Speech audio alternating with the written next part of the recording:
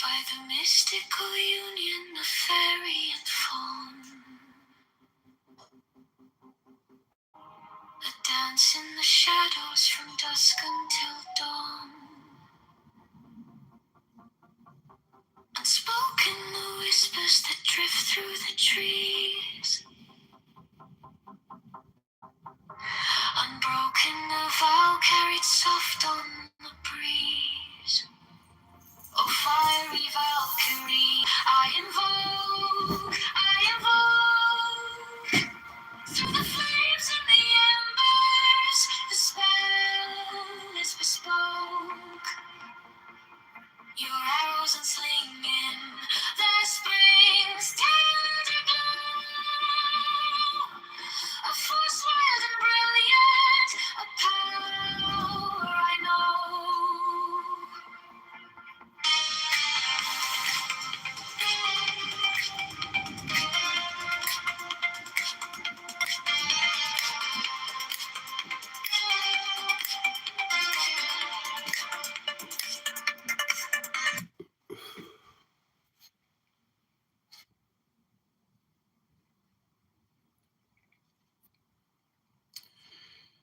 He took a reasonable care of his body's health, not as one who was greatly attached to life, nor out of regard to personal appearance,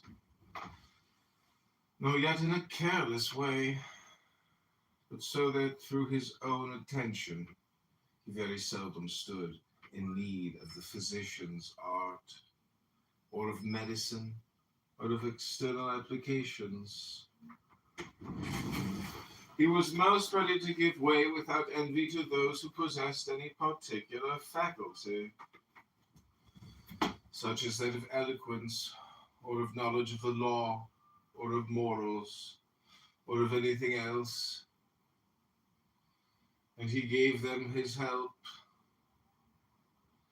that each might enjoy a reputation according to his deserts, and he always acted conformably to the institutions of his country, without showing any affection of doing so.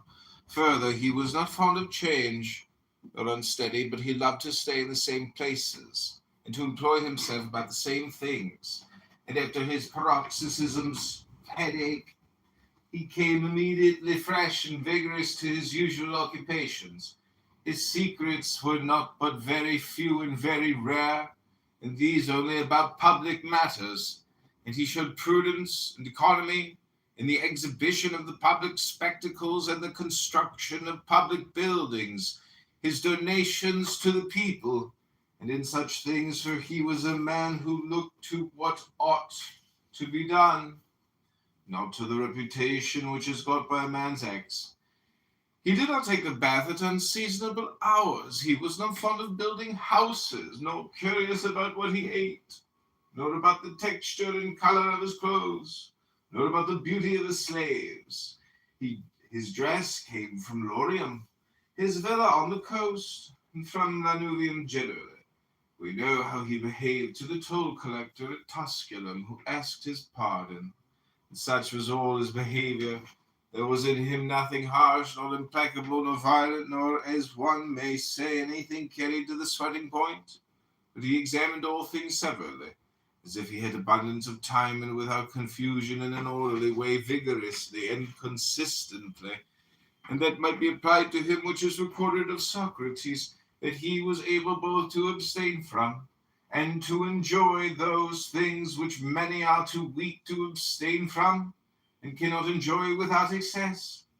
But to be strong enough both to bear the one and to be sober in the other is the mark of a man who has a perfect and invincible soul. Care of his body's health, not as one who was greatly attached to life, nor out of regard to personal appearance, nor yet in a careless way, further to the So gods that I through was this not own putting into any intention, offence against any there's a of them. seldom stood Though I had a in need disposition of which, if physicians' opportunity had offered, might or of have led me to medicine, do something but of of this its kind. But applications. through the favor that never once He was most ready to give way without envy to those who possessed any particular Further, I faculty, thanked to the gods that I was not bothered by the such as their propaganda of eloquence, concubine, and that I or preserved the knowledge flower of of the my law, youth, that I did not make proof of my virility or of before the anything proper else. season.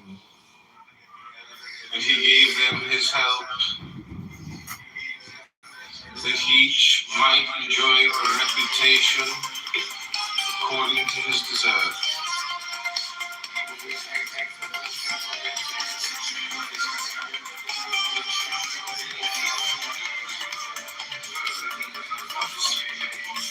He always acted conformably to the institutions of his country, not showing any affection in doing so. Further, he was not fond of change, not unsteady, but he loved to stay in the same places, and to employ himself by the same thing. And into his paroxysms, headache became immediately fresh.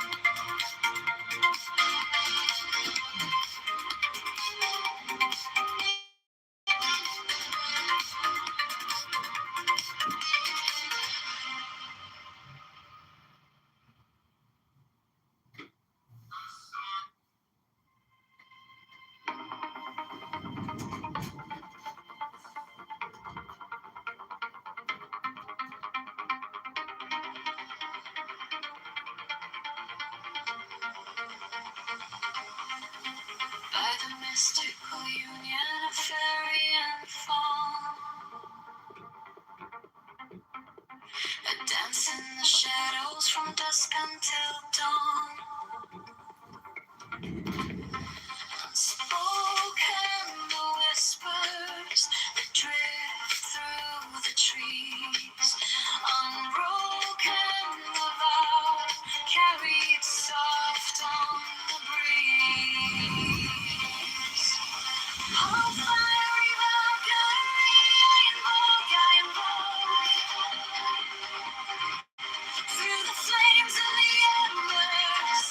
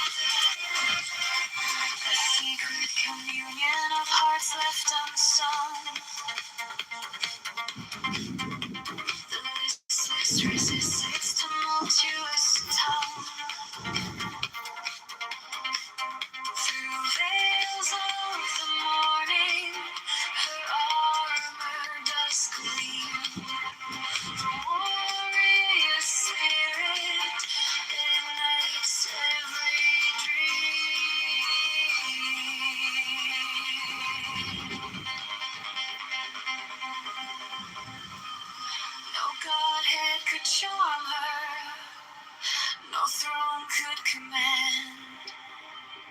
But manhood awakened, she took up her stand. In brilliance as the end, her fire does burn. A goddess of spring, with the world left to turn. Oh, fiery Valkyrie, I invoke. Through the flames and the embers, the spell is bespoke. Your arrows on fling in the spring's tender glow. A force wild and brilliant, a power I know.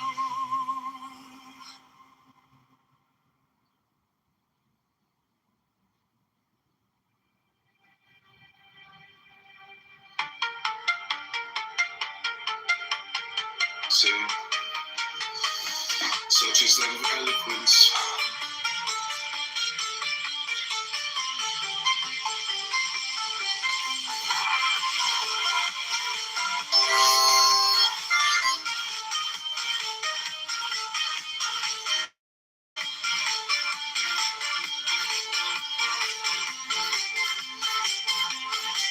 By the force of the fashion love light, through the shroud, through the cloud, where secrets reside.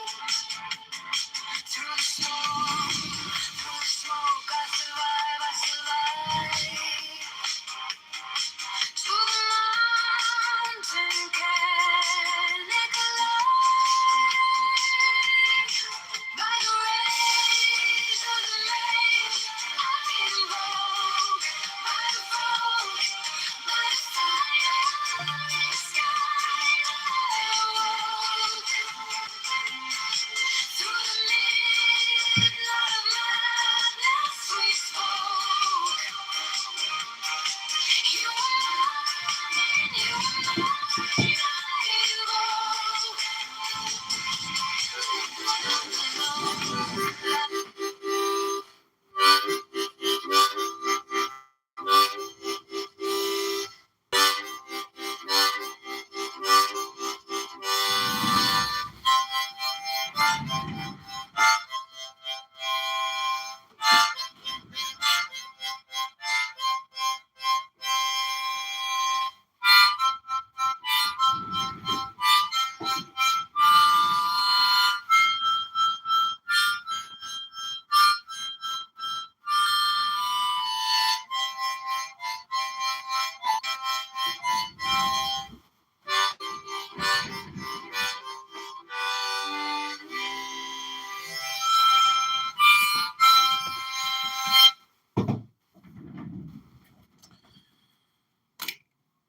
Embroidered dresses of torches and statues and such like show, but that it is in such a man's power to bring himself very near to the fashion of a private person, without being for this reason either meaner in thought or more remiss in action, with respect to the things which must be done for the public interest in a manner that befits a ruler. I thank the gods for giving me such a brother, who was able by his moral character to rouse me to vigilance over myself, and who at the same time pleased me by his respect and affection, that my children have not been stupid, nor deformed in body, that I did not make more proficiency in rhetoric, poetry, and the other studies in which I should perhaps have been completely engaged, if I had seen that I was making progress in them, that I made haste to place those who brought me up in the station of honor, which they seemed to desire, without putting them off, with hope of my doing it some time after, because they were then still young, that I knew Apollonius, Rusticus, Maximus, that I received clear and frequent impressions about living according to nature, what kind of a life that is, so that so far as depended on the gods and the gifts, help, and inspirations, nothing hindered me from forthwith living according to nature, though I still fall short of it through my own fault. and through not observing the admonitions of the gods, and I may almost say the direct instructions, that my body has held out so long in such a kind of life that I never touched either Benedicta or Theodotus, and that after having fallen into amatory passions, I was cured, and though I was often out of humour with Rusticus, I never did anything of which I had occasion to repent.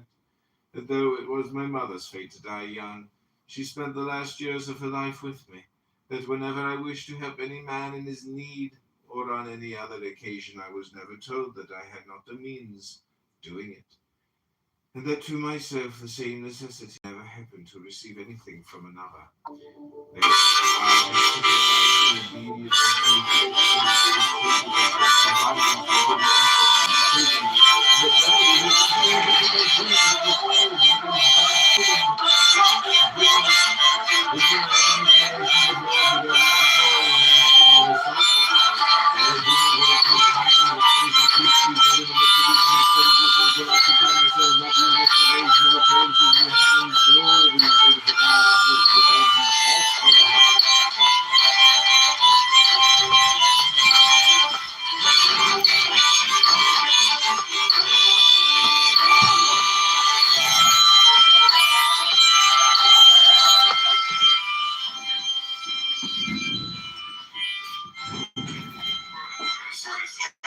Torches and statues and such like show that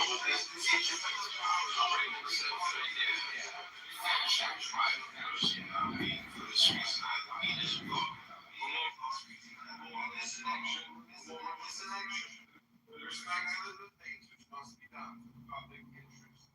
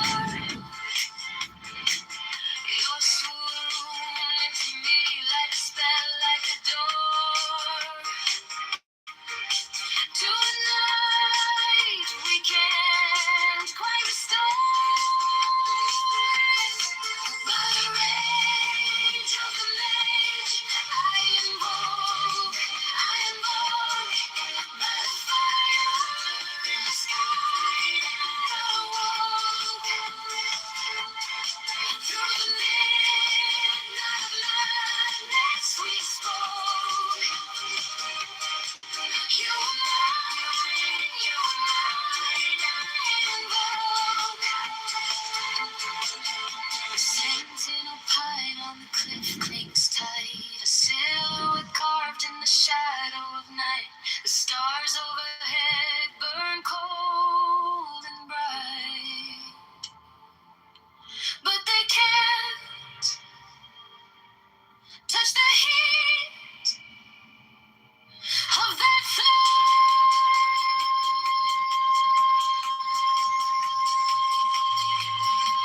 By the rage of the maze, I invoke out of earth, out of fire, in the sky that awoke. Through the midnight of madness we spoke. You are mine, you are mine, I invoke.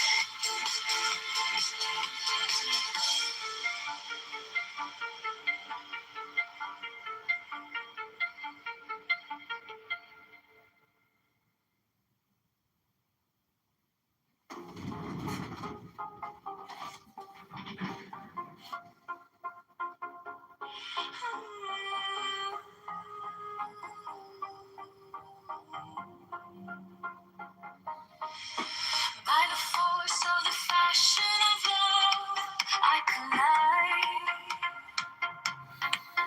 Through the shroud, through the cloud where secrets reside.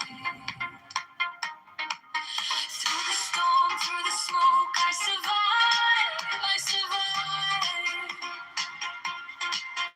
To the mountain, volcanic, alive. By the rage of rage, I evoke, by the rock, by the fire in the sky, I evoke. Through the midnight of madness we spoke.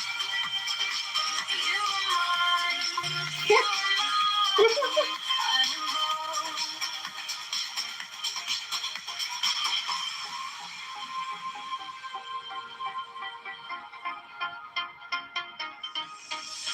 The lone lion sea whispers low to the shore. The swoon of the moon pulling tides evermore. You'll swoon into me like a spell, like a door. To a night we can't quite restore. By the rage of the maze, I invoke. By the roar, by the fire in the sky, I invoke. Through the midnight of madness we spoke. You are mine, you are mine, I know.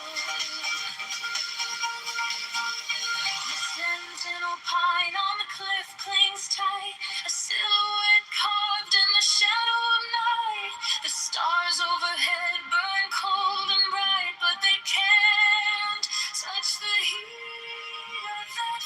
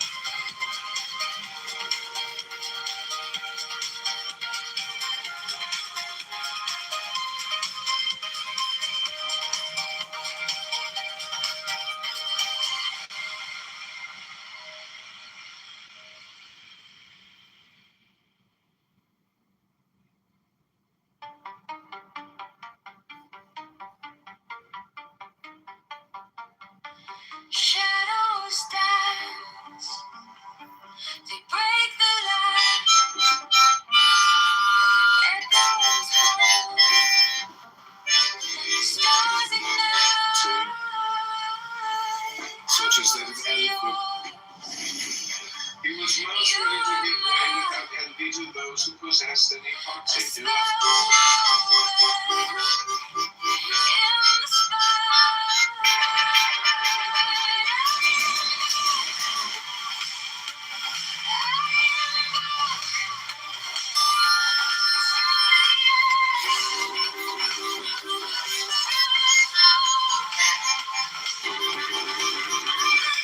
and the dominance of my temper, from the reputation,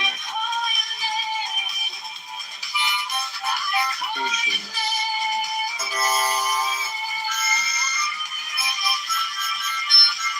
it's one house. The chances of you seeing this YouTube show are super low.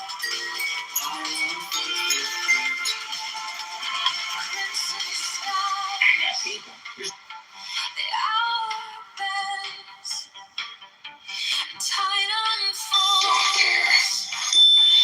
I alone am expressionless. Fingers trace the edge. Very seldom stood in need of the physician's Your art voice or of medicine lingers. or of external applications.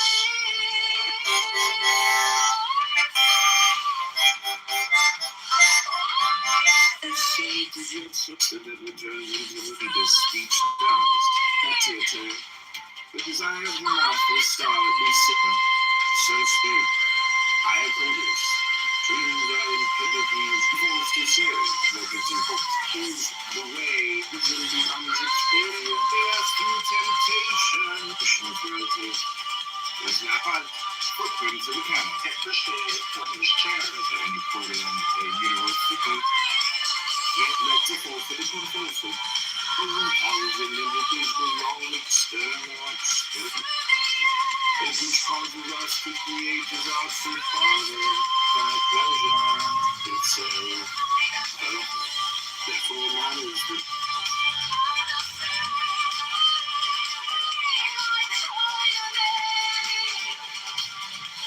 the physicians are all of medicine, all of external applications.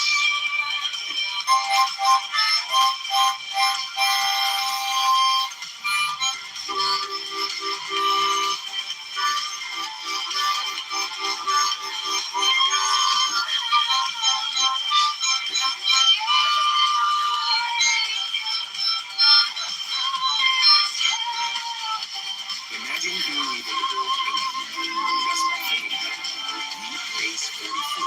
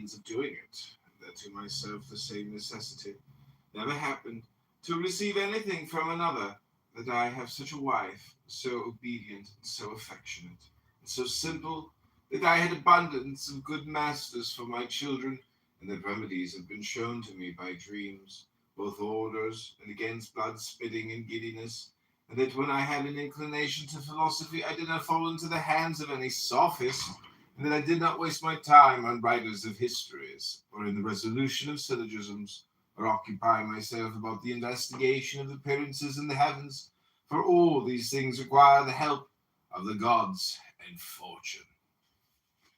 Book number 2, Among the Quadi at the Granois. Begin the morning by saying to thyself, I shall meet with the busybody, the ungrateful, arrogant, deceitful, envious, unsocial. All these things happen to them by reason of their ignorance of what is good and evil.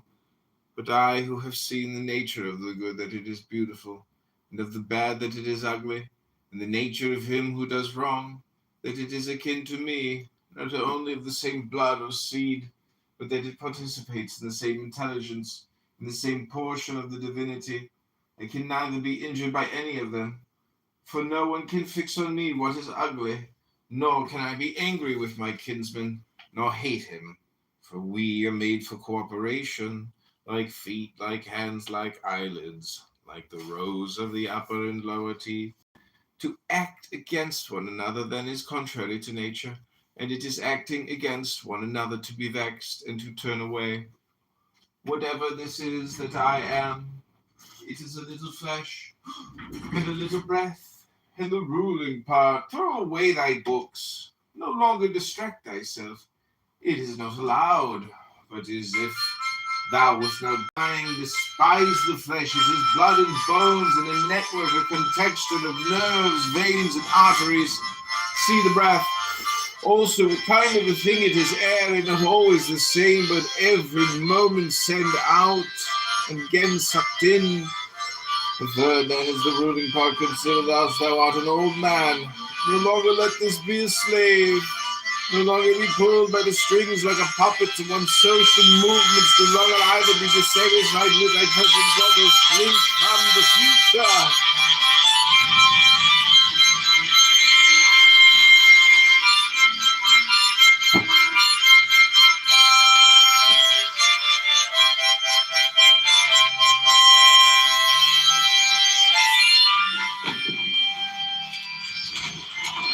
I was never told that I had not the means of doing it, that to myself the same necessity never happened to receive anything from another, that I have such a wife, so obedient and so affectionate, and so simple, that I had abundance of good masters for my children, and that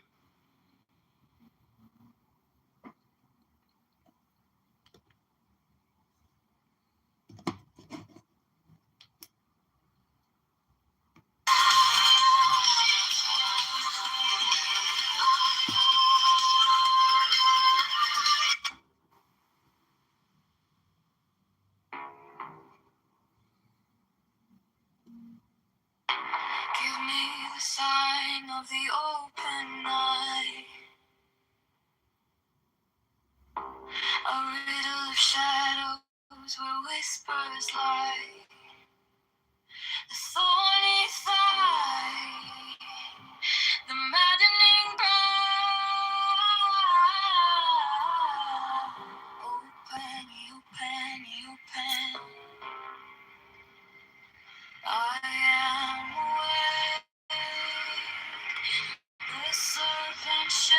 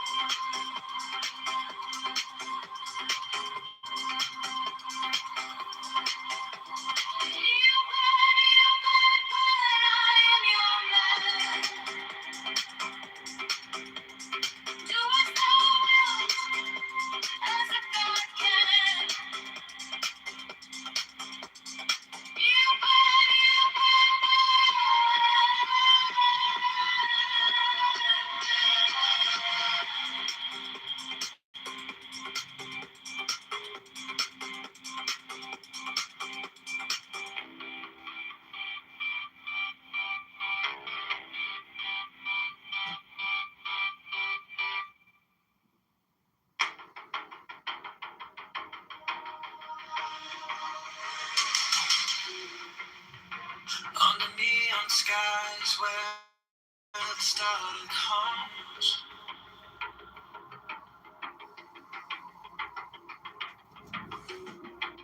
Shadows whisper truths as the bassline drums. My will is fire, unchained, untamed. No path is written, no soul is blamed. Thou hast no right but to do thy will. Feel the stars, let the silence fill your will. On its waves, it's alive, it's dead. Deliver from the lust of the thrill.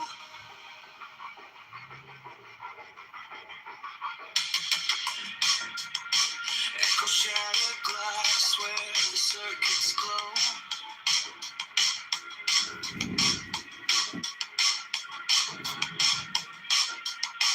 The clock ticks slow, but it doesn't show. No purpose, no tether, just a beat in sync. Every way perfect. On the edge, on the brink. No chains, no bars, just a void to fill. Every pulse, every spark is the perfect will. Thou hast no right but to do thy will. Feel the surge, let the silence fill your will. On its way, it's alive, it's dead. Dr. Yakov. Dr. Yakov. Ribono Shalom. We made it through another Shabbos. You know, the most dangerous day of the week is Shabbos. It's not the 6 other days. So we made it. Ribono Shalom. What are you doing, Yakov? I'm reading books, creating YouTube videos. Ribono Shalom. I hope you enjoy. I'm also playing AI music that I created. Creating TikTok videos. I like reading books because all communication is hypnosis. Give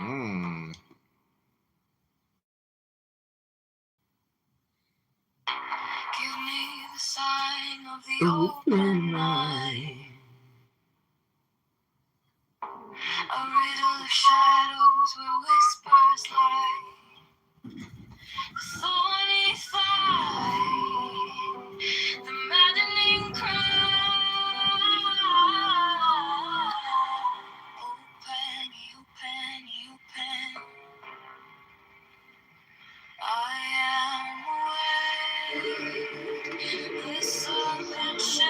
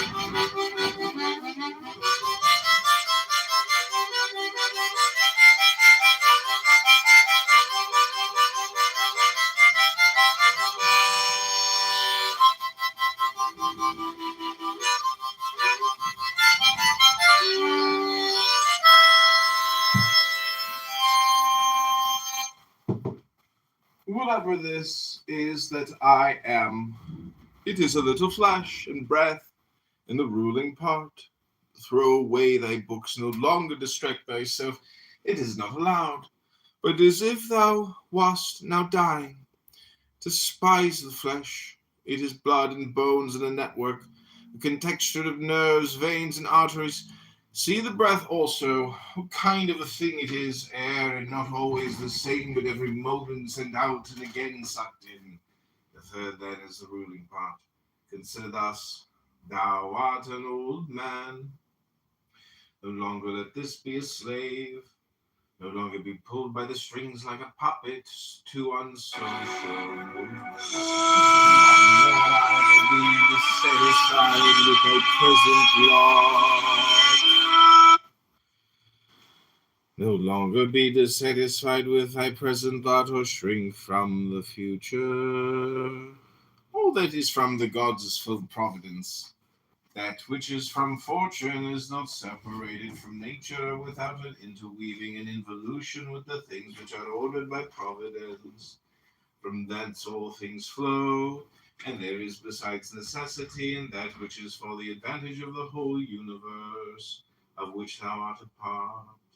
But that is good for every part of nature which the nature of the whole brings, and what serves to maintain this nature. Now the universe is preserved as by the changes of the elements, or by the changes of things compounded of the elements. Let these principles be enough for thee. Let them always be fixed opinions, but cast away the thirst after books, that thou mayest not by murmuring, but cheerfully, truly, and from thy heart, thankful to the gods. Remember how long thou hast been putting off these things, and how often thou hast received an opportunity from the gods, yet dost not use it. Thou must now at last perceive of what universe thou art a part, and of what administrator of the universe thy existence is in flux, and that a limit of time is fixed for thee, which if thou dost not use for clearing away the clouds from thy mind, it will go, and thou wilt go, and it will never return. Every moment think steadily as a Roman, and a man to do what thou hast in hand with purpose and simple dignity and feeling of affection and freedom and justice, and forgive thyself beneath from all other thoughts.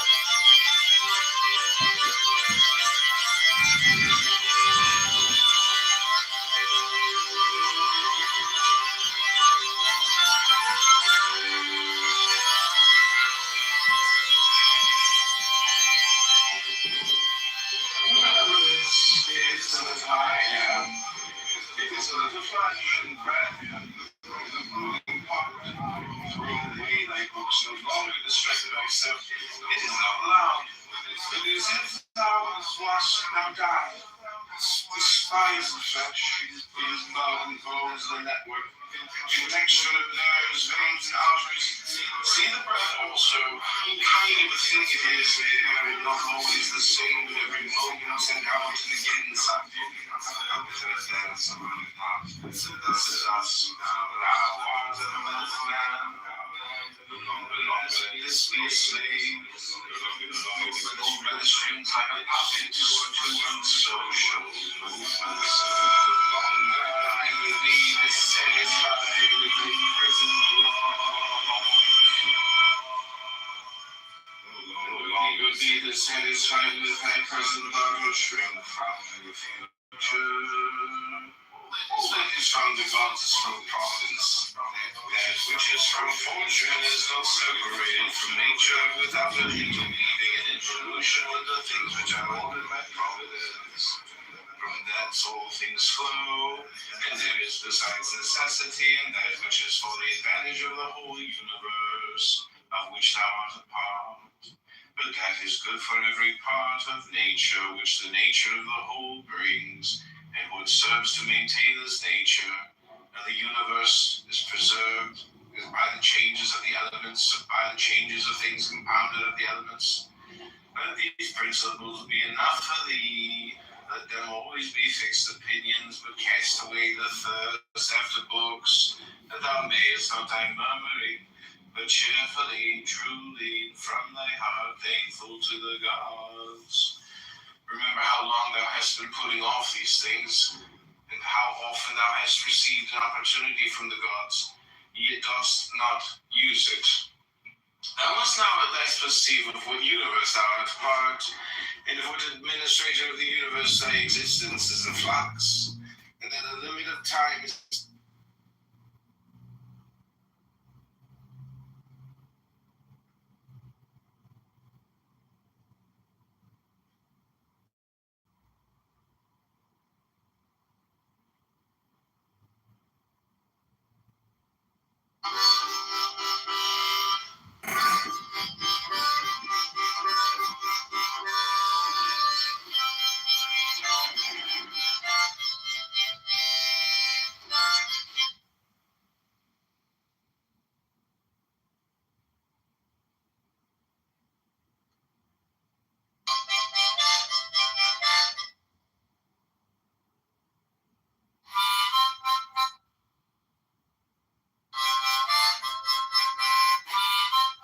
patience.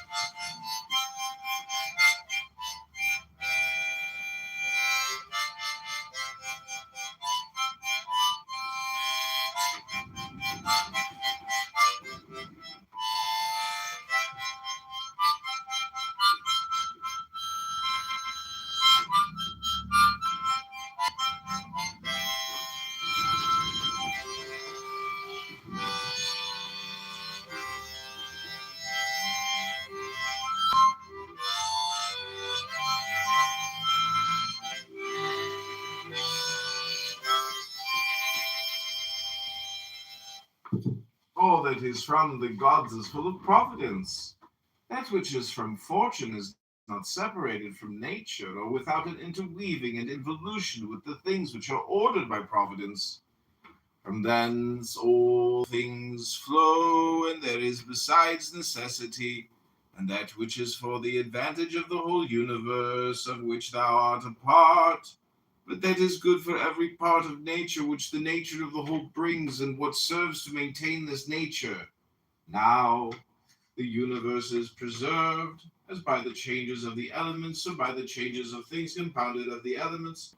Let these principles be enough for thee, let them always be fixed opinions. But cast away the thirst after books, that thou mayest not die murmuring, but cheerfully, truly, and from thy heart, thankful to the gods. Remember how long thou hast been putting off these things, and how often thou hast received an opportunity from the gods, and yet dost not use it. Thou must now at last perceive of what universe thou art a part, and of what administrator of the universe thy existence is in a flux, that a limit of time is fixed for thee, which if thou dost not use for clearing away the clouds from thy mind, it will go, and thou wilt go, and it will never return. Every moment think steadily as a Roman, and a man to do what thou hast in hand with perfect and simple dignity, and feeling of affection, and freedom, and justice, and to give thyself relief from all other thoughts. And thou wilt give thyself relief if thou dost every act of thy life as if it were the last, laying aside all carelessness and passionate aversion from the commands of reason, and all hypocrisy and self-love, and discontent with the portion which has been given to thee. Thou seest how few the things are, the which if a man lays hold of, he is able to live a life which flows in quiet, and is like the existence of the gods, for the gods on their part will require nothing more from him who observes these things. Do wrong to thyself, my soul, for thou wilt no longer have the opportunity of honoring thyself. Everyone's life is sufficient. The time is here within. Very still reverences what it serves the traces thy felicity and souls of others.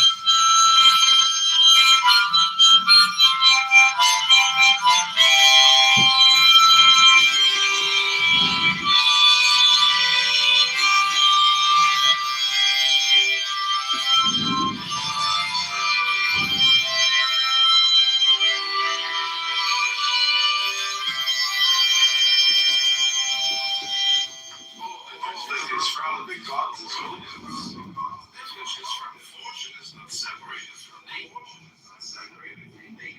without interweaving and involution with things which are ordered by providence.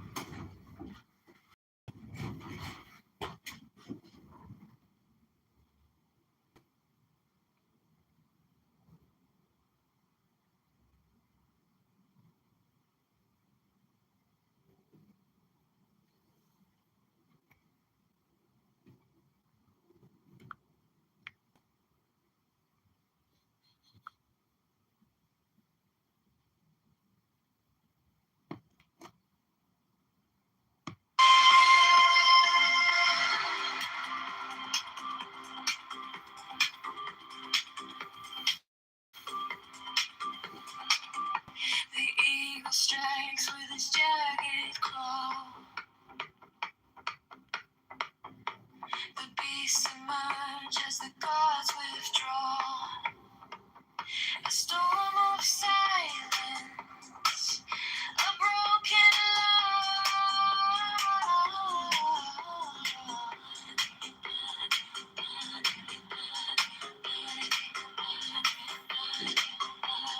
I am born to death, reborn on the hunt.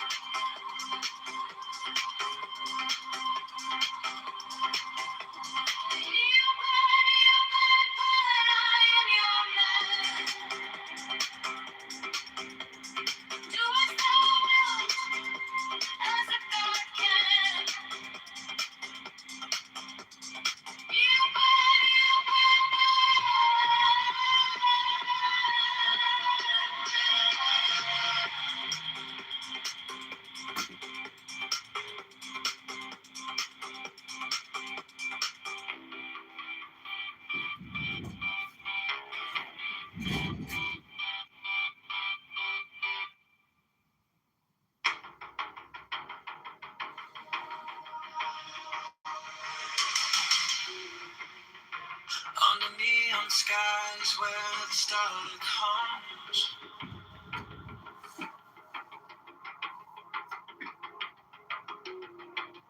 shadows whisper truths as the bassline drums. The will is fire, unchained, untamed. No path is written, no soul is blamed. Thou hast no right but to do thy will. Feel the stars, let the silence fill your will. Unswaged, it's alive, it's there. Deliver from the lust of the thrill.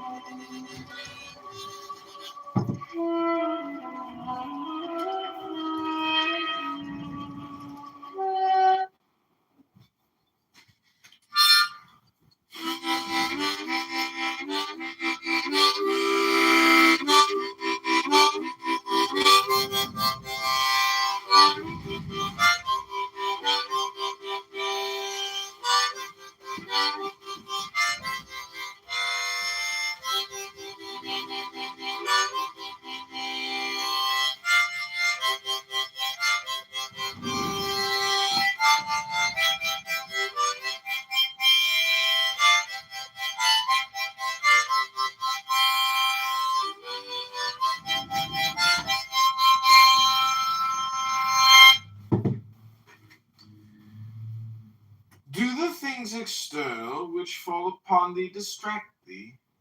Give thyself time to learn something new and good, and cease to be whirled around. But then thou must also avoid being carried about the other way. For those too are triflers who have wearied themselves in life by their activity, and yet have no object to which to direct every movement, and in a word, all their thoughts.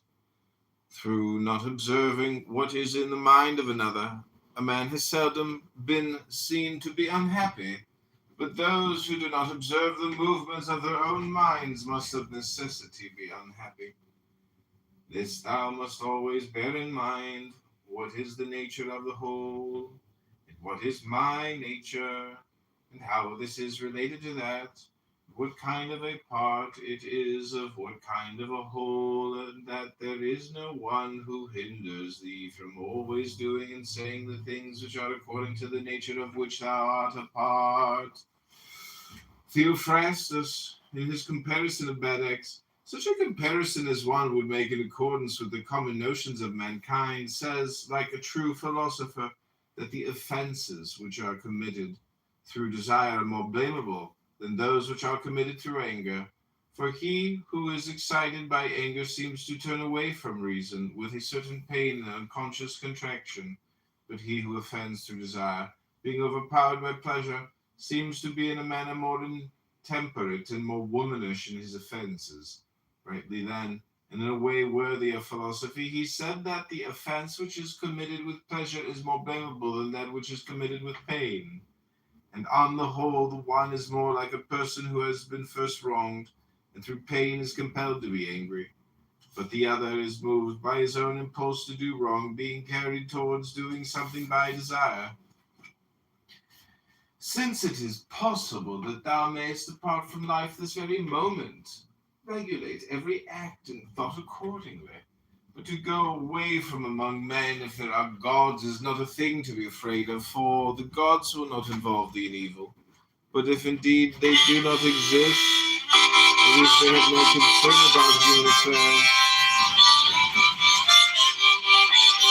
to be like weapons of God in market railways, accompanied by the harmonica.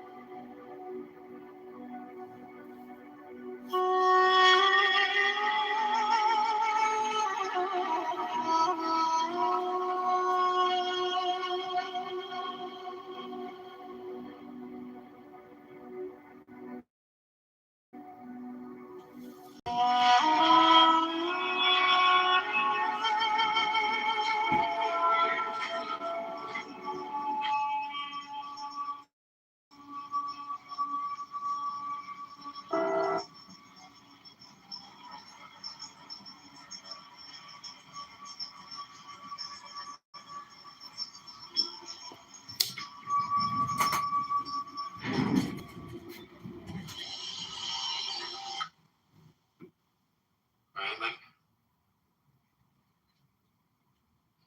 when leaded gasoline was allowed. Having huge credentials and doing lots of advanced mathematics and not thinking. We reduced the general population's IQ by some measurable amount because of that lead in the gasoline. That's a crazy story. Completely. I mean, that's my thesis is that half of the country is lead poisoned, and that's part of the problem. That's why we have the country that we have. What years was leaded gas? Leaded gas. To the public, Yeah, hardly a fucking thought. What year was dirt? Let me see. 1996. Oh, fuck. Yeah, that was like right after I graduated high school. Damn it. I have tells my brain's cooked. Well, yeah. I mean, so Gen X and millennials have a very high level of lead poisoning. Is that why I'm like this? Maybe. I mean, I think that's why baby boomers are the way they are. Wait, so I are the symptoms of like lead? Sometimes I just jerk, randomly. Lower IQ, higher aggression, less empathy. I'm pretty aggressive. So I'm kind of aggressive. I'm very Exactly. territorial. Like literally makes like everyone that voted for Trump. So lead poisoning just describes Roy. That's basically the symptoms are. No, if you have lead poisoning, you're one of the best lead poisoned people out there. Thank you. I have lead poisoning. I for sure have high levels of lead in my blood. We all do. Generationally, I am a great lead poisoned person. And there's nothing wrong with it. I will buy that shirt. I'm rocking my Iron Maiden shirt right now, so kind of liking it. Yeah. is there like a way to detox from it? Like, is there a way to get it out of your system? No, it's like mercury. It just kind of, it It's just like goes in your organs and kind of hangs out. Body can't really. There's no like There's some liver for it, yeah.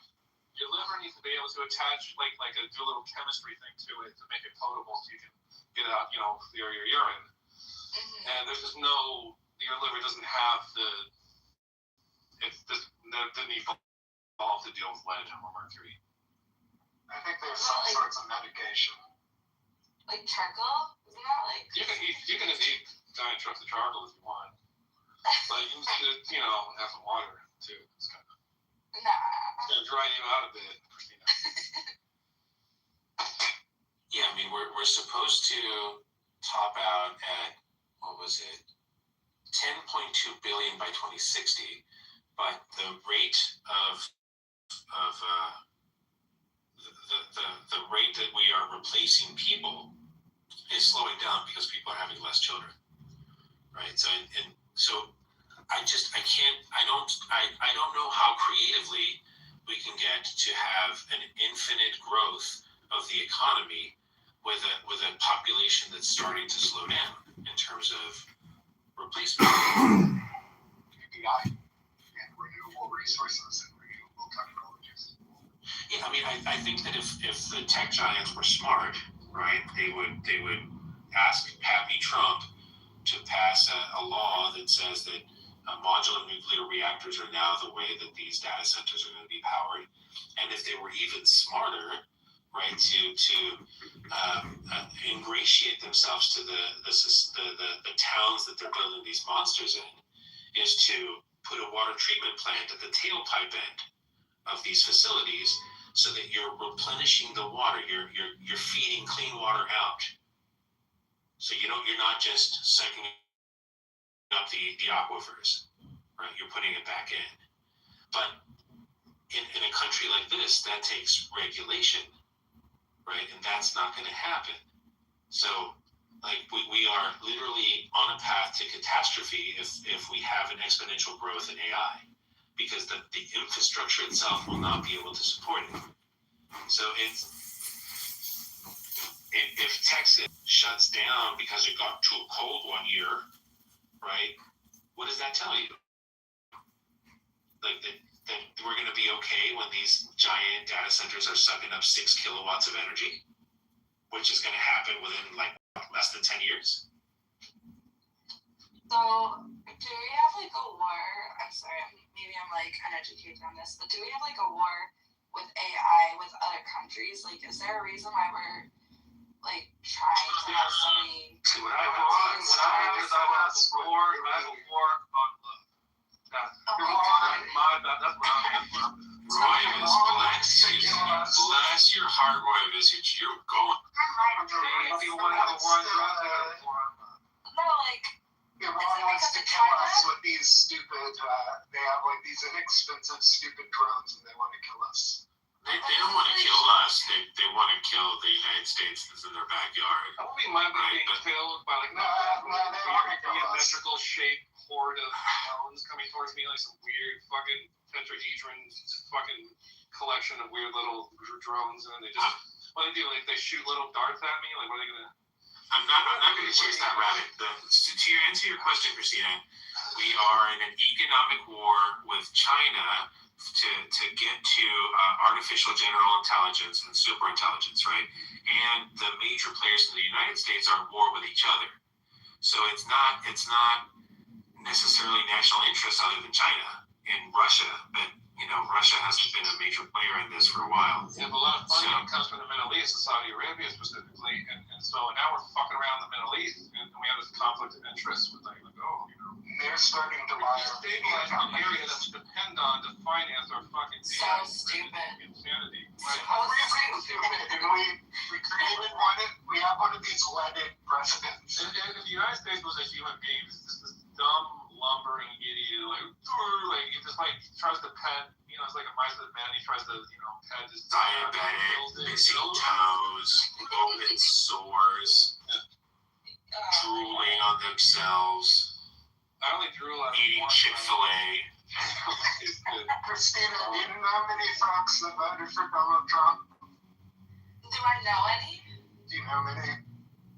I did. I'm not. You did? Good idea. That's a major red flag. Yeah. It's a red hat. It's not just a red The literal red flag. Literally. Every empire has come through the same thing, turning into that fucking rabid, horrible, self-satisfied, lack of. The irony is when Hansen talks about imagination should be used to go, right, obviously the world was going to have to change with the advent of AI and robotics. How do the people, how do we eat, how do we survive, how do we have the lives? Yeah, and my point was, I can't go past the fact that it can't happen under capitalism. So I'm not against AI or robotics. It's just I don't think it can exist in this world that we live in. And capitalism also, in my life, the difference between the rich and the poor since like the 60s is it's just beyond anything. It's just massively increased. So, trillionaires, billionaires, God, when I people can support heat during the winter. Like that level of greed. And that's the other thing that we're not talking about, right? Between the 70s to now, it used to be that the owner of a company made 7 times more than their lowest paid employee. Now it's 300 to 700 times more. And to answer your question, Austin, it was 77,302,580 people voted for Trump. 77 million? Yeah. What Do you think percentage of that the will votes change? Do you think that number would All of change it. now? Well, I mean, the Republican talking apparatus is turning on Trump, right? Like he's lost Tucker Carlson, he's lost Candace Owen, he's lost one of the blonde ones from Fox News. Like I forget her name, Megyn Kelly.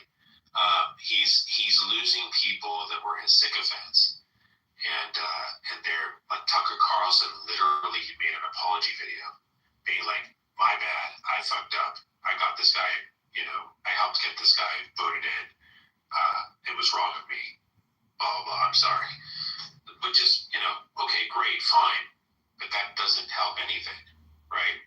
And a lot of the people that voted for him are learning brutally that their vote was wrong, right? You have these dudes that were voting for Trump because he was going to be anti-immigration, and now their wives or husbands got deported. Oh, too bad, so sad. Yeah, but to be fair, Romero, there was a reason they did vote for him. Partly because they were an alternative, and they were looking for change. There was Kamala. Well, yeah, you're right. They were looking for change, but we already had a Trump presidency, so he was to some extent a known quantity. In his first round, only was less catastrophic because he had adults around him being like, "No, you can't do that. No, you can't just shoot protesters in the leg. No, you can't do this." Where now he's surrounded himself by a bunch of alcoholic sycophants that just do whatever he says. Right? I get that. I totally. I'm not defending him. No, I'm not saying that you are. From a democracy point of view, though, it it shows it's a failure in the political system to have. Yes. Well, choice is the wrong word. I don't know, but he is a consequence of a failure of politics as a way of expressing choice for people to vote. You're extremely right on that. Yeah, he does show the one good thing about Trump is that he's shown all the weak spots. Yeah. Right. Well, And if we're smart it's enough, a failure to communicate. no one can eat 50 eggs, Royvis. No one can eat 50 eggs. But you're right, and so when you have a political system that runs on money, corporate money, foreign government money, right? Then you have politicians that are spending most of their time getting re-election money than actually doing things for the population. And I've learned when I was in high school, I thought Bill Clinton was a good president. I was a dyed in the wool Democrat, and I hate the Democratic Party. I don't like the Republican Party either, but I hate the Democratic Party for the one reason that their inaction telegraphs exactly what their values are. They don't care. They're going to get paid anyway. And yeah, things are better under Democratic rule. Like budgets do tend to get, balanced or close to or managed better. And the infrastructure tends to keep running, but they're still getting paid by the same people. They're still getting their marching orders from the same billionaires and trillionaires. And so and every member of Congress goes in, having $500,000 in their bank account and comes out millionaires because of insider trading, because of illegal activity that would be illegal in any other profession, right? So how these people are never gonna rein themselves in, right? It's like the police. They're like, oh, we killed somebody. We're gonna look into it ourselves. It's like, well, Yeah, okay. that'll never happen. It's like, okay, fucking, that's stupid. Well, self-regulation never works. And going about regulators, you can have good regulation and bad regulation. It's a bit like, the smoking industry. So the percentage of people with lung cancer now compared to the 70s is like at least 50% less. The government the tobacco companies, they were going, smoking doesn't cause lung cancer. Fuck off, of course it does. Yeah, but the government had to step in to regulate. So there's good regulation, and then there is bad regulation. I get that, but just because there's bad regulation doesn't mean there should be no regulation. Correct. Isn't bad regulation just no regulation, though? No, sometimes there are rules. There's some really bad regulation. Yeah, that are just antithetical to the point. But you're right that a lot of no regulation also happen.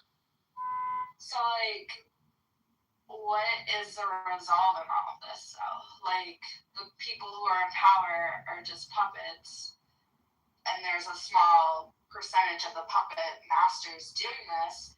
So, how are we going to actually make a change? Because there isn't going to be any regulation, because these people are being paid off to make sure that they just keep doing what they're being told.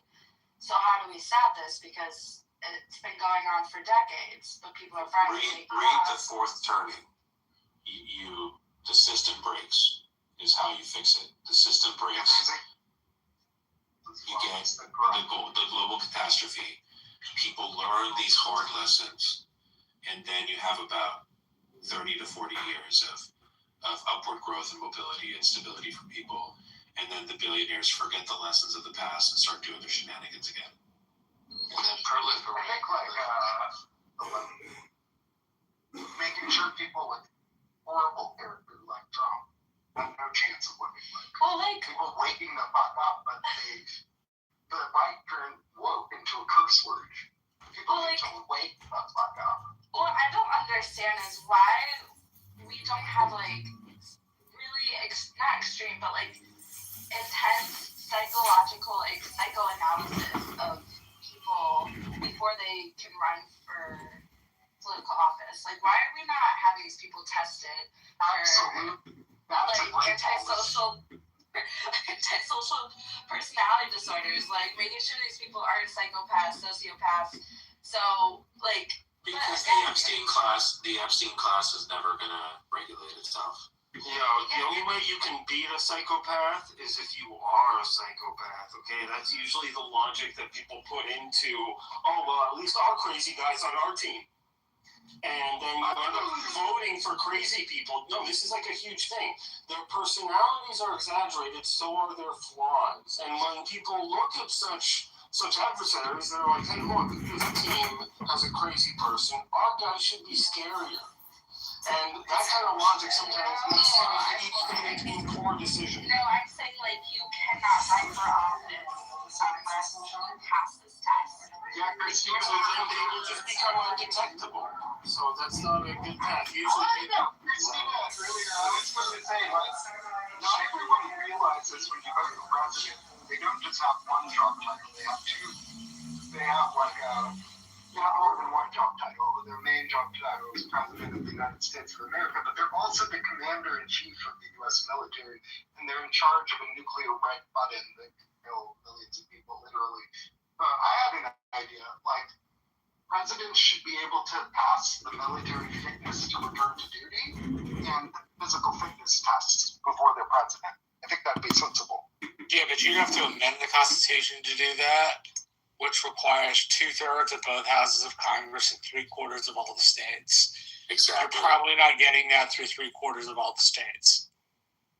I mean, I think it's a good policy. I think it's good. I think, unfortunately, that's not going to filter out psychopaths. And even if you filter out the psychopaths, you may not solve the problem. I mean, many of us have, I hope all of us are familiar with the idea of the banality of evil, right? A lot of the time, people are bad, but they're not committable, okay? They're not clinical. They're just bad. And you can't come up with a test for people just being bad. All right, There's really good psychometric tests in the 21st century, but like just being able to be, just being able to psychopath because you're bad. I'm not a psychopath. Well, but also a person is not a psychopath just because they're bad. So the idea that you get this test and it assesses whether you're, I mean, sure. Yeah, Batman is a psychopath, right? Batman is a good psychopath.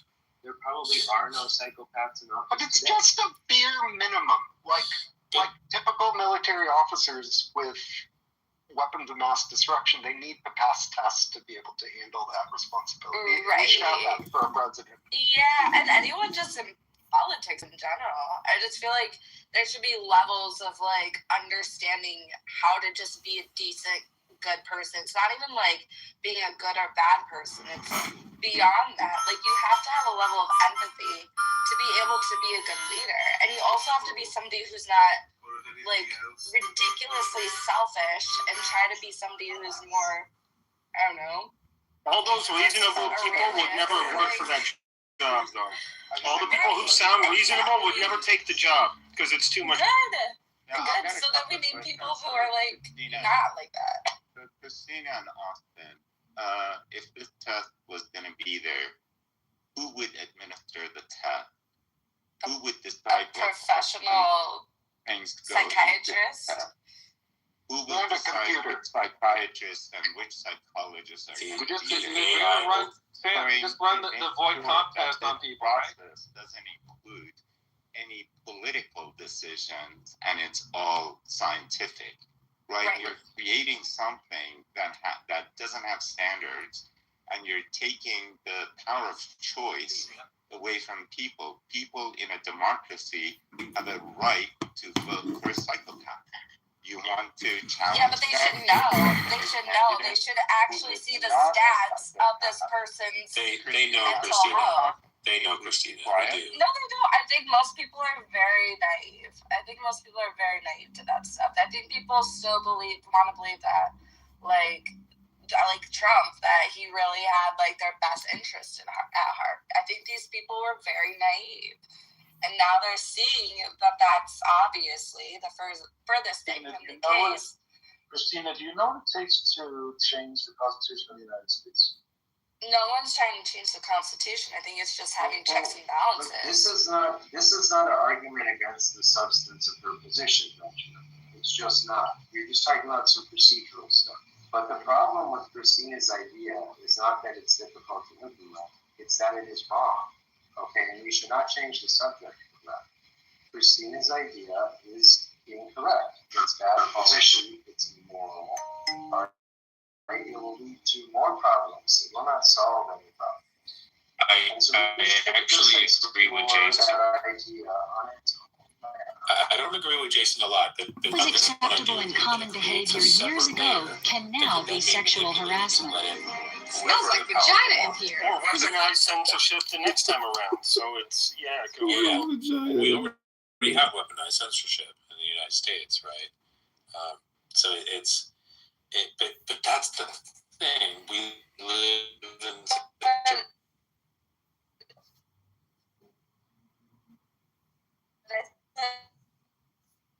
But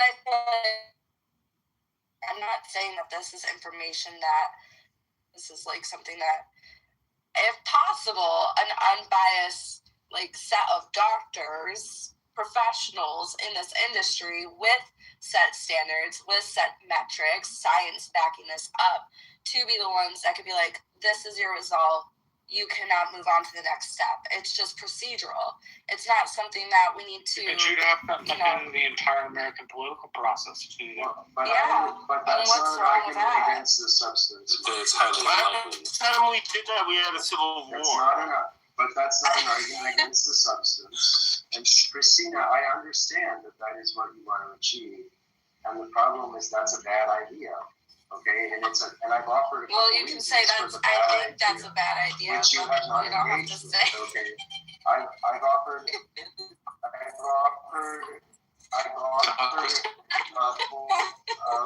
reasons for that, which you haven't engaged with. Okay.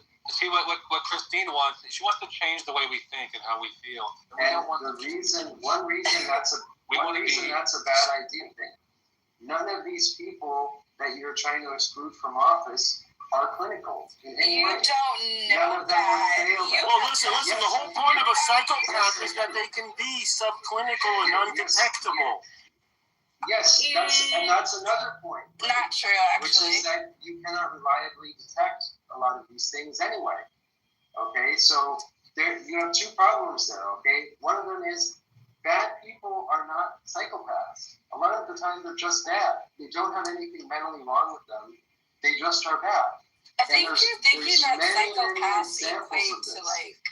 No, what I mean is they aren't clinical. Bad people are not diagnosed with something that's wrong with them. That a doctor would say, no. Yeah, because it's a moral judgment. You're making a moral judgment about a decision. You're like, hey, I'm going to kill this person, or maybe not, or whatever. But how do you evaluate that on an adult inventory, on something like a Minnesota multi-phase? I want to help Jason out here by saying that power is one hell of a drug. And the more power you get, the more unfettered power you get, you're most likely going to make decisions that seem less moral, right? We see this with a lot of cops in the United States, right? That shoot first, unload a whole fucking clip into someone's back, and then go, what do they have in their hand, right? Or how government officials do insider trading while barking at corporations for doing the same thing, right? Or corporations themselves being considered legal entities that are alive, but they're immortal. Like, there's all these things. So power is one hell of a drug. And if you want to solve a lot of these problems, you need distributed power. But I feel like we don't really operate that way. And I think that you could have that for a little bit, but then the schemers and the people that want to take advantage of the system, that want power, that are addicted to power, will start doing their shenanigans again, so that's why I say you have to let it break. You have to let it collapse, which it is, right? We're in that time in history where the 80-year cycle repeats. Yeah, So, I mean, historically, a societal change has never come from government. It's come from the people and a revolution type scenario, for sure.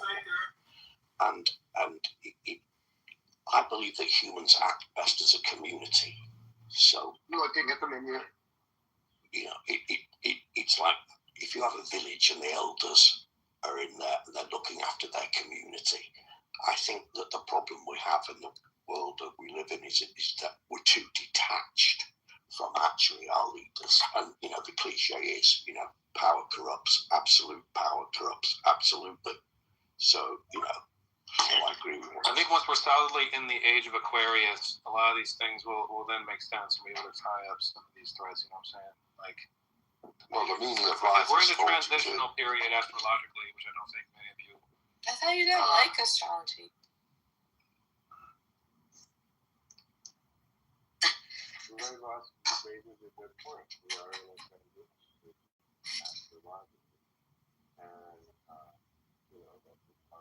So your voice is crazy. I don't know what you're doing with your phone. You need to pull it out of your butt. He's in the bathtub. Okay. You're like Rubber Ducky? You have a lush bath bomb in there? I just wanted to finish my thought. I think that some people think that antisocial personality disorders are not as common as they are, but they are in fact very common.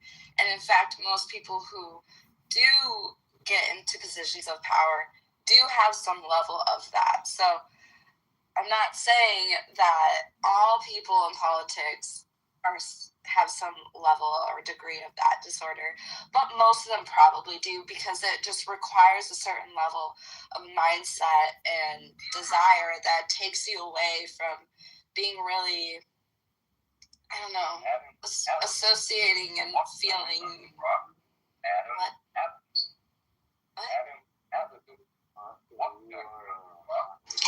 Jason, I said that earlier because no one can fucking hear you. But that's my last part on that.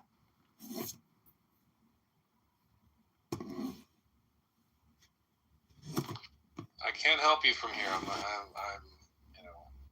you need to hire me to work on your audio, so I could probably help you set up some wedges, run some cables. But I think we should just all live on a farm and raise our own animals and just live like it was in the 1800s, 1700s. I think that will solve all our problems. I think we go full Bronze Age. Yeah, honestly, I'm not even being sarcastic. Good gladiator fights. Well, right? I don't know about that. Oh, you would love gladiator fights.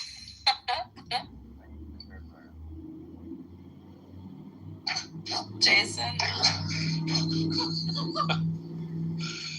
Jason, your mic is like super duper low. Could you pick up a higher vibrational frequency to communicate with? I'm going to be with this woo-woo today. I'm full of deep in these.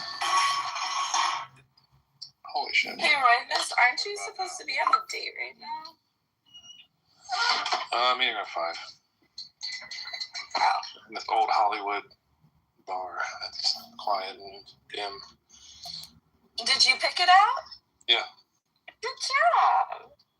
Where's that picked? Out here. You're the one who's like, I'm gonna make her choose what we're doing. I'm making her drive. She has to drive a little farther than me, actually. Get this place. So. How is it now? How is my person? It's just noisy. You have like some white noise. It's fine. I don't mind white noise. It helps me sleep. Yeah. You guys ever sleep with like a white noise generator having the background? I have like an air purifier just keep on next to my fucking head. Oh my god, I do that too. See? I got the blue one. Recordings of the beaches of Portugal. I thought you listened to Roy this fucks all night. Well, no, that's only when I'm fucking, actually. How do you? Hey, I like how your wife likes. Hey, how do you know it's the beaches of Portugal you're listening to? Because literally the YouTuber shows you a photo and like says, "Hey, this is the beach," and then they show another beach, and it's just. What is the capital of the United States? So my favorite one, beaches of Portugal, for whatever. Sounds different. It's just a preference. It's like, oh, do you like this? Do you like that? So like, you just have a listen through and let me know. Have you done like an A/B comparison, like different beaches in sounds and waves, or? Yeah. Like a lot of A/B testing and stuff. Double blind? Yeah. Okay. Yeah. Pretty crazy. Not double blind, single blind, but.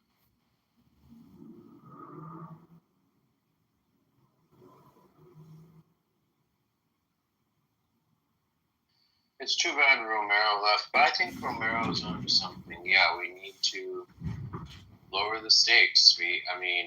Power over time concentrates, institutions drift over time.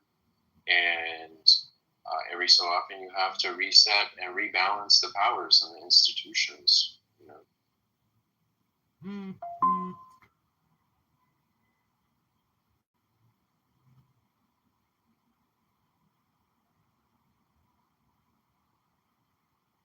And we've seen a big drift toward a more and more powerful presidency and a more and more indifferent and ineffectual legislature. And an aloof, detached population. Going into their own little digital worlds.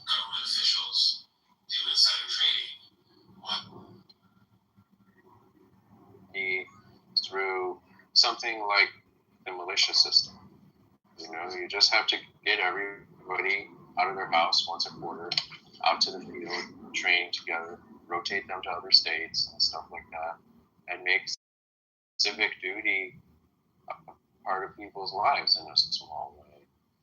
And like countries that have conscription say it has very positive social effects. I think it's something I hear over and over again. And something like that, I don't know that we want conscription in this country per se, but maybe we can come up with something. How old was your dog when... Jesus, so growing up in Los Angeles in the late 1970s and 80s, you were part of the generation with the highest exposure to leaded gasoline exhaust in U.S. history. As a child born in 77, you were in the bullseye for environmental lead exposure. Oh no. Long-term, subtle, and often invisible impacts to your cognitive, mental, and physical health, even if you did not suffer from over-acute lead poisoning. So, I'm like, probably,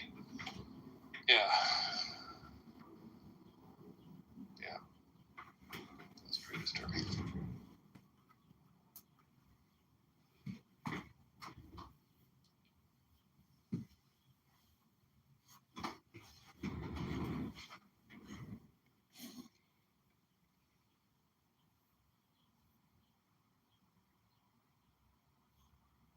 What could I have been without the lead poisoning?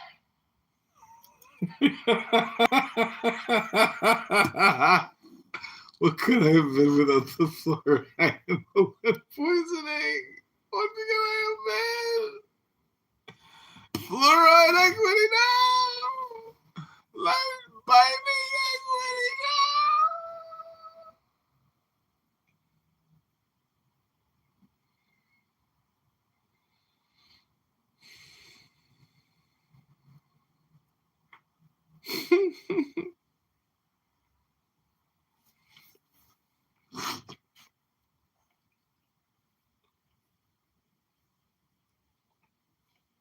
Stay usually not longer than that, because from working with one company for any period of time, you only learn from what that manager can teach you. But by rotating for 20 or different institutions or lending places, I was able to pick the best of their production models and create my own.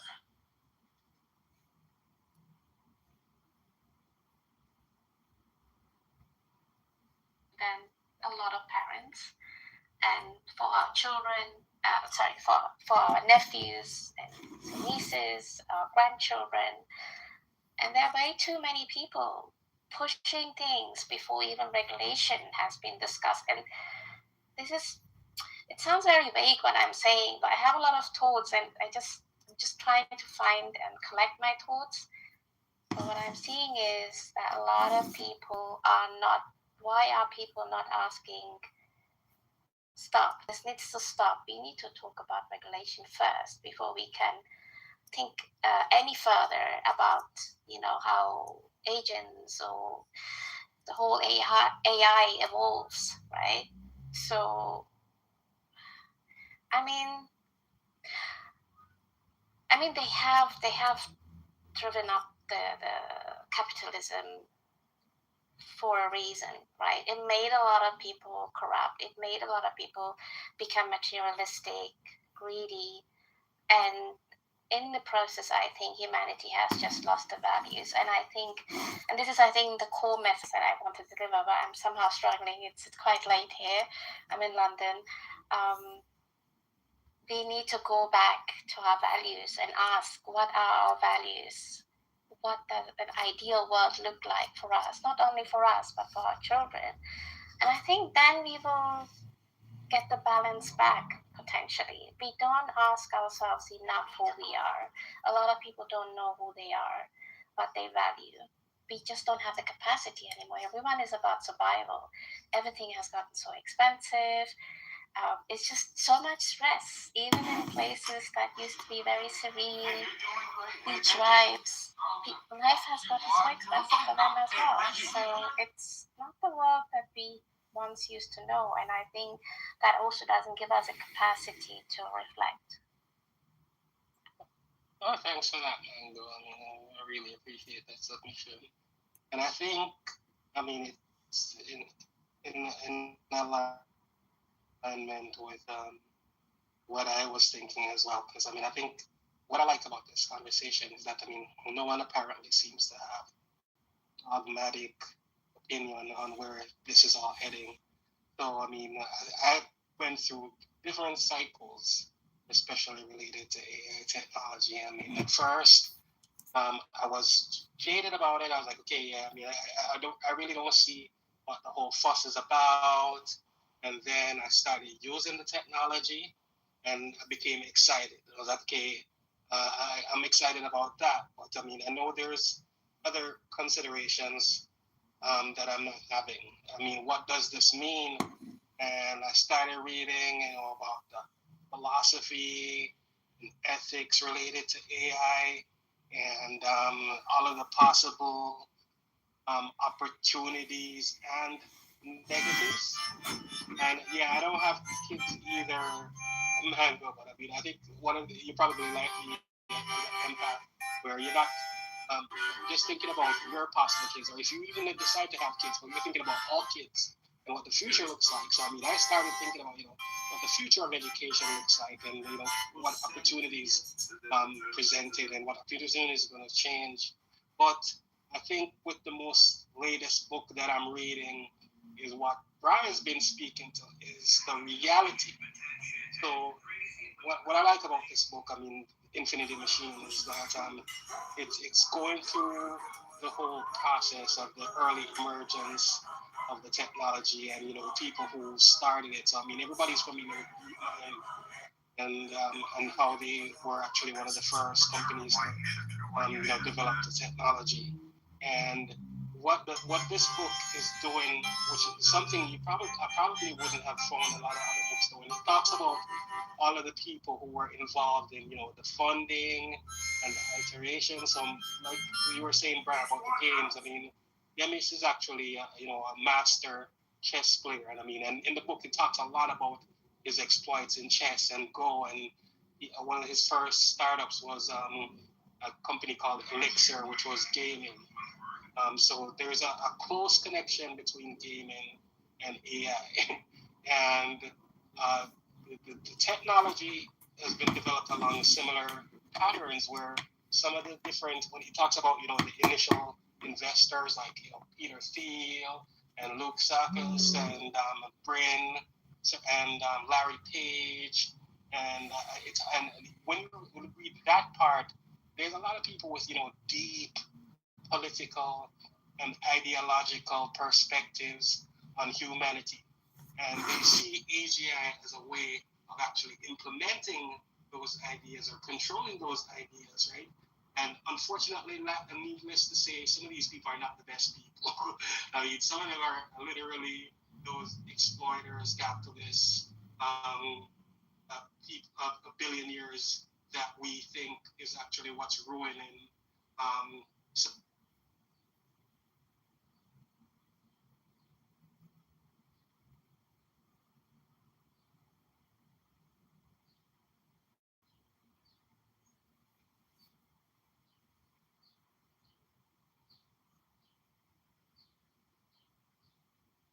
Mine is the head of the man, and my insight is keen as the hawk. By my head I invoke thee. I am the only begotten child of my father and mother. My father is dead. My mother bore me with labor and pain and fear. By my body I invoke thee.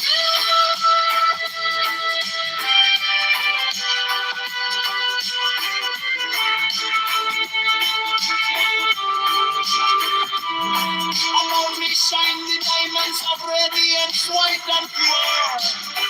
By the brightness I invoke thee. Mine is the red triangle reverse, the sign given of none. Save it be, oh PP, oh Lord. By the Lamb and I invoke thee.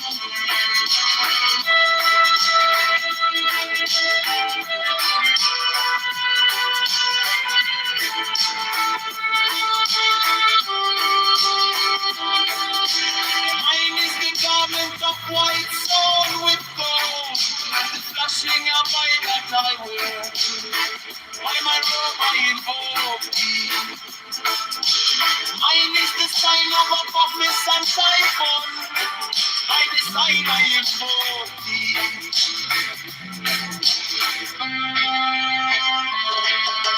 Mine is the turban of white and gold, and mine the blue figure at the intimate there. By my crown I invoke thee. My fingers travel on the beats of pearls, so run I after thee in thy car of glory.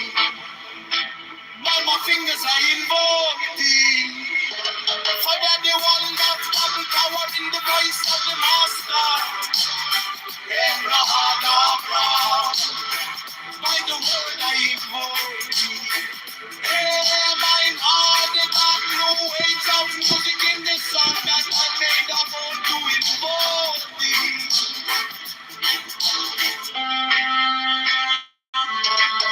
Strike the master chord, strike the flaming sword, Johnny the conquering Lord, hard hope, avec God, by the sword I invoke thee. In my hand is the sword of revenge, let it strike, and that begin. By the sword I invoke thee. The voice of the five, the voice of the 11 are the voices. Abra.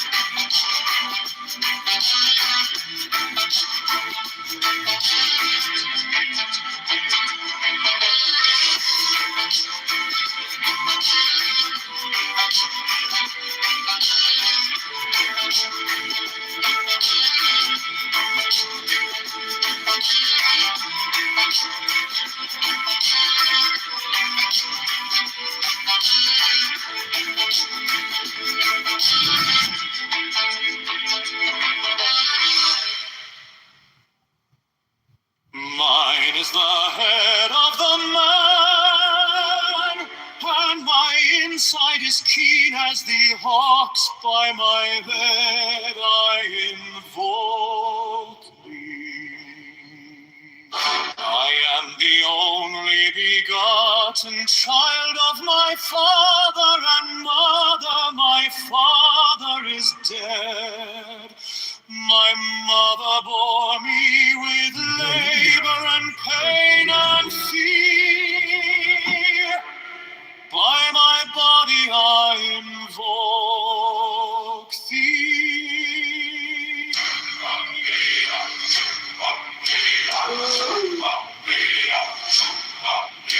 About me shine the diamonds of radiance, white and pure.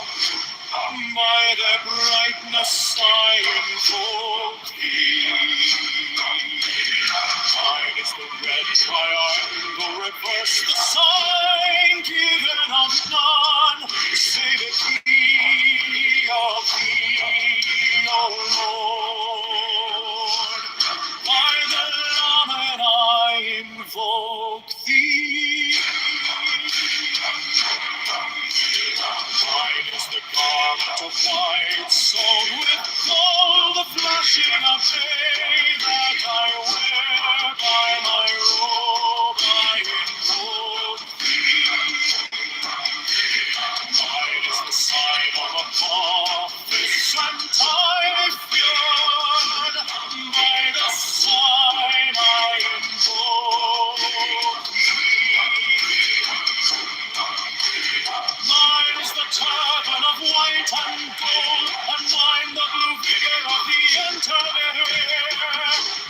By my crown I invoke thee. My fingers tremble on the beat of earth, so run I after thee in thy car of glory. By my fingers I invoke thee. Under the wand of double power in the voice of the Master,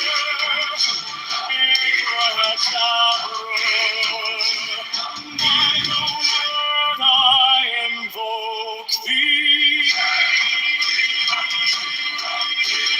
I know the dark blue waves of music in the song that I made of old to invoke thee.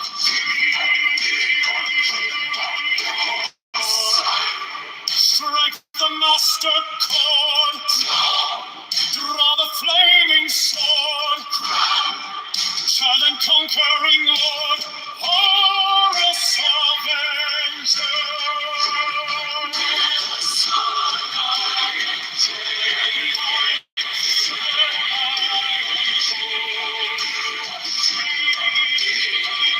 In my hand is thy sword of revenge, and its strike is thy teeth. By the sword I invoke thee. Voice of the five, the voice of the six, 11 are the voices. Abrahadabra.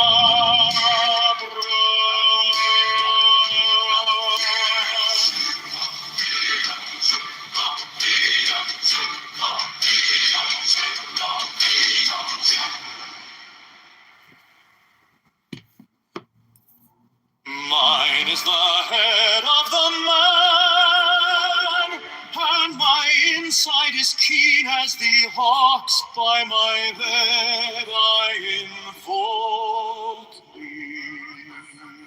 I am the only begotten child of my father and mother. My father is dead.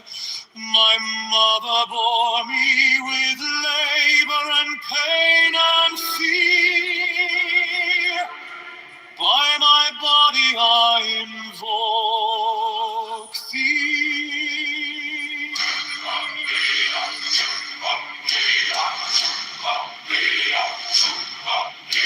About me shine the diamonds of radiance, white and pure.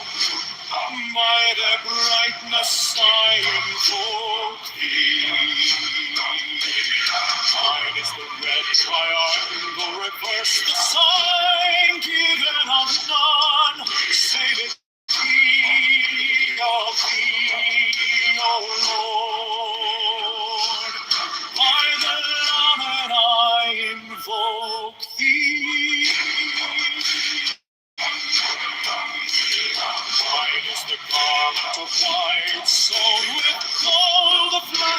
of hay that I wear, by my robe I invoke thee.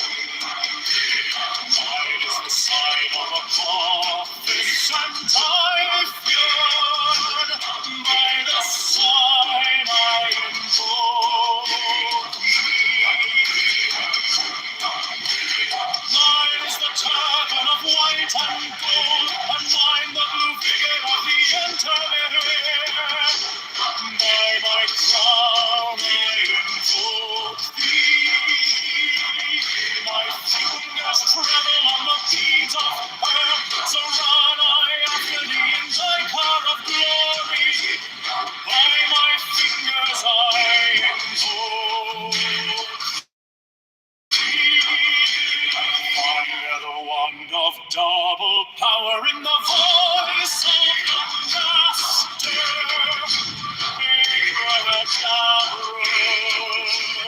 by the word I invoke thee. I know the dark blue waves of music in the song that I made of all to invoke thee.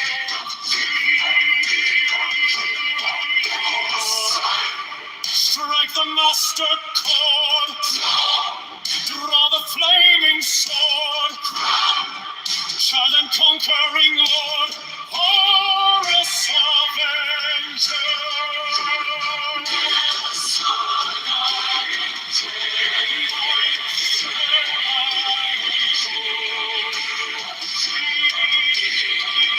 In my hand is thy sword of revenge, and its strike thy cheek. By the sword I invoke thee. Voice of the five, the voice of the six, 11 are the voices. Abrahadabra.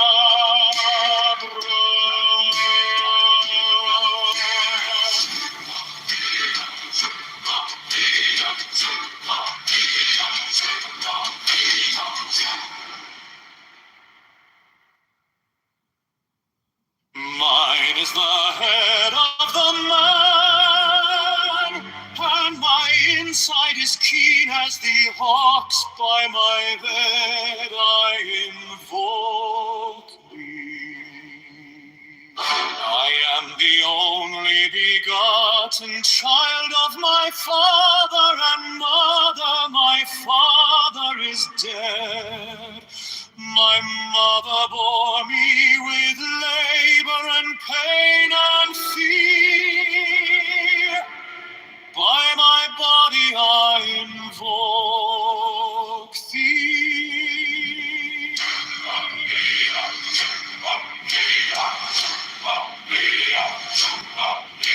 About me shine the diamonds of radiance, white and pure.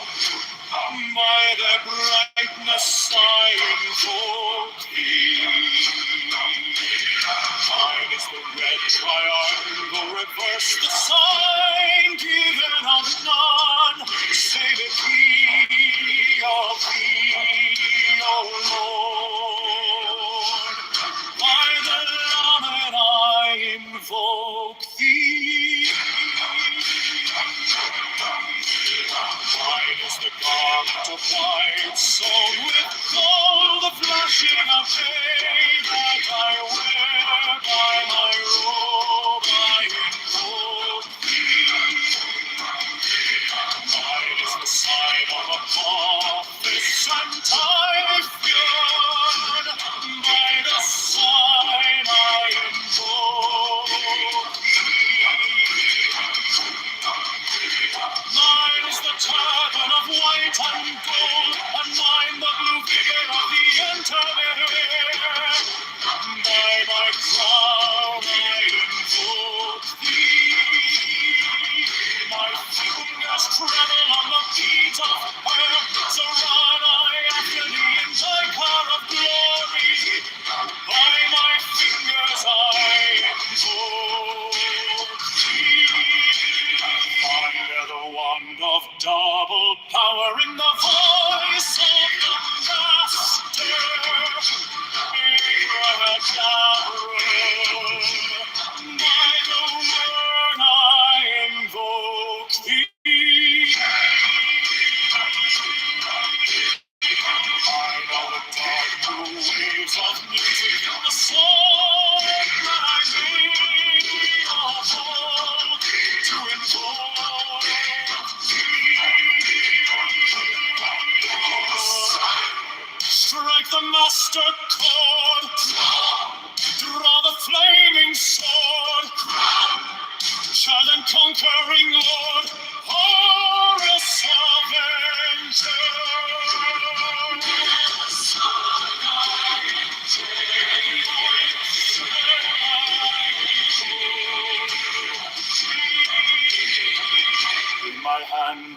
sword of revenge and strike thy teeth.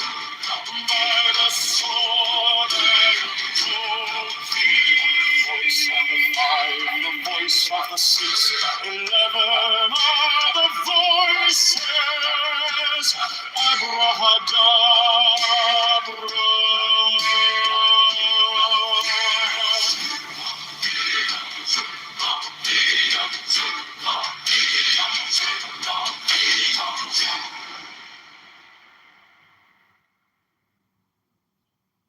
Mine is the head of the man, and my inside is keen as the hawk's. By my head I invoke thee. I am the only begotten child of my father and mother. My father is dead. My mother bore me with labor and pain and fear. By my body I invoke thee.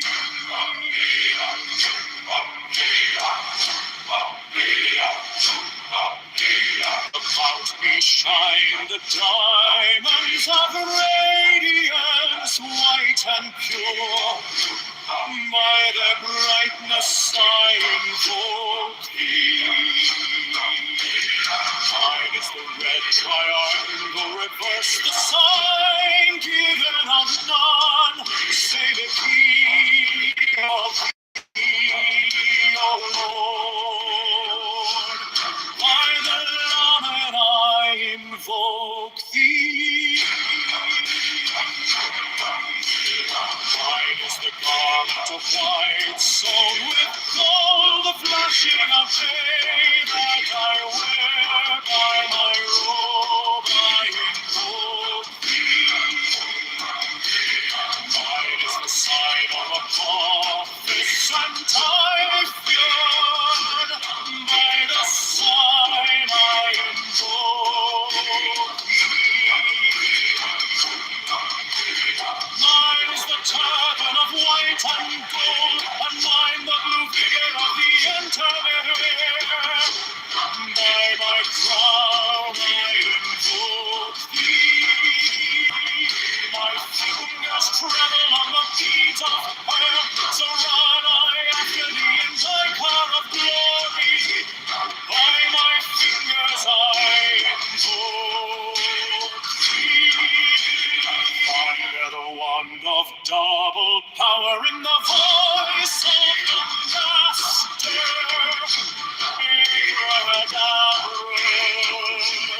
By the word I invoke thee. I know the dark blue waves of music in the song that I made of old to invoke thee.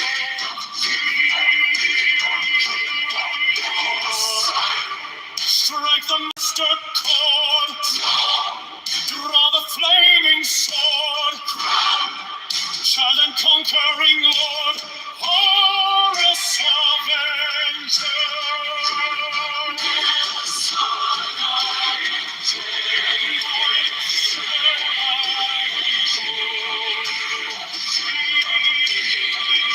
In my hand is thy sword of revenge, and strike thy teeth.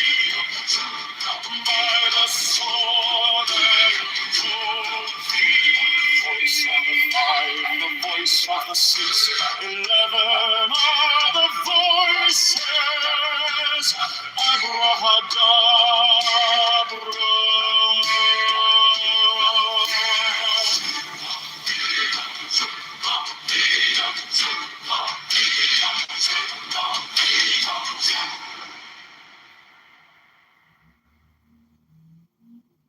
Mine is the head of the man, and my inside is keen as the hawk's. By my head I invoke thee. I am the only begotten child of my father and mother. My father is dead. My mother bore me with labor and pain and fear. By my body I invoke thee.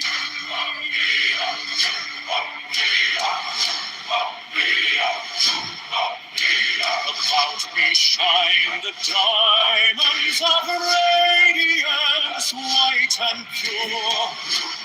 By their brightness I invoke thee. Mine is the red triangle, reverse the sign, given of none, say the key of thee, O Lord. By the Lamed I invoke thee. Mine is the garment of white, sewn with gold, the flashing of day that I wear. By my robe I invoke thee. Mine is the sign of a office and typhoon. By the sign I invoke thee. Mine is the turban of white and gold, and mine the blue vigor of the intermediate. By my crown I invoke thee. My fingers tremble on the beat of fire, so run I after thee in thy car of glory. By my fingers I invoke thee. Under the wand of double power in the voice of the Master,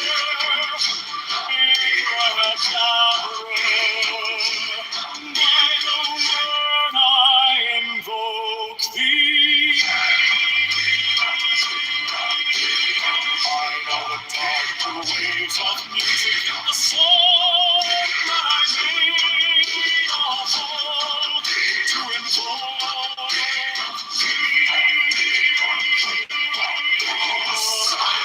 Strike the master chord, draw the flaming sword, child and conquering Lord, Horus Avenger.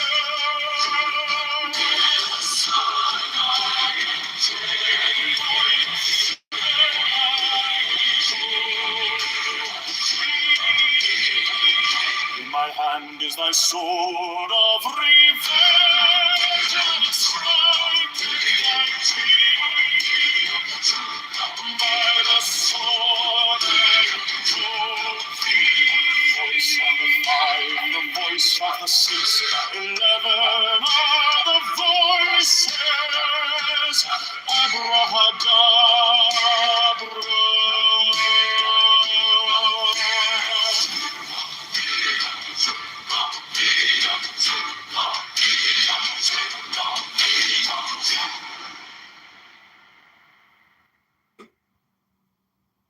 Mine is the head of the man, and my inside is keen as the hawk's. By my head I invoke thee.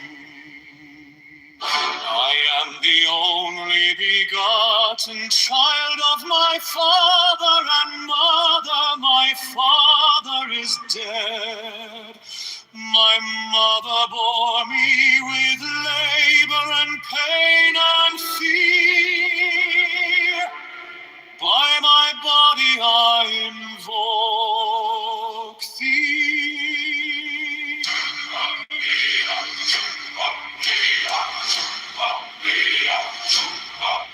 About me shine the diamonds of radiance, white and pure. By their brightness I invoke thee.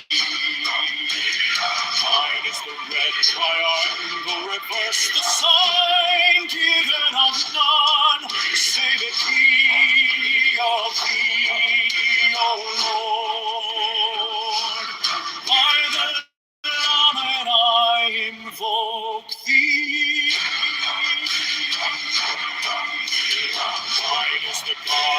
white sown with gold, flashing a bay that I wear by my robe. I invoke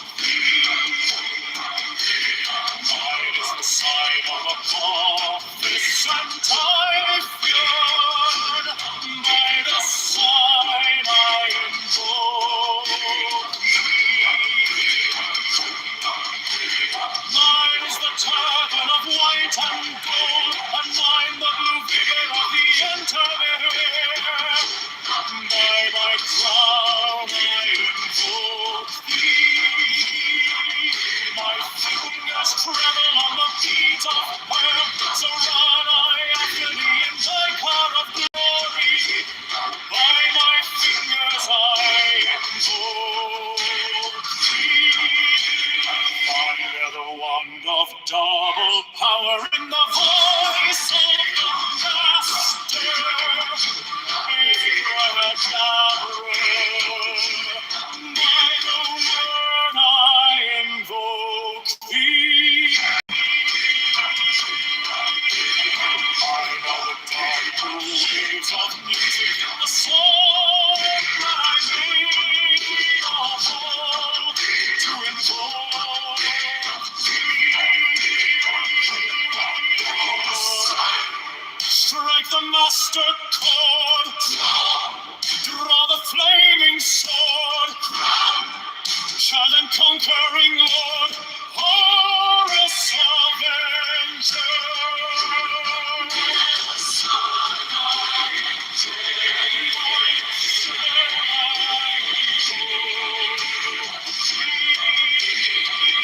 In my hand is thy sword of revenge, and its strength is thy teeth.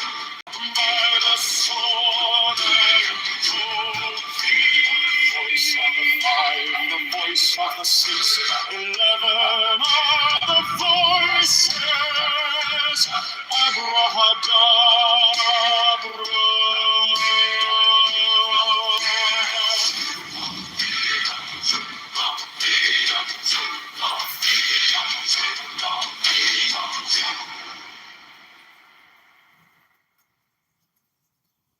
Mine is the head of the man, and my inside is keen as the hawk's. By my bed I invoke thee. I am the only begotten child of my father and mother. My father is dead. My mother bore me with labor and pain and fear. By my body I invoke thee.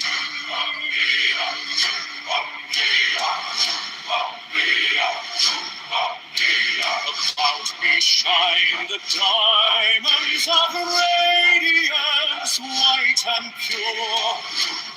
By their brightness I invoke thee. Mine is the red triangle, reverse the sign given of none, save it be of thee, O Lord. By the Lamed I invoke thee. Mine is the garment of white sown with gold, the flashing of day that I wear by my robe. I invoke thee. Mine is the sign of a office and typhoon. By the sign I invoke thee. Mine is the turban of white and gold, and mine the blue vigor of the intermediate. By my crown I invoke thee. My fingers tremble on the beat of her, so run I after thee in thy car of glory. By my fingers I invoke thee.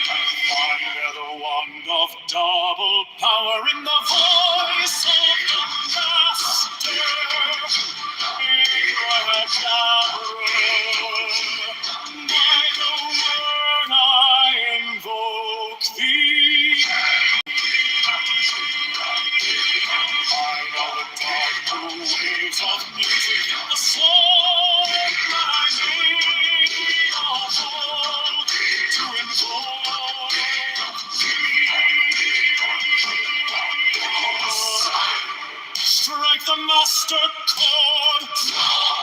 Draw the flaming sword. Child and conquering Lord. Horus Avenger.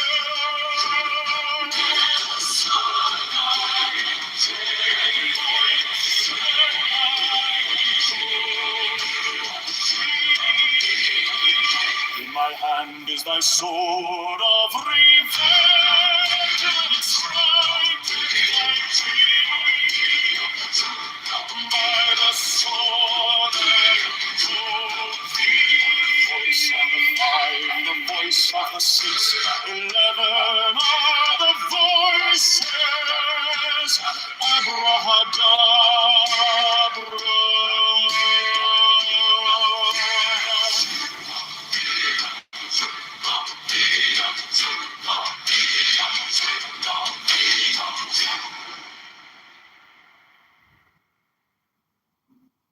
Mine is the head of the man, and my inside is keen as the hawk's. By my head I invoke thee. I am the only begotten child of my father and mother. My father is dead. My mother bore me with labor and pain and fear. By my body I invoke thee.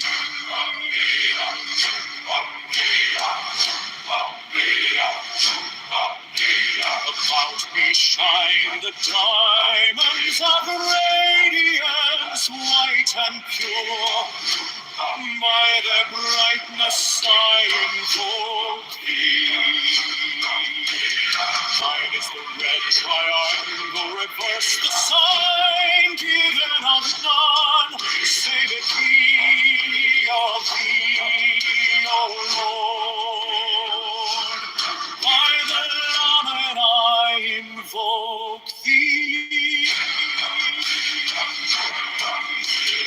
Mine is the garment of white, sewn with gold, the flashing of day that I wear. By my robe I invoke thee. Mine is the sign of a prophet and Typhoon. By the sign I invoke thee. Mine is the turban of white and gold, and mine the blue vigor of the intermediate. By my crown I invoke thee. My fingers tremble on the beat of fire, so run I after thee in thy car of glory. By my fingers I invoke thee. Under the wand of double power in the voice of the Master,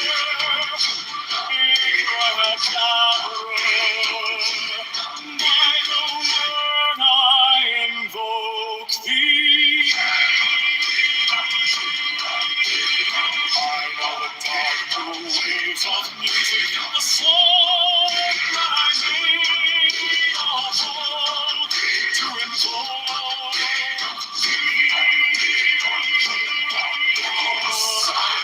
Strike the master chord, draw the flaming sword, child and conquering Lord, Horus Avenger.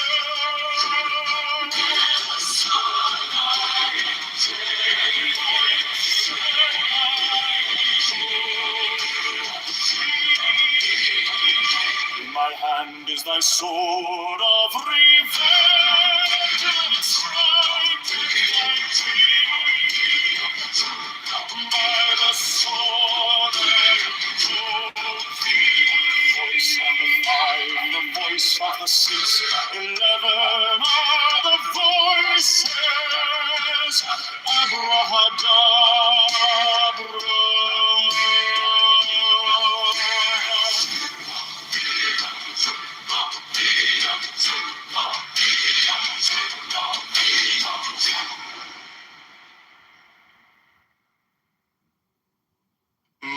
Mine is the head of the man, and my inside is keen as the hawks. By my bed I invoke thee. I am the only begotten child of my father and mother. My father is dead. My mother bore me with labor and pain and fear. By my body I invoke thee.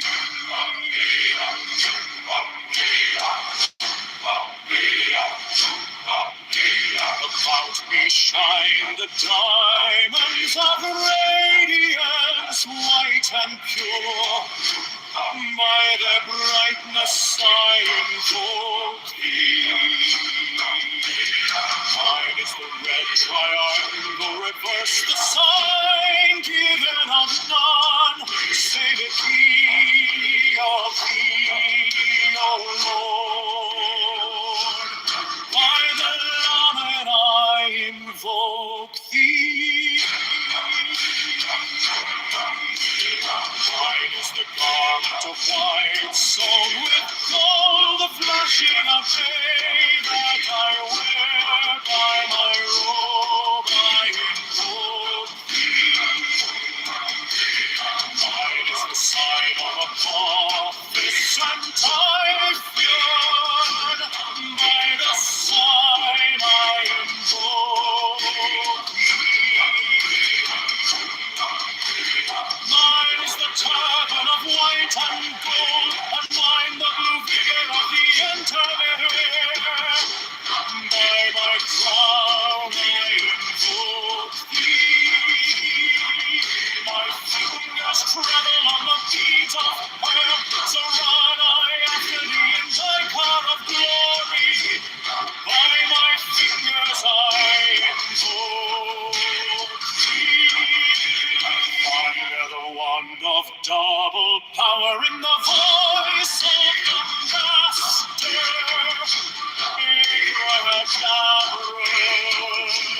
By the word I invoke thee. I know the dark blue waves of music in the song that I made of old to invoke thee.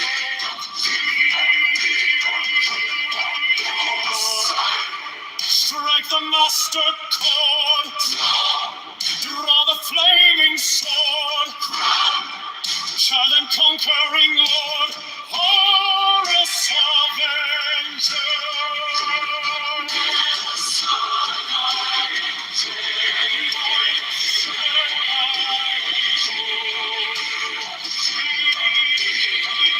In my hand is thy sword of revenge, and its strike with thy teeth. By the sword I invoke thee. Voice of the five, the voice of the six, 11 are the voices. Abrahadabra.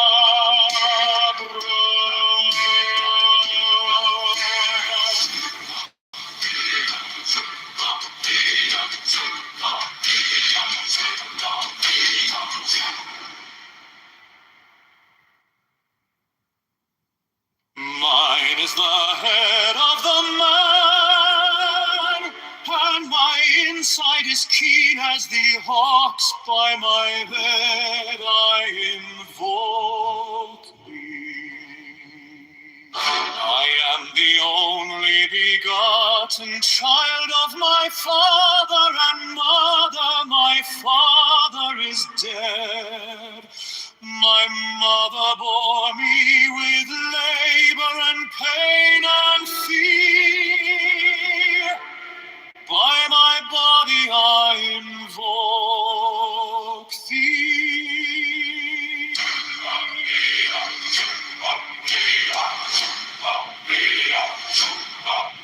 About me shine the diamonds of radiance, white white and pure. By their brightness I invoke thee. Mine is the red triangle, reverse the sign, given of none, save it be of thee, O Lord. By the Lamed I invoke thee. Mine is the garment of white, sewn with gold, the flashing of day that I wear. By my robe I invoke thee. Mine is the sign of a prophet and Typhoon. By the sign I invoke thee. Mine is the turban of white and gold, and mine the blue vigor of the intermediate. By my crown I invoke thee. My fingers tremble on the beat of fire, so run I after thee in thy car of glory. By my fingers I invoke thee. I bear the wand of double power in the voice of the Master.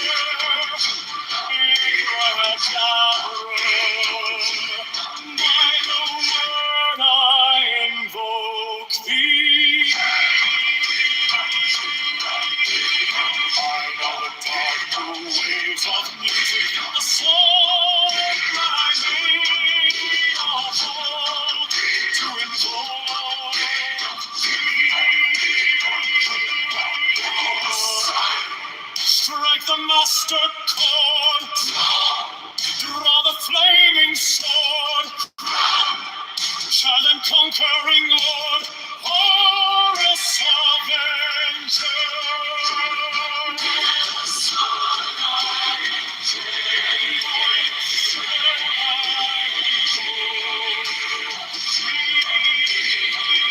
In my hand is thy sword of revenge, and it strike with thy teeth.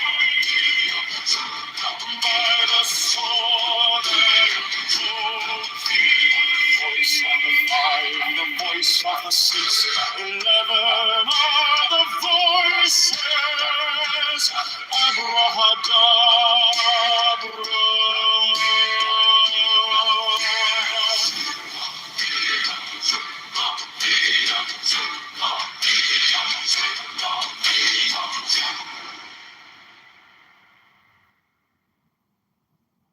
Mine is the head of the man, and my inside is keen as the hawk's. By my head I invoke thee.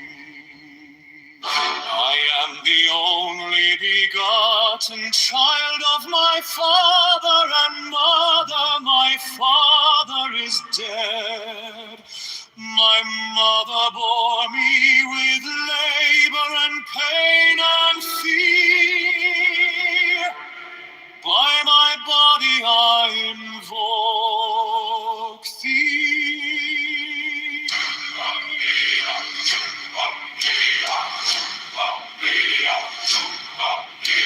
About me shine the diamonds of radiance, white and pure.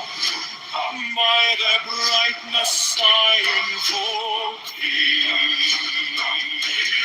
Mine is the red triangle, reverse the sign, given of none, save it be of thee, O Lord. By the Lamed I invoke thee. Mine is the garment of white, sewn with gold, the flashing of day that I wear. By my robe I invoke thee. Mine is the sign of a prophet and Typhoon. By the sign I invoke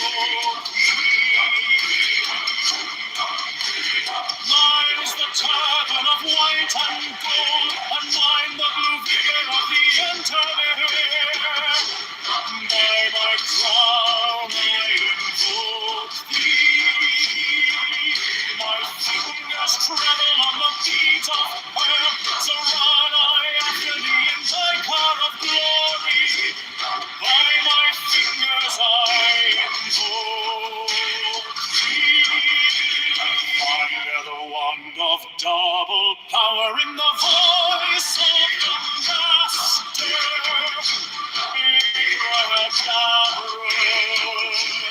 By the word I invoke thee. I know the dark blue waves of music in the soul that I made a hole to invoke thee.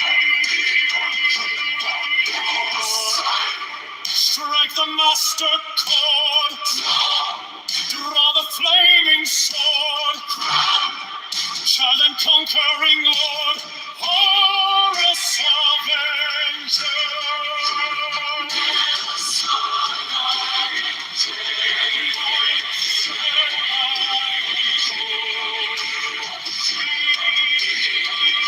In my hand is thy sword of revenge, and strike with thy teeth. By the sword I invoke thee.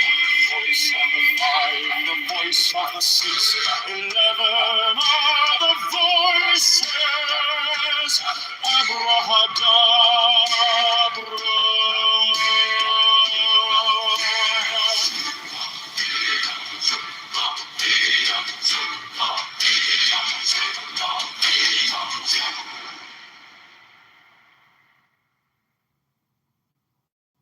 Mine is the head of the man, and my inside is keen as the hawk's. By my bed I invoke thee. I am the only begotten child of my father and mother. My father is dead. My mother bore me with labor and pain and fear. By my body I invoke thee.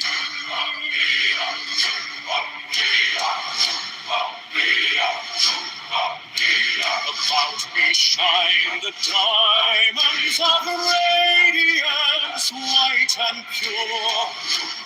By their brightness I invoke thee.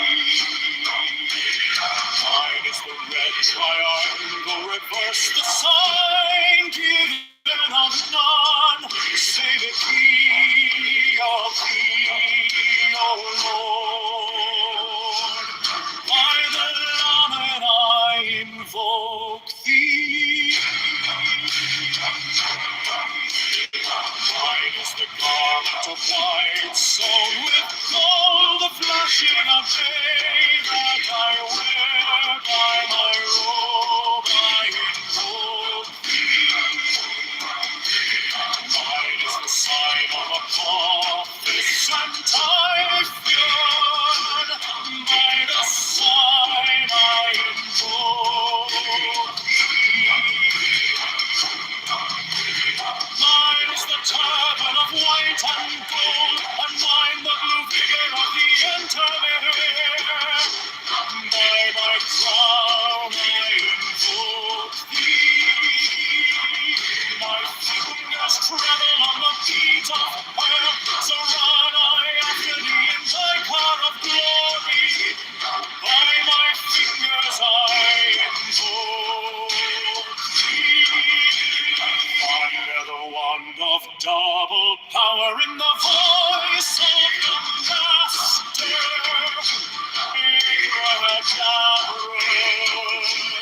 By the word I invoke thee.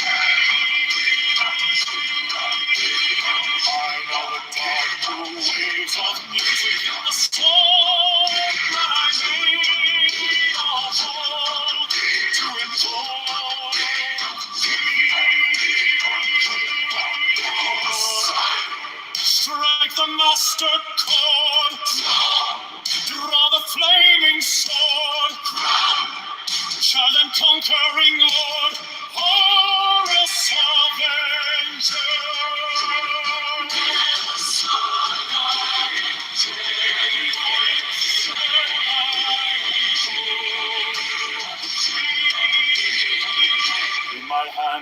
sword of revenge and strike thy teeth.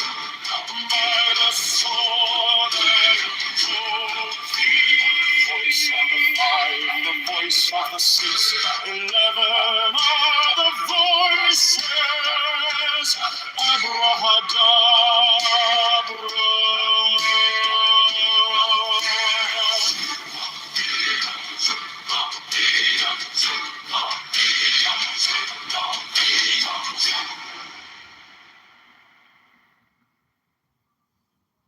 Mine is the head of the man, and my inside is keen as the hawk's. By my head I invoke thee.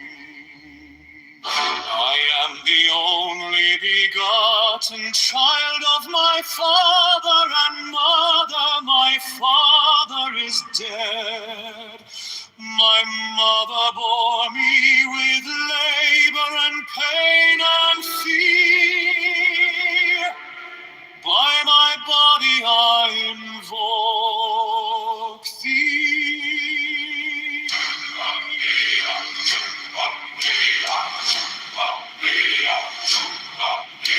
About me shine the diamonds of radiance, white and pure. By their brightness I invoke thee. Mine is the red triangle, reverse the sign, given of none, save it be of thee, O Lord. By the Lamed I invoke thee.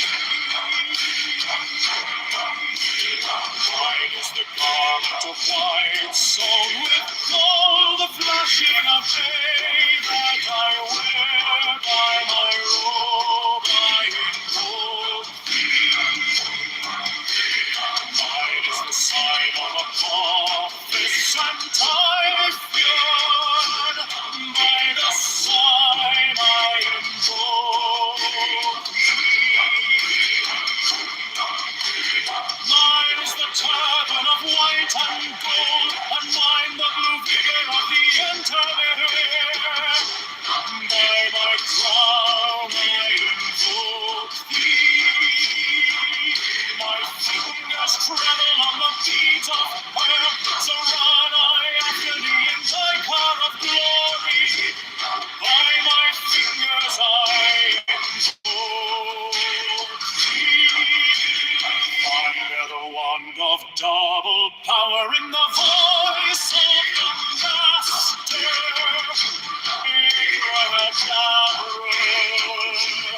by the word I invoke thee.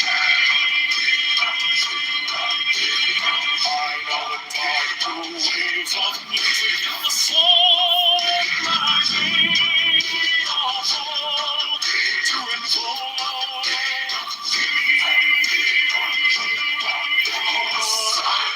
Strike the master chord, draw the flaming sword, child and conquering Lord, Horus Avenger.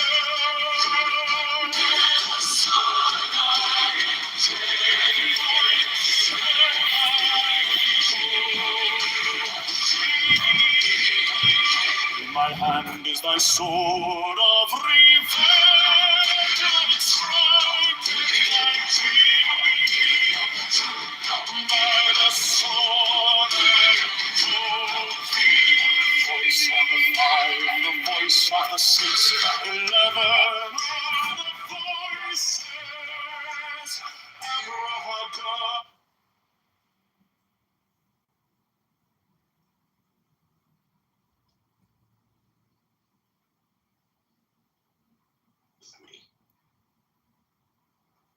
I just think that the whole thing has to change. I'm happy that robot AI takes over every job. Yeah, and I can have a great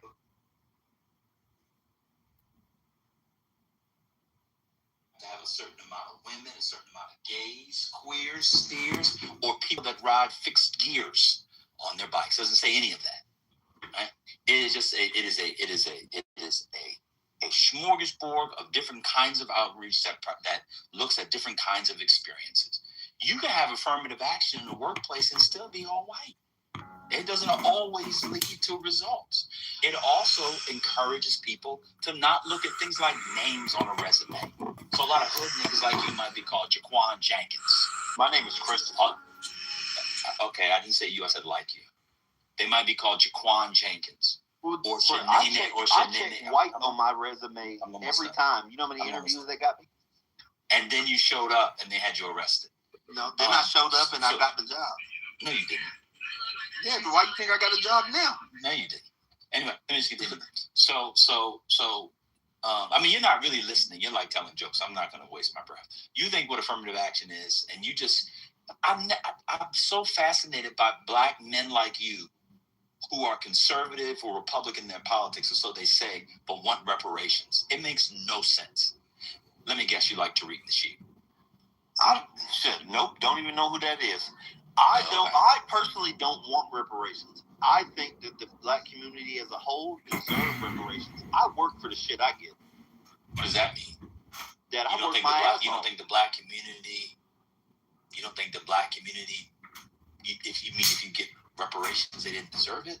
No, that's not what I'm saying either. I'm saying that it doesn't change. It doesn't sway me one way or the other. Do I think that the black community deserves it? Yes. But am I going to cry about it if I don't get it? No. Instead, I work my ass off. That's what I do. Do I think we deserve it? Yes. But am I going to cry if we don't get it? No, because I don't expect to ever get it. No one's crying. No one's crying. So I love this. This is good. So I want to go back to your point. So you think that Republicans are more likely to hold up reparations for black people? Why do you think that? I think that I would rather trust the devil I know than the devil I don't. And I know the devil. I know that the Republicans ain't shit, and they will say it. Specifically, this president we got now. No, stay on affirmative action. He openly say he ain't shit as a Republican. Stay on reparations. Okay, you said why Republicans? Why not? This is why. I'm talking Democrats about judges. Lie. No, judges. Stop. I'm talking about judges.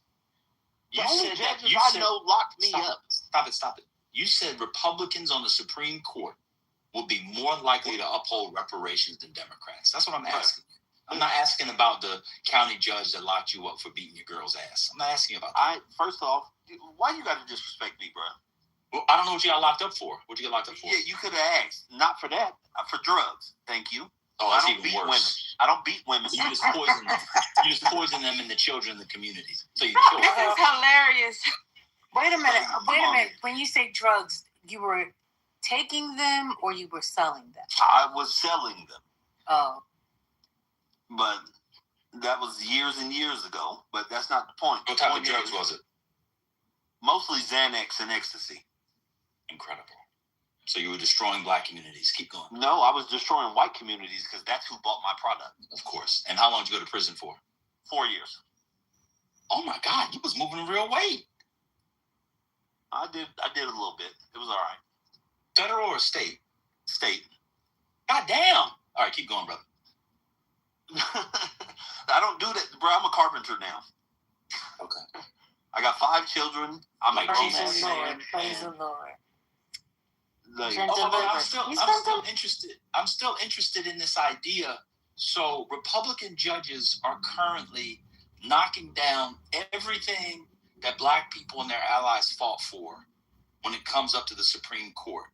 But somehow to you, that's better for reparations. I just don't understand that. So for me, I guess for me, it's through every presidency in my whole life, I don't think anything has gotten better for black people. Really? Not really. Okay, let me ask you a question. So, how old are you? 38. Okay.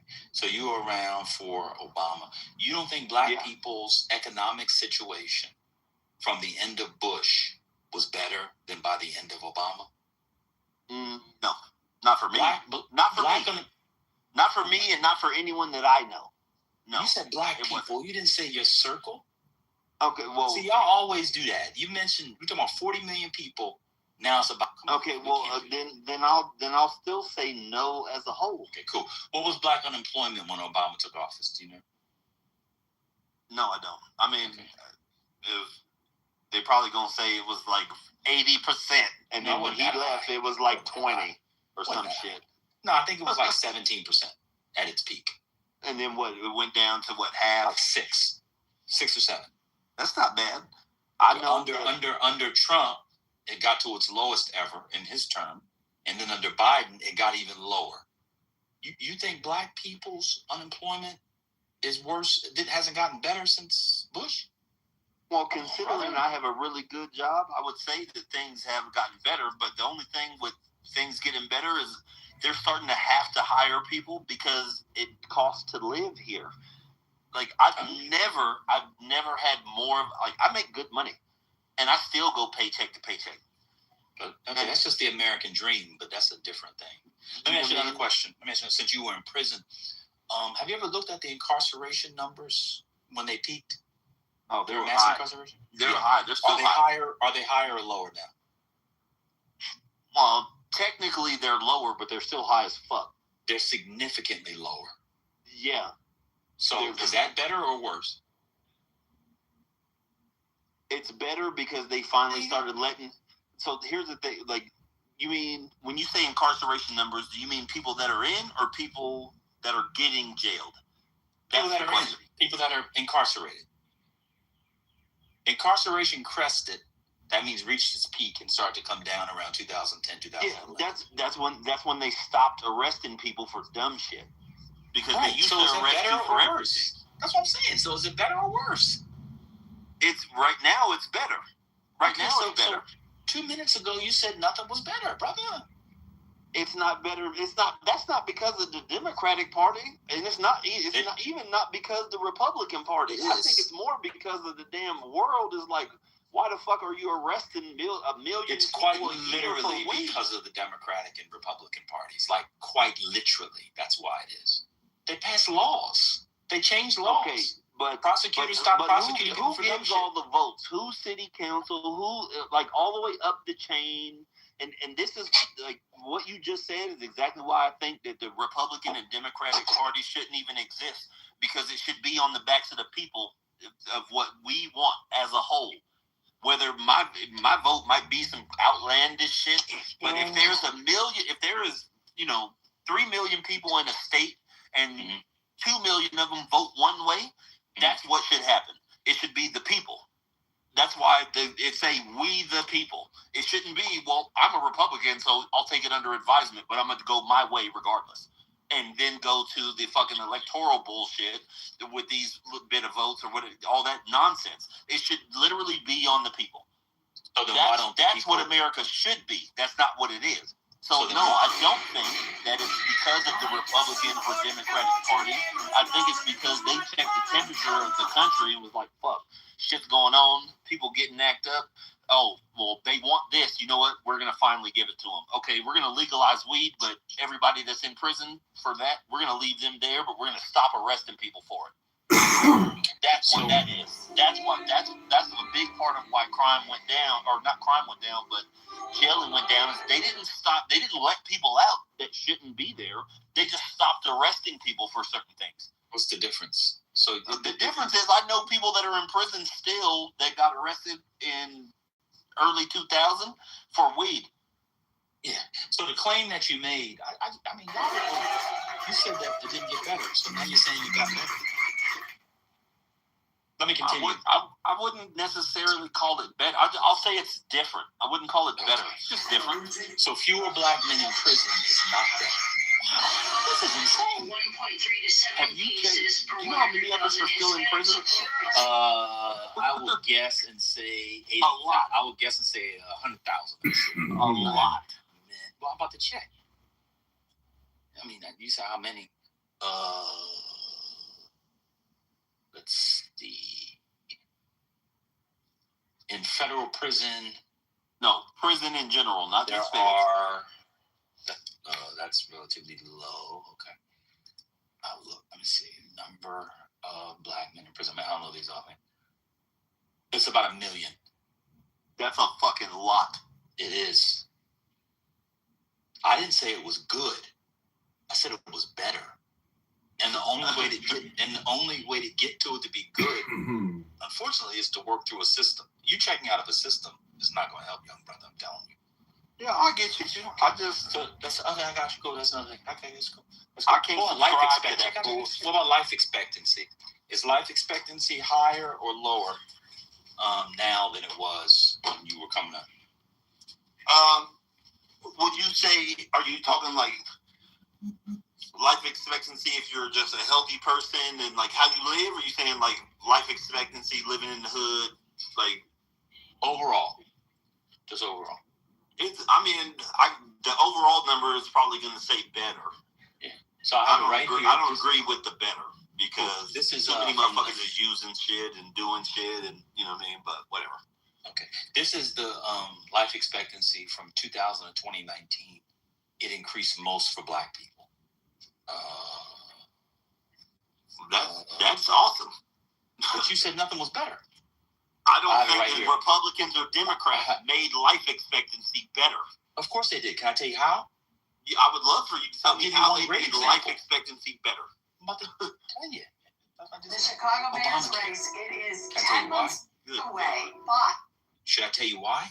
Certainly. People couldn't be denied for coverage. It had mandatory screenings that had to be covered. So, there used to be a gap in cancer detection, a massive gap between black people and white people. Because of Obamacare, that racial gap is now negligible. Should I put the paper in the chat? See, you're so jaded and cynical, and I understand why, to be fair, that you don't want to hear the new information. But like Dick Gregory said, I had the information. When they killed Michael Jackson, they killed him with a laser. I saw the check, nigga. And so I'm telling you, as a square bitch ass nigga, that's the information. And so now we're encouraging what? More black men to get colonoscopies. Colonoscopies now have to cover them earlier and earlier. Before Obamacare, they did. It's called the cancer screening racial gap. Huh? Am I saying it's perfect? No, I'm saying it's better. Extracting ourselves from the system does not help. I don't remember the last time I went to the doctor. That's a personal issue. I'm being irresponsible. There's a Democrat. You expect a Democrat or Republican to pick you up on Uber to go to the hospital? A lot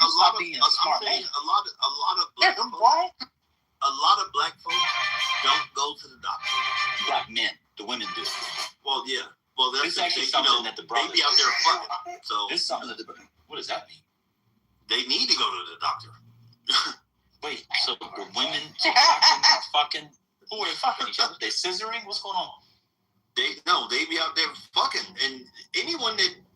So who are they sleeping with? Anyone that almost bleeds to death every month needs to go to the doctor. Women almost bleed to death every month. As far as I'm concerned. Okay, that's fair. Okay, so who are the women sleeping with? Whatever men they sleep with, I don't know, or women, or both. So if they're mostly sleeping with men, why wouldn't the men go to the doctor either? Are you saying women are fucking more than men?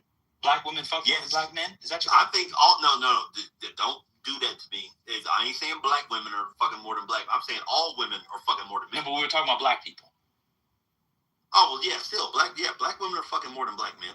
Okay, I don't know the numbers on that. So let me ask you: if you have 5 children, you now have a good job, you're a carpenter.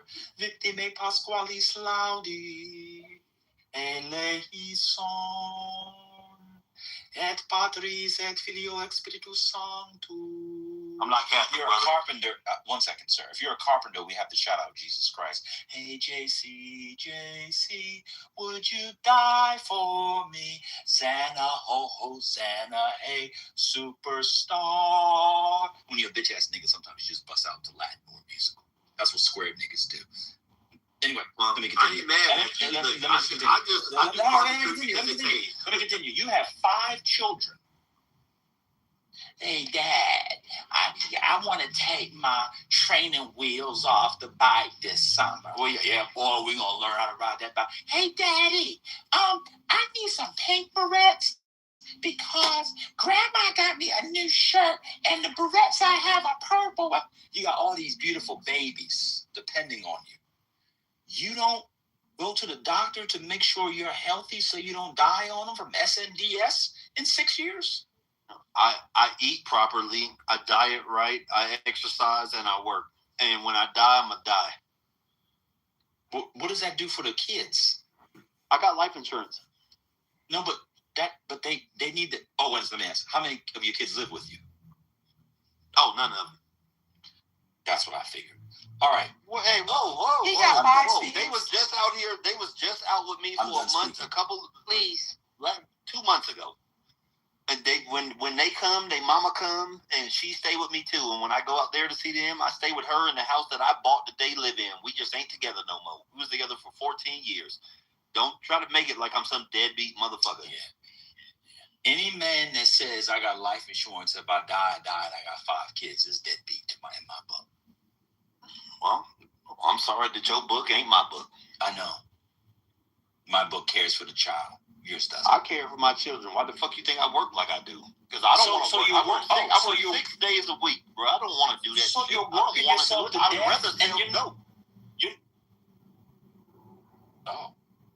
But I don't. And I provide a good example for my kids. And now my oldest son is about to go to track scholarship. All my other kids play sports, and they don't got time to get in no trouble. And they don't ever even have the inkling of ever living the type of life that I had to live. You're so as far as I'm concerned, I'm a great father. So you're right. Young black kids. Anything different. You're right. You're right. Young black kids who play sports never get in trouble. Young black kids who do sports, especially when their dads aren't around, definitely never get in trouble. I didn't say I'm not around. I said we don't live together. Where are you? Where are they?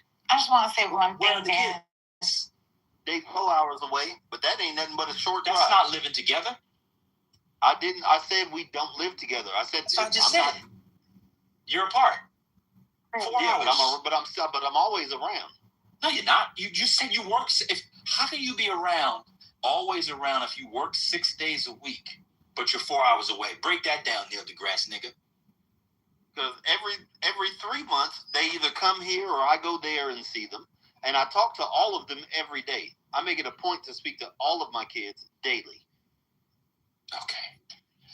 Like, yeah, did I make some mistakes that caused me to have to be apart? Yes, I did, and that's my fault. I got to live with it. I got to deal with it. But I'm not going to make excuses for it. Like, yeah, I fucked up. I did some shit, and, it is what it is. And now I'm where I'm at. But I understand that. You don't get to take away from my parents' end of saying that I'm not a good father. Because I didn't say you weren't a good father. I made a bad choice. No, I'm saying that you saying if I die, I die. You leaving a kid $1 million does not replace the daddy. Money. We're not just here for money. The kids need us as their father, not just the money, is what I'm saying. So if you're saying, I work 40, 60 hours a week, 6 days a week, I'd rather be selling dope because this is wearing me down, wearing my body down. If I die, I die. That's not good. Kids, you're going to have some sons, right? 13-year-old boy needs his dad around. If you die, it's not if I die, I die. You know that. That's agreed. But, like, I also have been, because I actually have, my second oldest son is 13. And I be on his ass all the time. Okay. Which it's harder because we don't live together. Which is, again, that's one of the things that I got to deal with because of some choices that I made. I got it. Well, I hope you get liberation from the Republicans since they're the devil, Well, I feel liberated from both of them now. I ain't fucking with either one of them parties. One of them wear red and one of them wear blue. You know what it sounds like to me, Republicans and Democrats? The Crips and Bloods of the white world. That's what they are. They're just another gang. How so? Because all they do is pretend to beef with each other and hate each other and then go out to lunch. And then they pass a bunch of policies that make life bad for the rest of us, and you wonder why they are, because people like you don't get involved. But they do it together. Yeah, but things are the red and the blue. But things you want me to pick one side or the other. Well, I want you to pick a side that's closer to your beliefs and then work with that side and in that side to make the world a better place for me and for you and the entire human race. So the last time I had a political view was towards the best of my beliefs. My beliefs was I want to keep my guns. I want to keep the ability to protect myself, my family, my kids. There's certain things that I want to keep as an American citizen that I believe are the core values. And the Democrats was against it. And so the Democrats are against taking your guns? Well, let's go through it. I believe that if my son is born, he's always going to be my son. I got you. He ain't going to never be my daughter. I got you. But that's Democrats not a policy. don't believe that. That's not Democrats true. don't believe that. They believe that your son can become your daughter. Well, so does Caitlyn Jenner. She's a Republican. Trump has trans Jenner, ain't no such thing as Caitlyn Jenner. That is Bruce. That's what Trump. That's what Trump said. So you all over the place. I didn't know let's that. Go to the guns. Yeah. So he got me fucked up too. Then. What do you mean? You don't think there are any trans people in the Republican Party? I'm jumping off of the train with him too. Got you. So I want to back up. That is a man.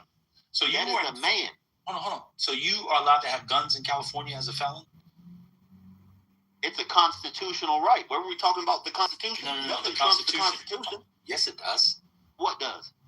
The way the courts interpret it. And so the courts allow certain states to take away guns from certain felons. You know that. But what does the Constitution say? Second Amendment. You have the right to keep. You have the right to keep and bear arms. And it doesn't say, there is nothing in the Constitution that says unless you get in trouble.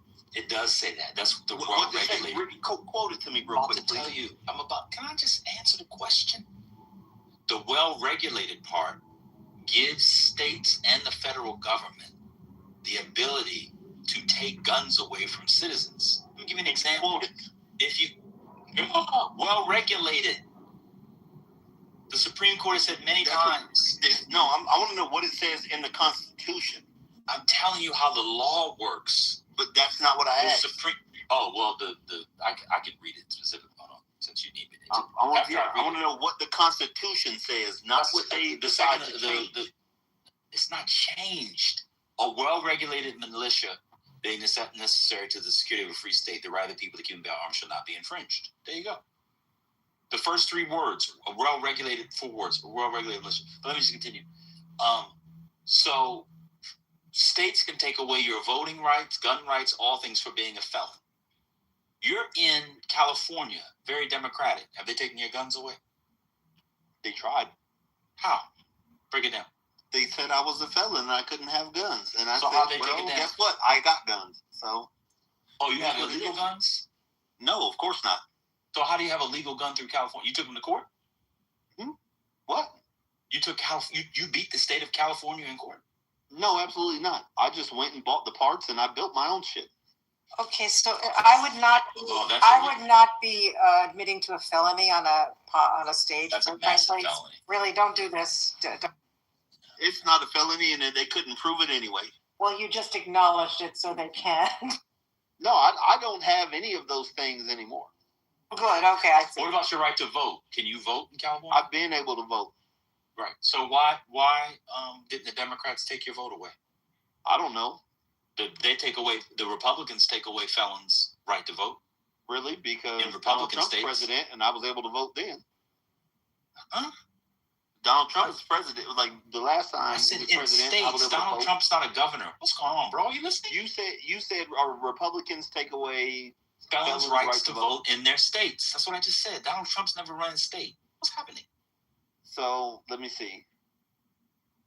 I voted in Florida. Is that a blue state? It depends on where you vote. It depends on when you voted.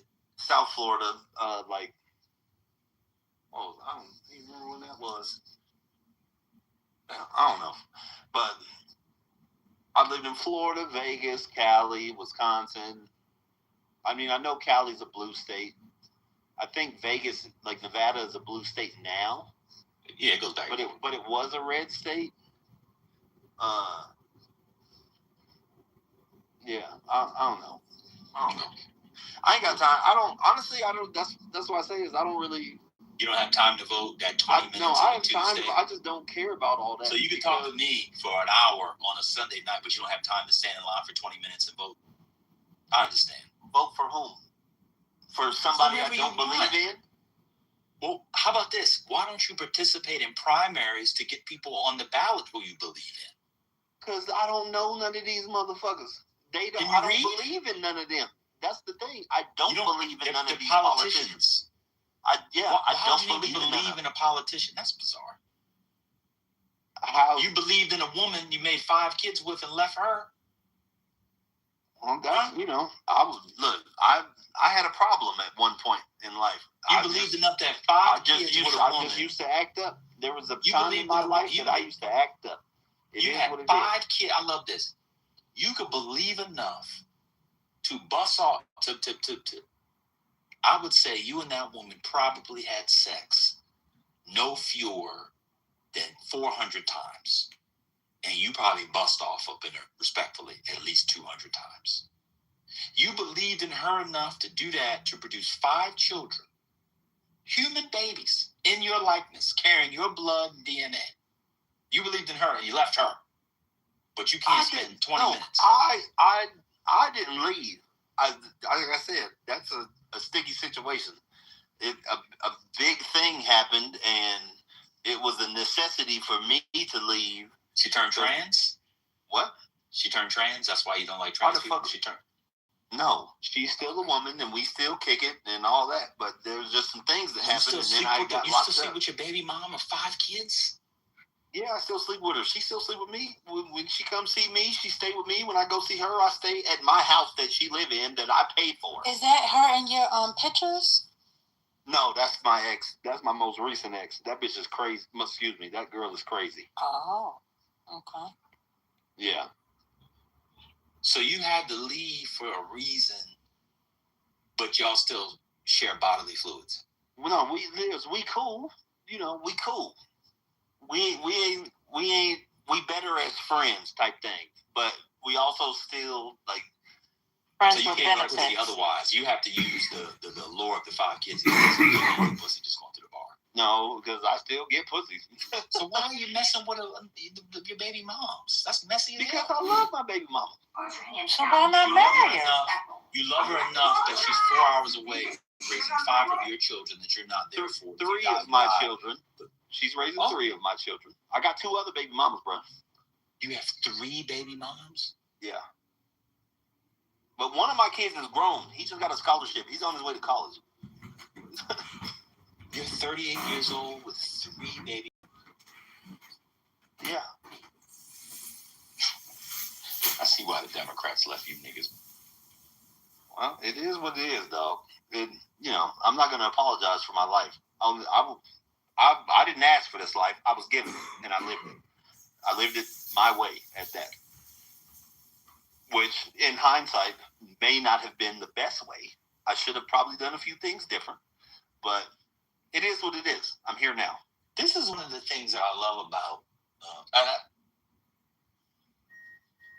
You're muted, bro.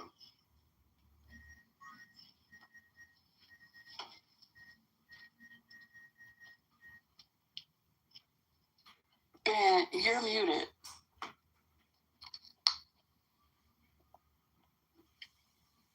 Was that Frank Sinatra, My Way, or Usher? Yeah, sorry about that.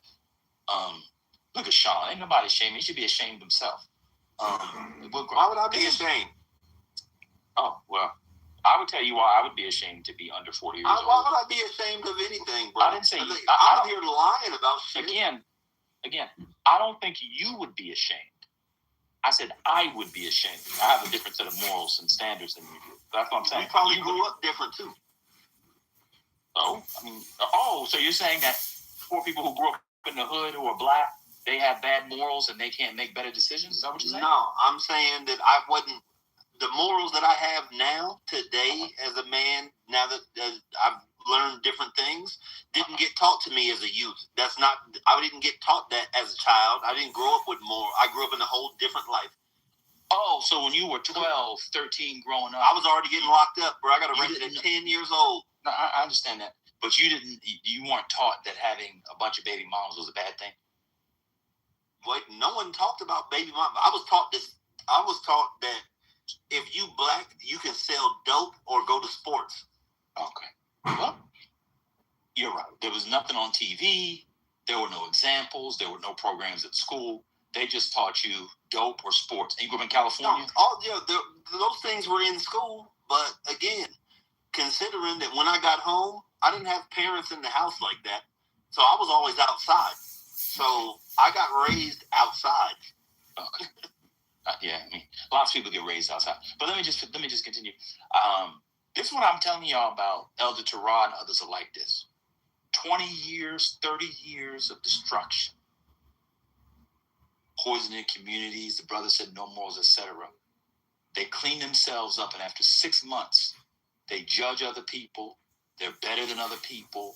They're all of a sudden these free thinkers. This is what happens all the time. These people run roughshod over society. Elder Terah like this, and then they get a little religion. Later on, now they're better than the rest of us. It's amazing. But I appreciate the sweets. I don't think I'm better than nobody, and I damn sure don't put religion to think I'm better than nobody. Bro, I just do me. That's fair. Now, but we were talking about other people that come into the room sometime. But yeah, I wish you all the best. At least I ain't come up here lying, motherfucker. I could have came. No, I agree. I mean, no. I said I appreciated you. I appreciated you talking about it. But I think you should become a Republican activist. I think you should vote for Republicans and see how they treat you since they're the devil you know. You should join the Republican Party. Why would I join any of those parties? Like, what is the benefit of me joining one party or the other? That's my question. What's the benefit of me joining one party or the other? If I walk outside right now, who do I go hit up and say, "Hey, I'm joining the Democrat Party, bro. What y'all gonna do for me?"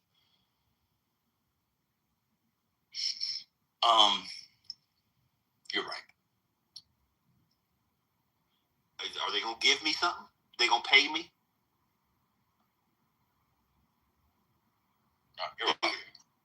I'm like that's my honest question. Like, it's the same way when I was a kid outside in the streets, and why I got involved in the shit that I was getting involved in was because there was gain for me. I mean, mind you, it turned into not good gain because, I ended up getting locked up a bunch, but there was gain in the beginning. If I just walk outside right now, I can't just go find somebody that's a Democrat and say, "Hey, put me on. I'm a Democrat now. Now what we doing?" That's the way that I see it. Maybe I know that's not how the world works, but that's the way that I see it. I don't believe that calling myself a Democrat makes me different than me calling myself a Republican. I vote, if I vote strictly based on if he's saying things and say that he gonna do the things that I think he gonna do that they're beneficial to me. I don't care what the motherfucker is. I don't care if he's Democrat, Republican, Independent, or whatever. If he like, this what I'm gonna do, and I'm like, that's what I need, that's what I'm voting for. Okay. All right, I'm done. I can't. I just didn't know 40-year-old men thought like this. That's fine. Yeah, anybody? Yeah, well, welcome to America, motherfucker. There's a lot of people like me. I know, that's why the country is going to shit. Yeah, because of us. Because of the hard-working people like me. You're right. Yeah. It has nothing to do with you being hard work. I'm talking about political culture. So I wasn't talking about we don't give a fuck about politics. That's the thing. We care about politics. I know. That's why the politics is so bad, because hard workers like you stop caring. That's exactly the point. If someone like you was our involved, votes never change anything. Are you in a union? Yeah. Oh my God. My head is about to explode.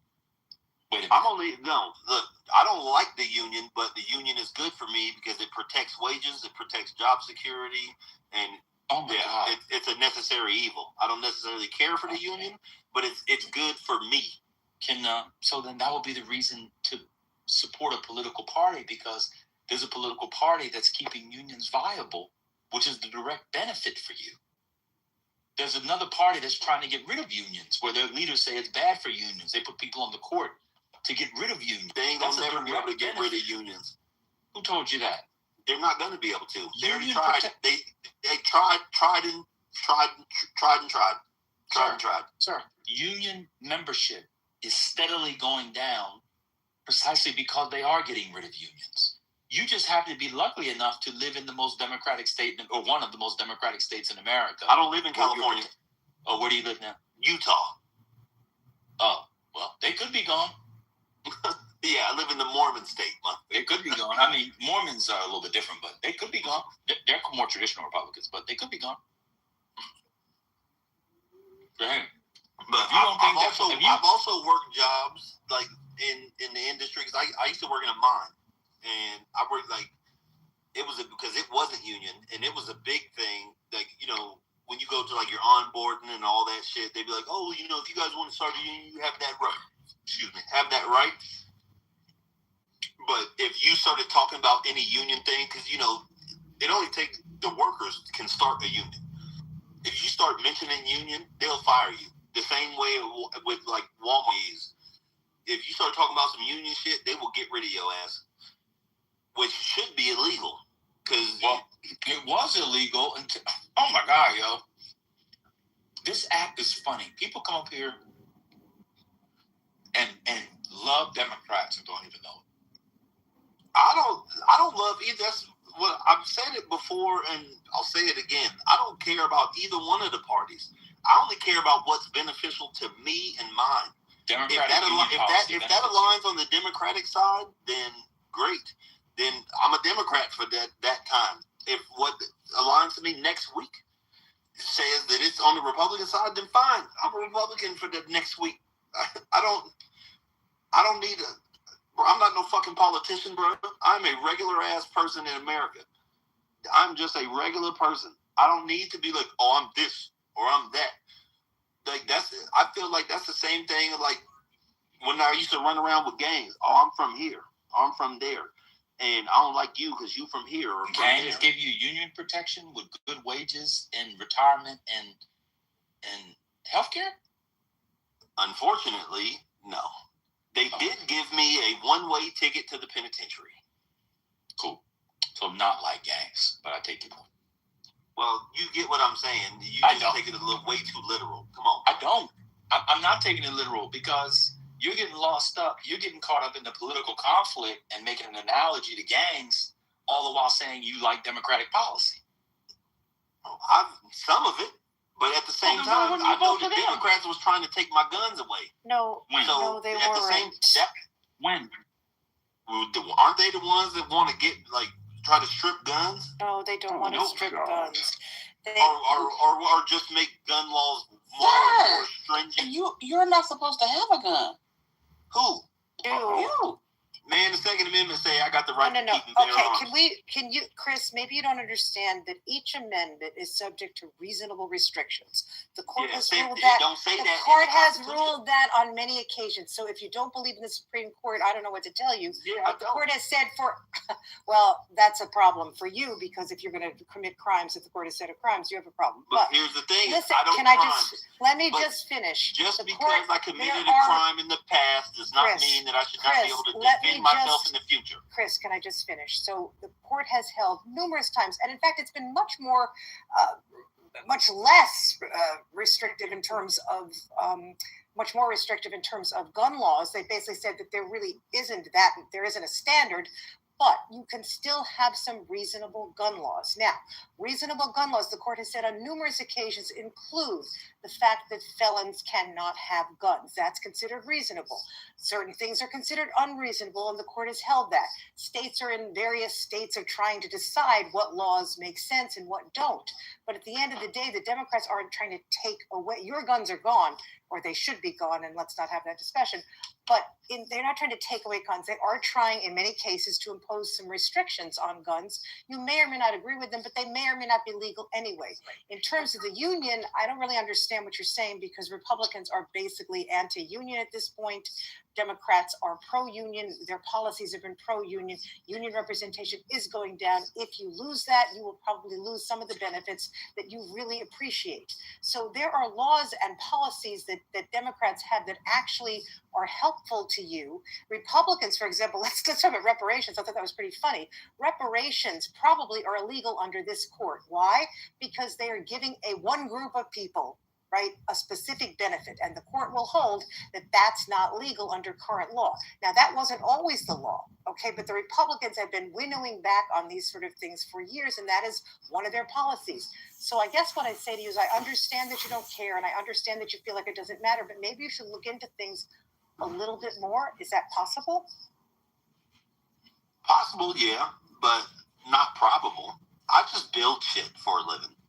That's what I do. I build shit.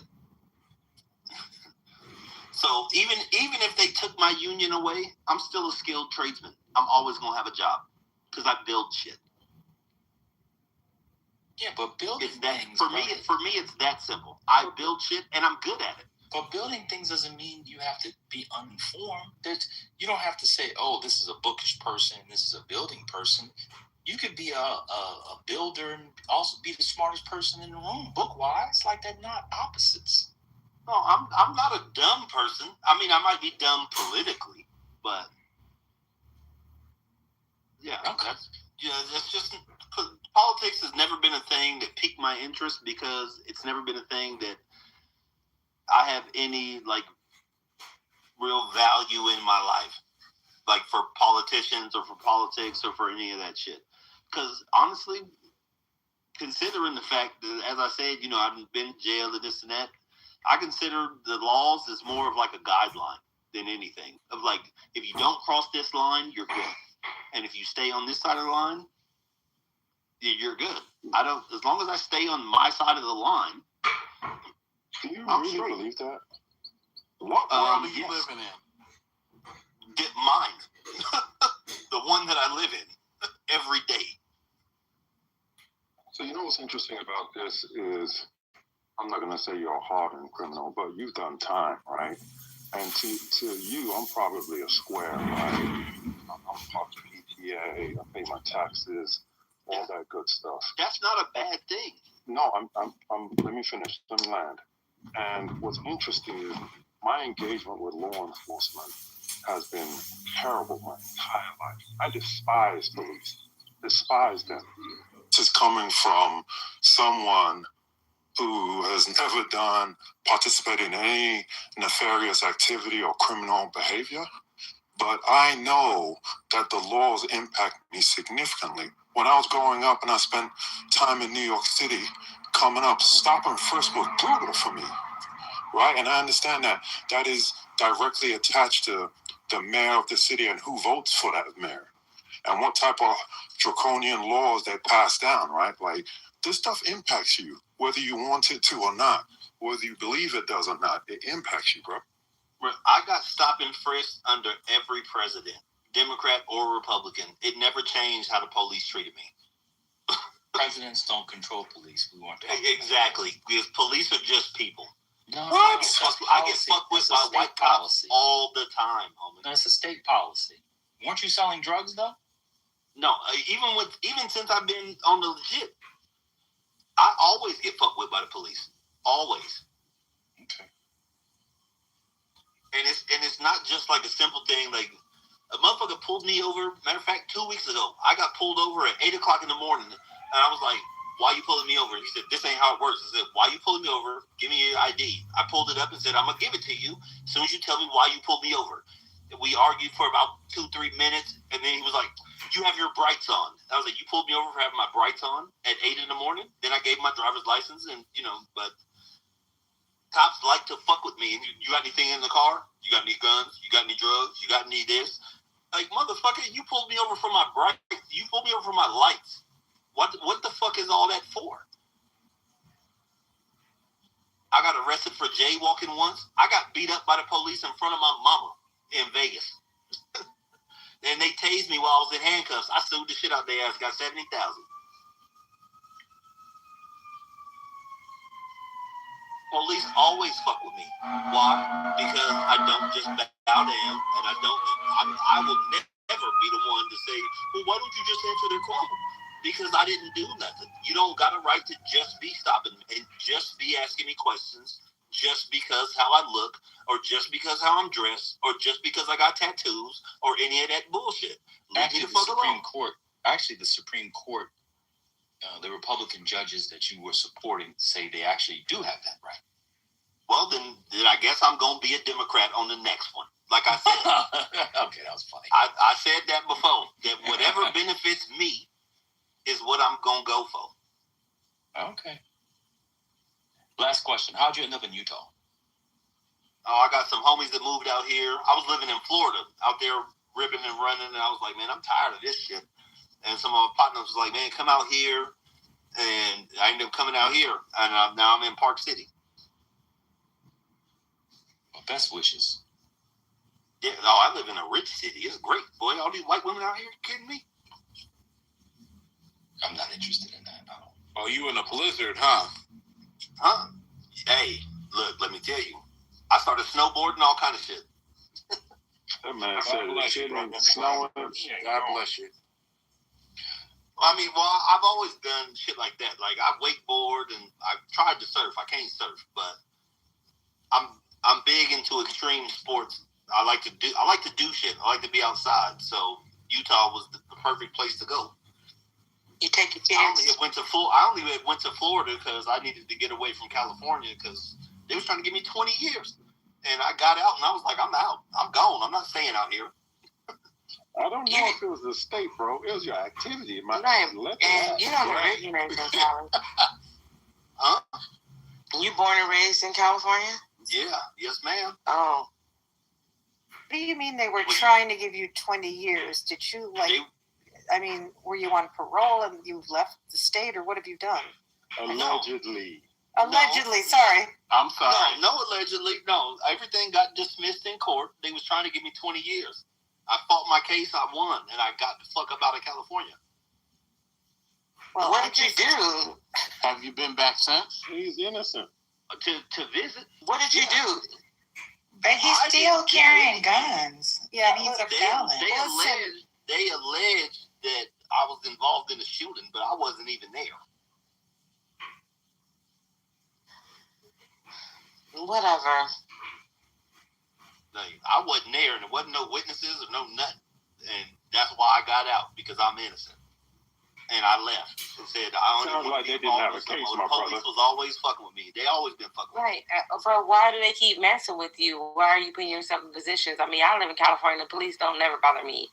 So why do they keep bothering you? What are you putting yourself in those positions? Because in that current situation, I was in the trap. You was ghetto. You was, okay.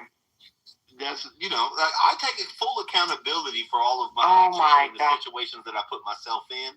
I'm not saying that, like, that some of the times that I've been fucked with weren't unwarranted. Because they weren't. Like, some of the times, like, the police had the right idea with stopping me, but they didn't have a reason. And that is the beauty of the law. You got to have a reason, not a suspicion, because your feelings aren't law. You got to have a reason. I need reasonable, articulable suspicion. Motherfucker. Yeah, he a snitch. Oh, I ain't never told on nobody in my life. Hey, Chris, you need to get a room up in here, man. Start a room, bro. I don't be on here enough to start a room. Sunday's the only day I really be on here, bro, because it's my only day off. And I'm just at the house chilling, and I was like, fuck. Chris, are you mixed? Huh? Yeah. Are you mixed? Yeah. Who's white? Your mom or your dad? My mama. You already knew the answer to that. I was going to say, like, how many motherfuckers you really know got a black mama and a white daddy? I don't even know. I know a lot. Yes, a lot, especially in California. Yeah, Chris, I'm just going to give you one word of advice. Because there are very few blacks in Utah in general, 2%? You will probably stand out, and I would suggest that you think again about whether you really should have guns. Allegedly. It's his right. It's his right. No. It is not his right. He's a felon, okay? He's not allowed to have guns under federal or under Utah state law. Well, the good thing about Utah is there is no law. There's no law in Utah for concealed carry. So if I carry a gun on me and you don't see it, no one's the wiser. My God, if you get stopped and they see a gun, you are all right. Whatever. I don't ride around with guns in my car because I am not out breaking the law. All right, wait, guns are only for lawbreakers? No, I'm saying that I don't ride around like with a gun on my lap. So if I was to get pulled over and the police look in and be like, "There's a gun right there." Like, I'm not riding around with a gun in reach. Like, I'm gonna do something. You know. Question, sir. Do you have a felony or no? Yeah. So how you? Never mind. I thought every state. Utah does, and the federal law does. Okay, he's not supposed to have guns. That's okay. Okay. This is all. No, I'm not allowed to buy. He's just being defiant. So. I'm not allowed to buy a gun, but I'm allowed to protect myself. Oh, wait, you know that you're not allowed to possess a gun as a felon. Yeah. You know that. You know that. Yeah, that's okay. We'll wait. So here's my thing, which is why I'm hoping that, like, mind you, I've already been trying to get my shit expunged to get my gun rights back so I can go, like, to the store and buy one. But my felonies that I have are nonviolent. I don't believe that someone that has a nonviolent felony should be excluded from. It doesn't matter what you believe. The current law is. Yeah. And you have children, and it's not worth being away from them. Maybe if you would support candidates who have your position and vote, you might get the law changed. None of them got my position. You tell me a candidate right now that says that they want to give felons back gun rights. I'm sorry. And can we get back on track? Because let's get back on track. No. I want to say something, because the original point was trying to convince him to vote. He's a felon. He can't vote. You can vote. That's not true. My voting rights. That's not true. You can have your voting rights restored. I've been had my voting rights. I'm a non-violent felon. I got voting rights. I've had them ever since I got discharged from prison. I didn't get out on parole. I expired my whole sentence. Okay. Well, we'll just wait for the Instagram story to read about you getting caught up with a gun. So let's move on. I don't want the brother to get caught up. But that's great. I appreciate you wishing me success. I really do. So thank you. Hey, you brought it on stage. Sorry. God damn, this nigga want me to go to jail. Nah, it's not me. You want you to go to jail. You're doing things that you know you're not supposed to do. Exactly. And you're in a place that's very easy for you to stand out. So it seems silly, but, it's, do you? Look, I believe that everybody should always be able to protect themselves at any time. That is a human right, to be able to defend yourself, especially if you're in unknown areas or anything like that. You should have the means to defend yourself. That is a human right. I don't give a fuck what the law say. You as a human, I will go to jail with a smile to save my own life. Oh, but Chris, that's what's Chris. They download transcripts, man. Like, I'm just saying, man. Like, I agree with you. Like, I don't think a felon should be disarmed. Should lose the ability to protect himself and his family if he wasn't put in jail for a violent crime, right? I mean, I don't think that's. They can download whatever transcript they got. The only way I'm armed is because I have 2 arms, and on both my arms got hands and fingers and a thumb.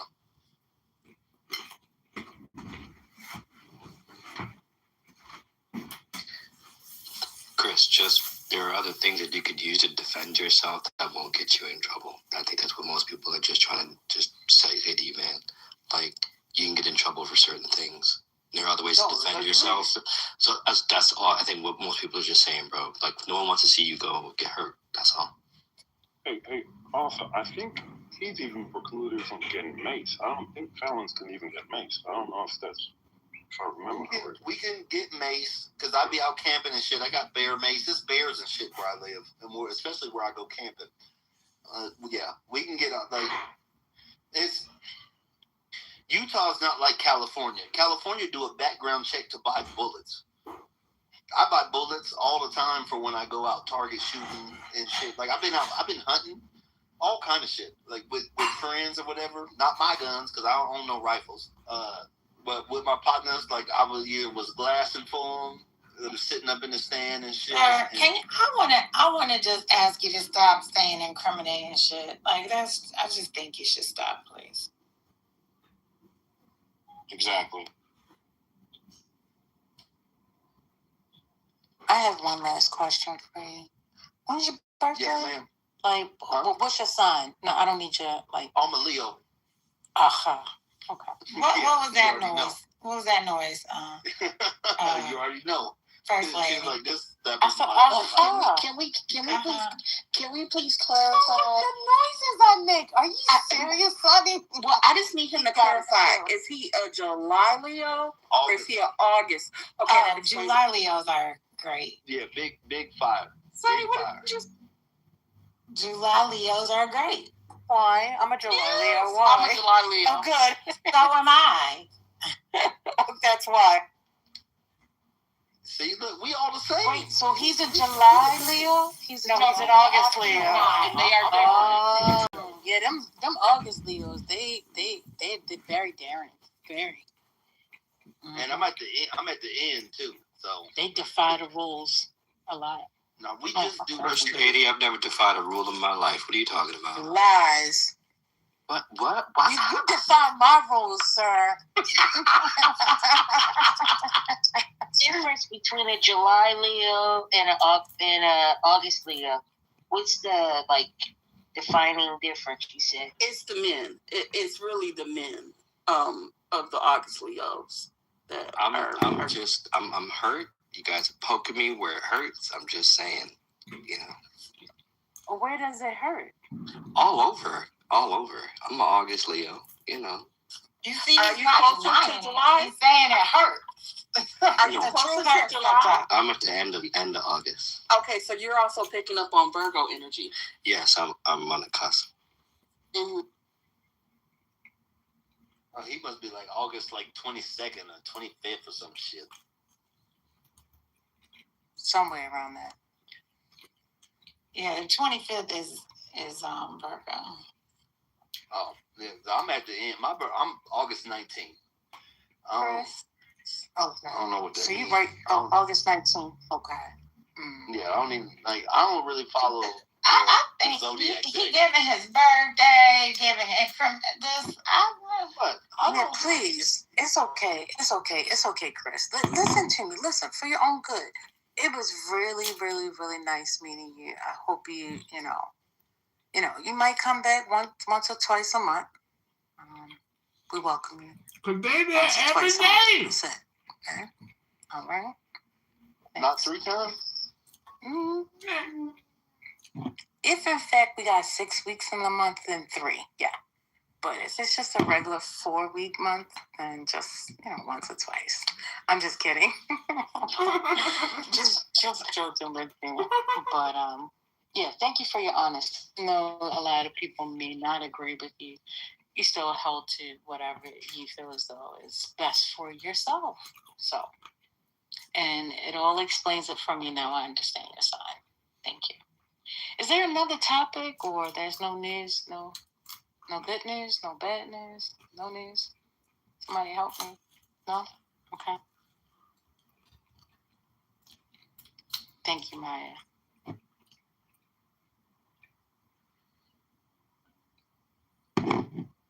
Tiffany, shush. That's not nice. Well, I'll say this first, lady. The playoffs are on. That's why a lot of the men are not engaged. And who's playing tonight? The 76ers are taking a shellacking right now by Boston. Listen, Divine. All we care about is them boys coming back 2-2. That's all we care about. Well, yeah. If they come back 3-1, it'd be a problem. Yeah, I missed the game, but I heard we won. But yeah, I'm interested in all of the games. But this is crazy. They're down by 20. They've been down by 20 plus the whole game. This is bad. Well, what's the quarter? What quarter in? They're in the third. Oh, okay. You still got time. Plenty of time. 20 points down ain't nothing in the third quarter. It's the NBA playoffs again already? Yup. Yeah. It may. You went into the Matrix. I don't know if you're still talking, but I can't hear you at all. Oh, I'm sorry, Kim. I can hear you now. I said, yeah, May is next week already. Yeah, this year is halfway over, I be fit like working. I be fishing and shit, so I don't even be watching basketball. No, I don't care about basketball right now. I just care about what we're seeing in the world.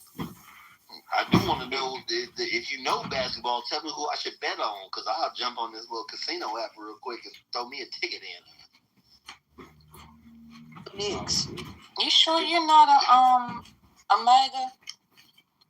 You got all the telltale signs. Gambling. No games.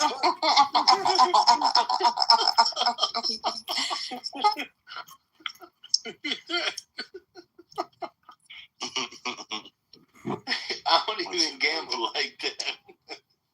Well, you gotta let you.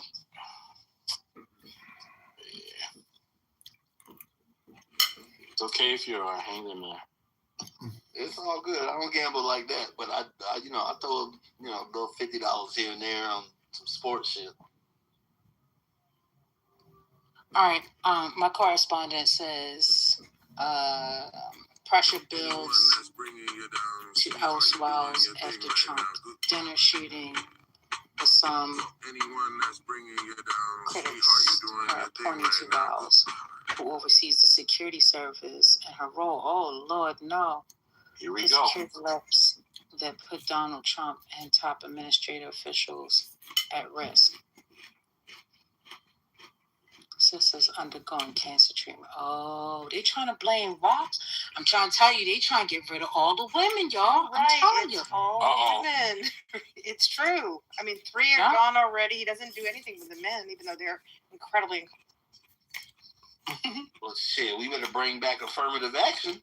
Motherfucker, keep these women. Good luck. They say Keystone Cash ripped Ford just standing there after shooting. He was just standing there. I was like, well, the picture, I don't know, because I didn't see any videos. But the still pictures look like he was just standing there behind the scenes. You seen the man hiding behind his pregnant wife? I don't know if that was the real picture.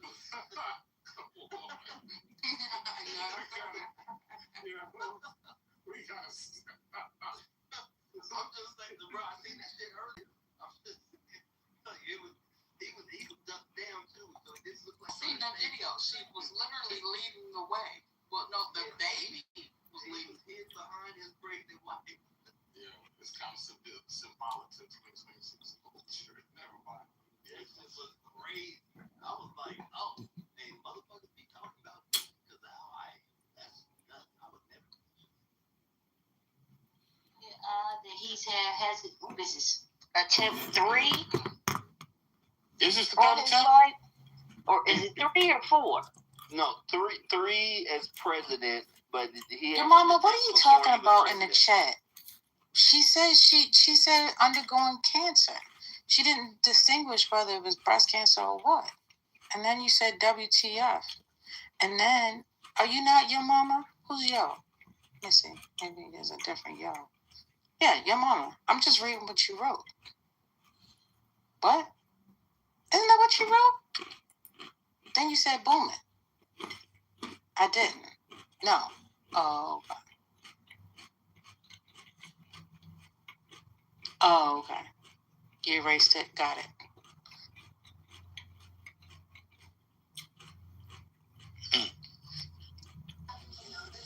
Yo, I didn't erase anything.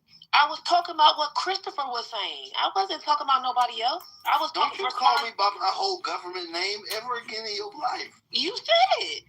What did he say about her cancer? I didn't hear another name. So what? Chris, Just Chris. Oh, good. Chris. Boy, you sound like my mama. Look, I was. She is your mama.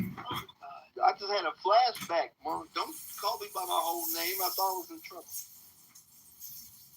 Well, you are, because she said you said something about her cancer. You gave the wrong cancer? No, I didn't say nothing about no cancer. I don't make jokes about that. My dad died from cancer. I don't make jokes about that. Mine too. Yeah, so that's not a thing I joke about. So yeah, you looking for the wrong one.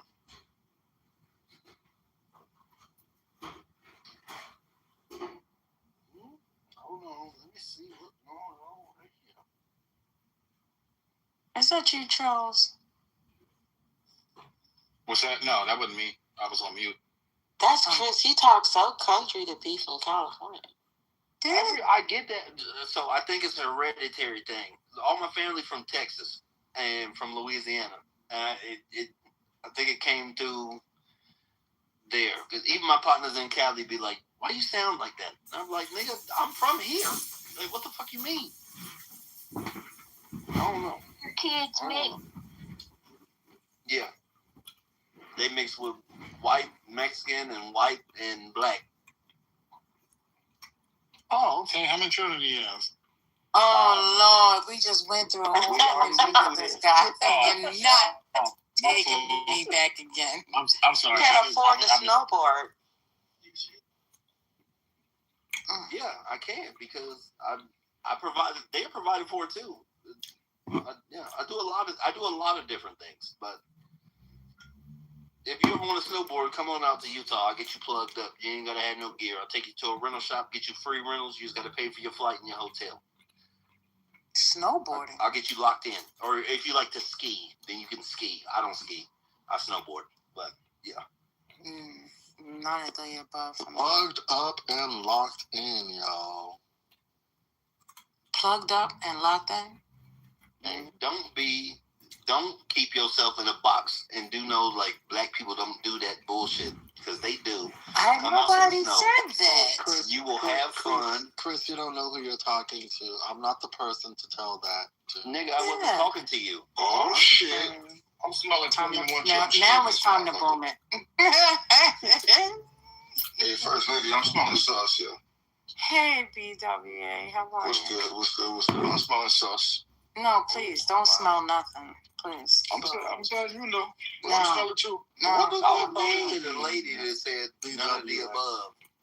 So, let me get it. Oh yeah, no, that I said it. Yeah, I said I don't do snowboarding. I would probably do like snow tubing, but anything that has me standing on my feet and going down a mountain of snow is absolutely no for me. That's it. You would enjoy But why did you have to reduce it to black people need to do more things and everything? Like, why? Oh, maybe I jumped the gun because I'm used to motherfuckers saying. I'm used to motherfuckers telling me, "Oh, that's some white." I appreciate your honesty. I don't meet a lot of honest Leos. Thank you. Go ahead, brother. Trauma, tells us about your social circles, and so maybe you might want to do some things to get you my social circles. Well, yeah, I don't have people around me at my grown ass age saying that snowboarding or going skiing or doing things in the snow is white people shit. In fact, I live in a place. There's a lot of black people. There's a lot of snow, and they go places. So, well, again, that's I live in a place where there's not a lot of black people, but there is a lot of snow. And when I go back home, there's a lot of black people and less snow. And those black folks don't do shit like that. And when I tell them that, I be doing this, they say things like, "Oh, that's some white shit." It's 2026, okay. Bro. There's ski trips with all black ski trips, snowboarding trips, skydiving trips. That's what I try to tell. That's what I be trying to tell the homies, bro. You're not unique. You're not unique.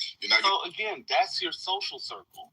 When I said get outside of your social circle, it may be your social circle.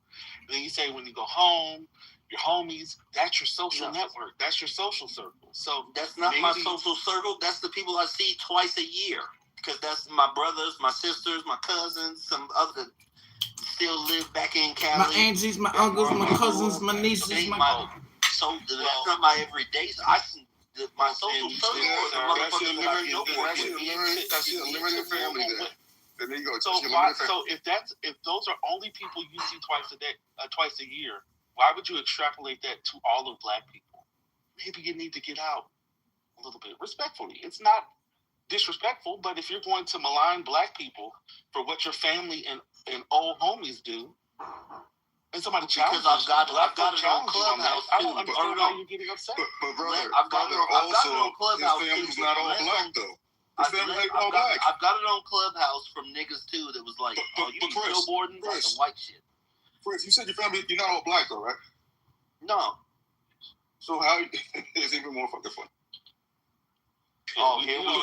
I'm not even going to have this conversation. No, I'm not talking about you being half. I'm saying that you're saying that it's people from back home, but then you say that you're half black, so you're not even around those people. So maybe you have people that maybe people you're around are just limited to what they know and do. Well, yeah, I used to be limited like that too until I started moving around and doing other shit. Okay, so you're the unicorn black. I see. Everybody else is no. I just like to do a lot of. Bro, I snorkel, I wakeboard, I snowboard, I rock climb, I camp, I hike, I fish. I like to be outside. You skydived? Yeah, I got that twice. That shit is crazy and terrifying. Yeah, man. You have not named anything that I guarantee you those are not unusual things, sir. Those are often things that people do when they seek out vacations. Well, yeah, but more often than not, at least, especially on Clubhouse, the common response is, "Oh, that's some white people shit. That's some white people shit right there." The social circle you're around, like I said on Clubhouse, you may need to expand it. Chris, respectfully. If you are around those people, it makes it your social club because now you just met a different group of people who's outside of the norm, and we didn't even say that. You just automatically thought that we were something. Yeah, Chris, the only thing that you probably do that we don't do is put raisins in your potato salad, bro. Oh, okay. Yeah, no, hey, you got me fucked up. Yeah, I don't do that. That's probably the only thing you do. So, yeah, that's fine. So I'll just real quick. I watched a movie with my AI children, and it was a PG-rated movie from 1988. It was big, and I didn't realize I haven't watched it with Tom Hanks. Yeah, with Tom Hanks. Yeah. Dancing on the piano. Yeah, that one. Yeah, that one. Yep. Yeah, that's my right. shit, So right? I have those memories. Something happened. There was something that happened earlier, in I think yesterday, and it reminded me of the movie Big. So I was telling the kids about it. I was like, yeah, we should watch it. It's a childhood movie that me and mom watched, and so they were like, cool. And then we started watching it, and then I didn't realize that obviously there's some things that don't feel PG, like 2026 PG. It's definitely 1988 PG. And so we had to, cover their eyes for some of it. There's a moment where they're in the bedroom, and she's like undoing her shirt, and he's like grabbing her breast, and I'm like, oh yeah. So we had to cover that part. As there were some off-color jokes, one or two, and I was like, oh, okay, yeah, these movies, and for a PG, I don't remember, like maybe PG-13 now, but I don't remember PG, being like that. Those are generally some, I know one thing. I miss the 80s. I know one thing. I miss the 80s. 80s, baby. 80s and 90s were good for children. When people weren't so sensitive. Well, there's also, they weren't sensitive, but there were also a lot of people who were going unmedicated, undiagnosed, untreated, who were living in hellholes. I wouldn't say all that, but I mean, like people who needed to be hospitalized were kicked out on the streets. Schools were being disinvested. And So I get what you're saying. As a kid who didn't have to go through all that, the 80s and the 90s were enjoyable times. But yes. Shout out to War Games. War Games and Weird Science made me want to be a computer engineer. Now the media content for kids, I think, was really awesome. I think was really spot on. And Revenge of the Nerds. for kids. Like, yeah, the 80s, especially 80s were tough. 90s were a good time, I think, generally for a lot of kids. Anyway.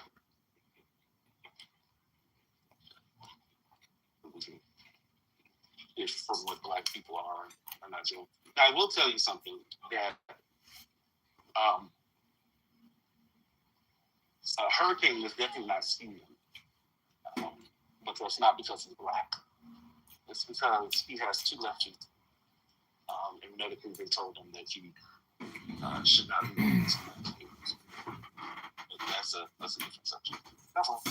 That's correct, but I do make my alternative to grits with quinoa flakes, and people say that is not black enough, and I don't give a fuck.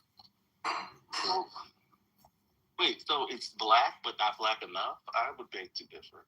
Oh yeah, I mean, they might say that that it's not black at all, but that's just because you guys are narrow-minded and unimaginative. That's the problem. You need to stretch yourselves. Oh, I'm not going there. No, yeah, let's go there. You wanted to go there. Let's go there. Now Ashton is here. She gonna y'all don't have imagination. And now you're scared. No, I'm not scared. You don't have imagination. You don't care about nutrition. You just care about taste and satisfying your cravings. You want to be a slave to your appetite. It's just. This is why you don't have a badge. What This is why you don't have a badge. It has nothing to do with having a badge. It has everything to do with controlling your appetite and not letting your appetite control you.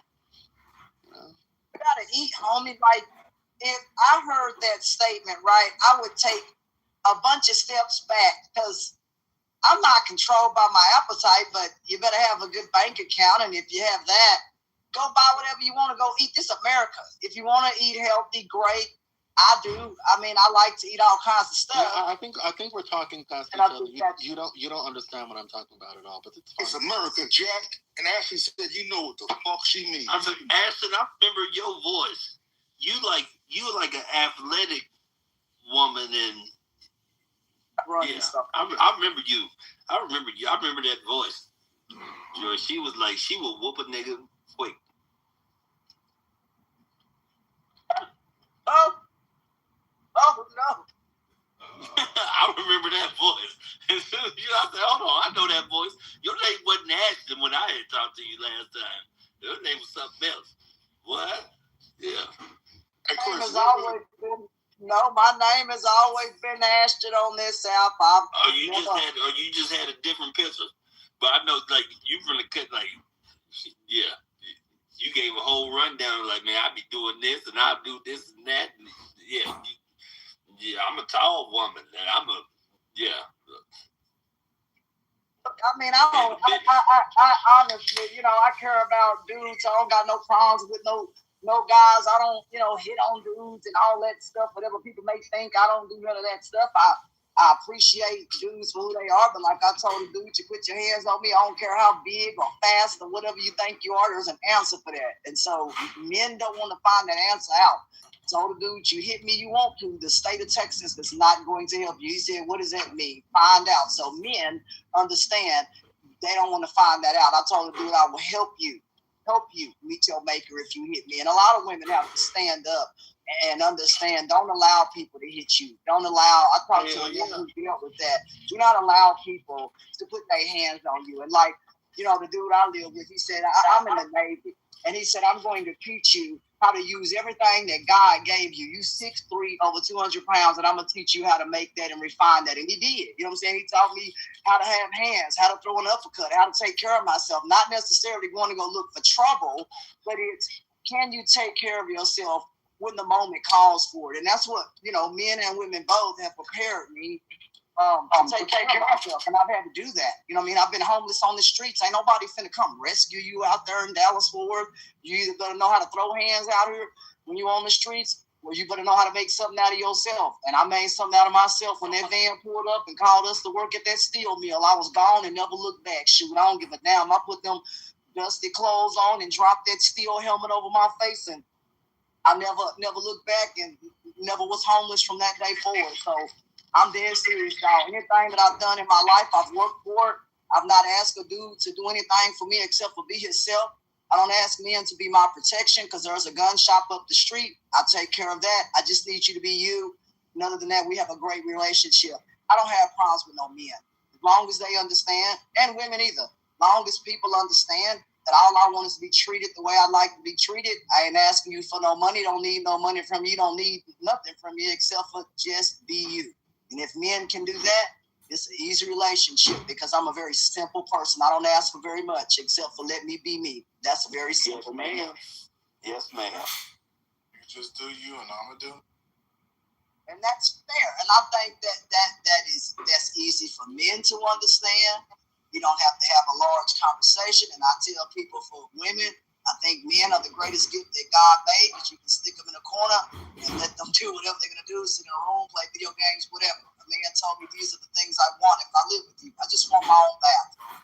I said, wow, I thought he was going to come with a list of stuff. No, he just said, I want a big place and I want my own bathroom. Cool, we're going to make that happen. Bam, we're moving. So I want a man to be happy, right? I want a man to know that I care about what he wants, right? If he tells me we need a bigger place, then guess what? We're going to move and get that bigger place. If he says, hey, I need something with a closet, then we're going to look for that. Something with an elevator, we're going to look for that.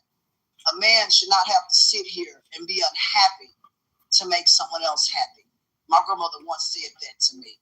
And so I try to help men understand. I'm a little different. I want them to be happy when they're around me and that kind of stuff, that they don't have to feel burdened with all kinds of things because I'm, a little bit different and I try to take the burden off of men and women too. Anybody that has been in my life, they understand, including financially.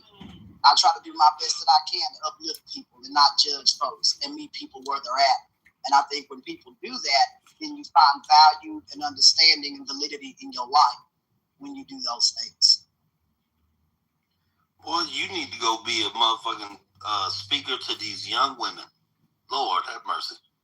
Oh, please. They don't want to hear that. They want to hear about getting some money. They want to hear sprinkle.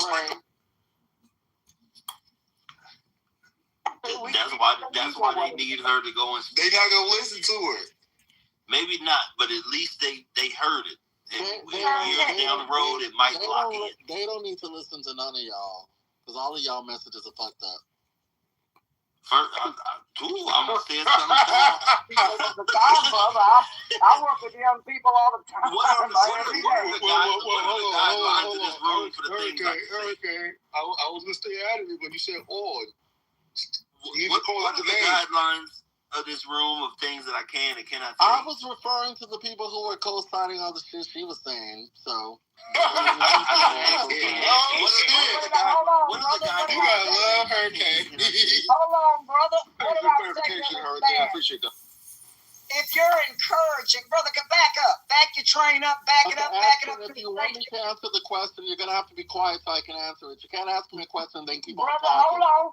You hold on now, because at the end of the day, the stuff that you say may not have validity or weight either. People ain't calling you dumb or the things you put together. I don't care if people call me dumb. I don't care. Well, we're not. Well, let me tell you something. I'm not, because that's not my business to call you that. I'm going to treat you. I didn't call you anything. I said nobody needs to hear the messages that y'all are giving anyway because they're not good. That's what I said. Well, brother, look here. You can't say that because I work with kids all the time. I work with the church, brother. I'm not out here just telling you some blabber, okay? I don't do no blabber. I sit here and I tell you stuff with wisdom, understanding, and aptitude. All right? Let the word aptitude. So do you have a question for me? Or so what I'm going to tell you, brother, the question is for you. The question for you is this. How would you like to be treated? Dead serious, dude. Because the way you acting with folk and coming at them and telling them that what they're saying is dumb or whatever the case is, that's not okay. How would you like to be treated? Think about that, brother. I told you. Yeah, so your question's rhetorical, which is why I'm not going to answer it. I said that the message that Gray and Chris were co-signing was not a good one. They got excited when you told them over and over and over again that you just care about making men happy. You're just going to do whatever it is you need to do to make sure the man's happy. That's the message that they said. That's the message that they said you need to go and tell. I didn't say that. Nobody said that. Oh, please. We heard it. I don't know. I'm not French. We know about weed. So again, mods, can y'all tell me what are my restrictions on the things that I can say in this room? And that's what I said was a bad message. I didn't co-sign anything. I pushed back. I said they want to hear sprinkle. Well, of course. I was always taught in life, when it comes to rules, do what you can afford. Say that again? Do what you can afford in life. That's all you can do when it comes to rules. I don't want to get kicked out if I like say the wrong thing, or say a word, and people be like, "Oh, you can't." Well, if you gotta think about it, you probably shouldn't say it. Well, no, that's the thing is I would say it, but I also respect people's spaces. You know what I mean? Because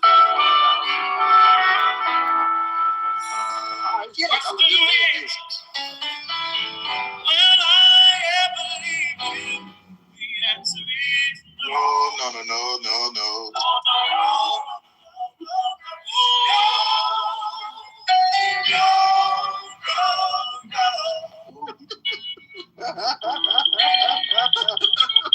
Detroit lady. you sit your gay ass down. For that guy to say that the comments I'm saying made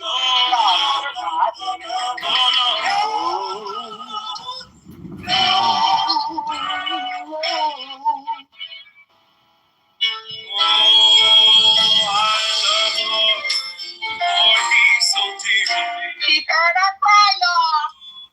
Come on, whining. I was asked this question years ago, and the answer is no.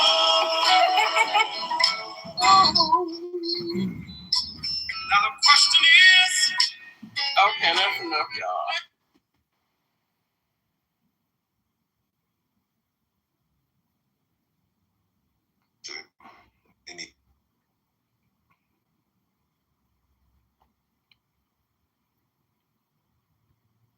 You're still freaking back, And when you look into the facts, you gotta look at both sides, and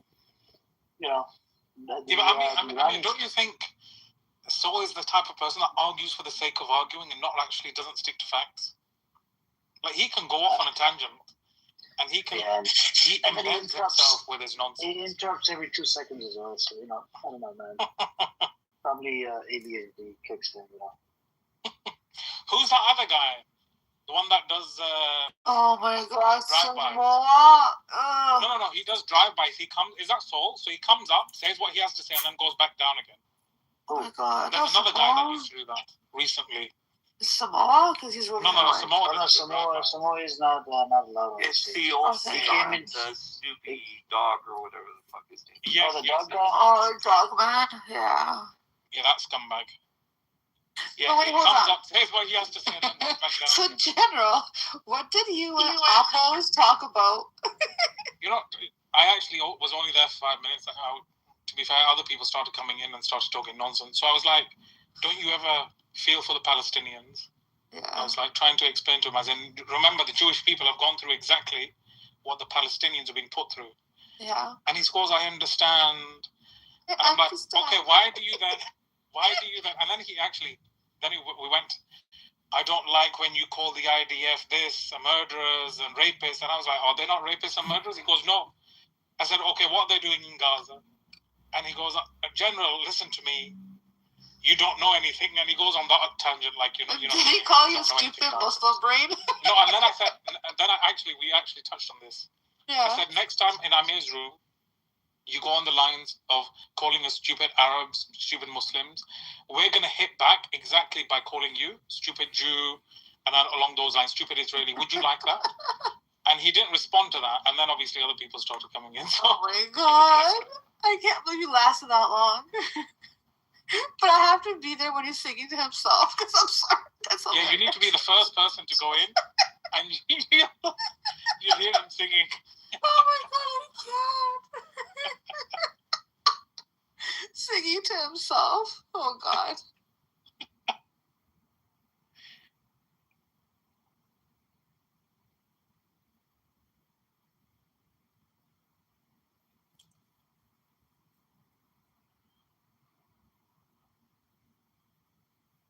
Wait, Tan left? Oh my god. So Tan was in another room a while ago and he was crying, like actually crying, saying, "Oh my god, I saw this man and his child in Gaza and it was so sad." I'm confused. Like, who? I don't understand him. Is he bipolar? Because he just acts so different depending upon where he is. At that, here he's acting all pro, like Israeli one day. In another room, he's crying. His man's like bipolar. Pan reminds me of that character, that Iranian character, that when I asked him, "Oh, what is your position?" and he goes, "My position is 69 on your mom." On your mother's face. Yo, that night was so epic. I was like, "Uncle, what on earth are you doing? I'm asking your position on politics." No, but he said so many other crazy things. I wish someone recorded it. Mozzie was in there. I don't talk was there. Oh my god. Oh, Nargis was there that night. Oh my god. It's so funny. He never came. Iranians are something else. Truly something else. Hassan, you have heard Tan speak in that Goftagu room as well, have you? Does he make sense to you when he speaks? I believe he's got some mental issues. He's definitely. No, definitely. I feel sorry for him. Maybe, I don't really sort of intervene when he speaks, you see, because one thing is very strange to me is he seems to be self-promoting at all times, and one of the tools that he uses for self-promotion is to first he tries to latch onto the majority opinion or the majority trend that is available in the room, you see. So he latches onto that, and then he starts self-promoting his own angle essentially. He sounds so confused. I feel a little bit pity for him as well at the same time. So.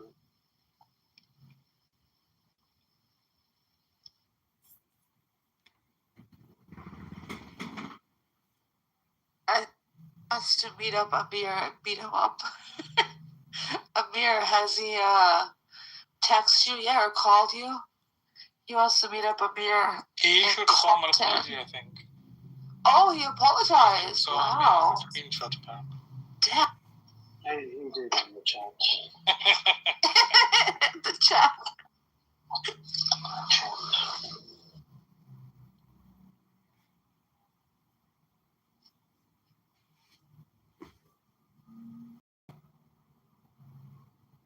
Looks like Trump ducked and avoided another assassination attempt. I don't think it was an attempt. I know it wasn't. Like it was miles away, literally at the front door of there. They're calling it assassination. I would have believed it if it was in the same room. I know. It was in the corridor at the entrance somewhere. Assassination. It wasn't even an assassination attempt. It was a false flag bullshit.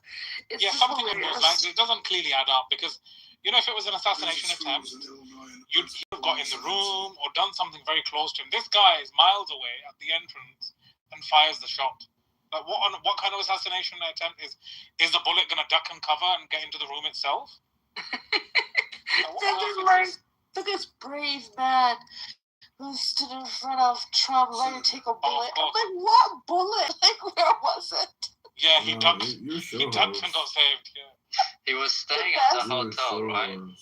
Yeah, apparently. But the funniest was, what's that guy's name? Dana White, the UFC guy. There's a video of him.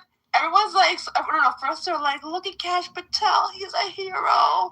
And Cash Patel, everybody duck, get down. Okay, a hero, my ass. And then Dana White's like, I was just, sitting there watching everything. I didn't duck. Just seeing a picture of the chair, looking around with a smile. Dana White is a pussy. I know, but it was funny. No. He wasn't doing it like, I'm so brave. He was doing it like, I know this is a fucking, fake ass thing. He's not brave yet. Yeah, no, that was interesting that he said it the way he said it, right? As if he knew that this shit was some bullshit. He was smiling, guys. He was smiling. No, for real. Like, and my thing is, if something like that was real, right? If somebody was going to pop somebody, you would think that you would take it more serious because bullets have no names on them, right? Exactly. So it's just.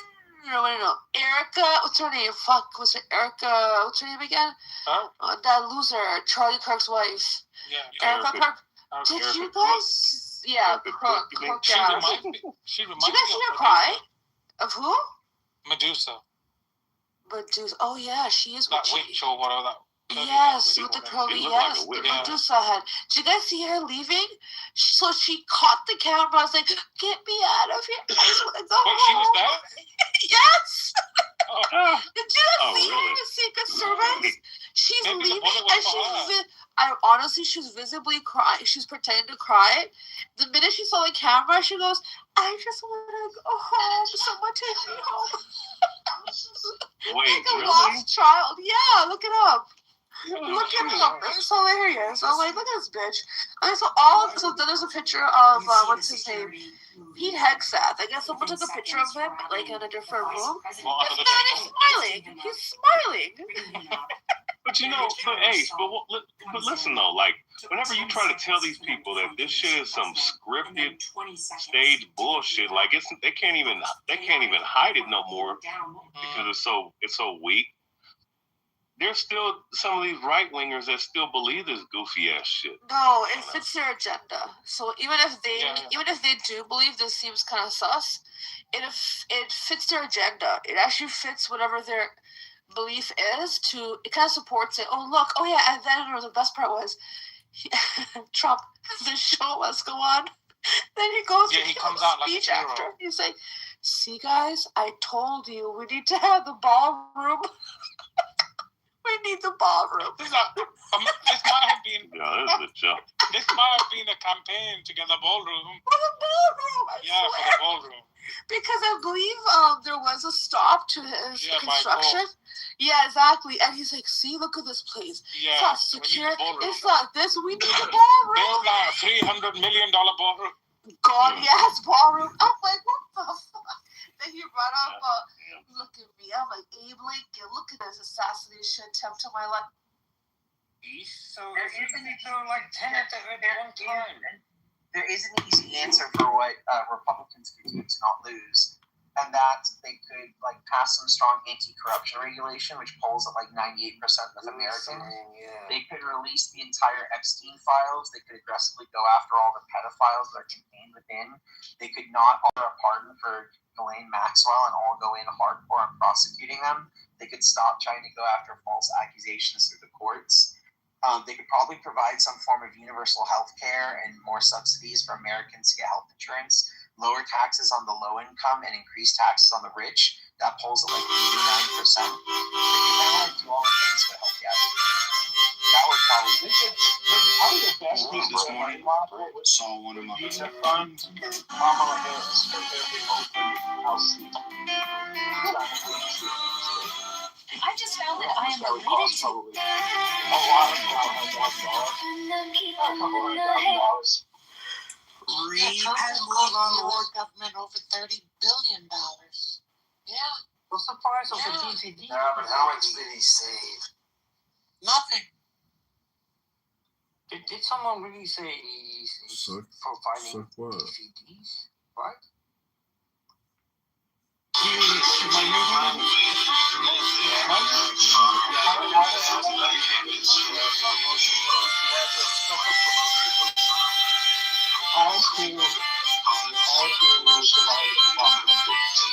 This is the way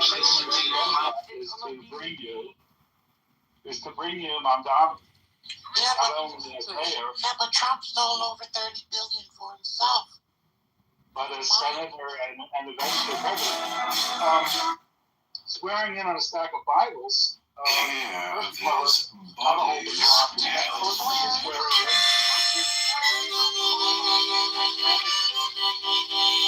Mamdani swore in on a stack of Quran. So we talk about his DVD. Mamdani's not president, but I wonder how Cappuccino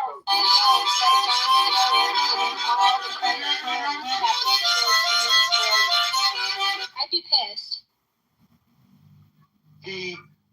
But the favorite chapter really in my DVD, How to Live in an Islamic Country, is preparing for your first date with a 6-year-old.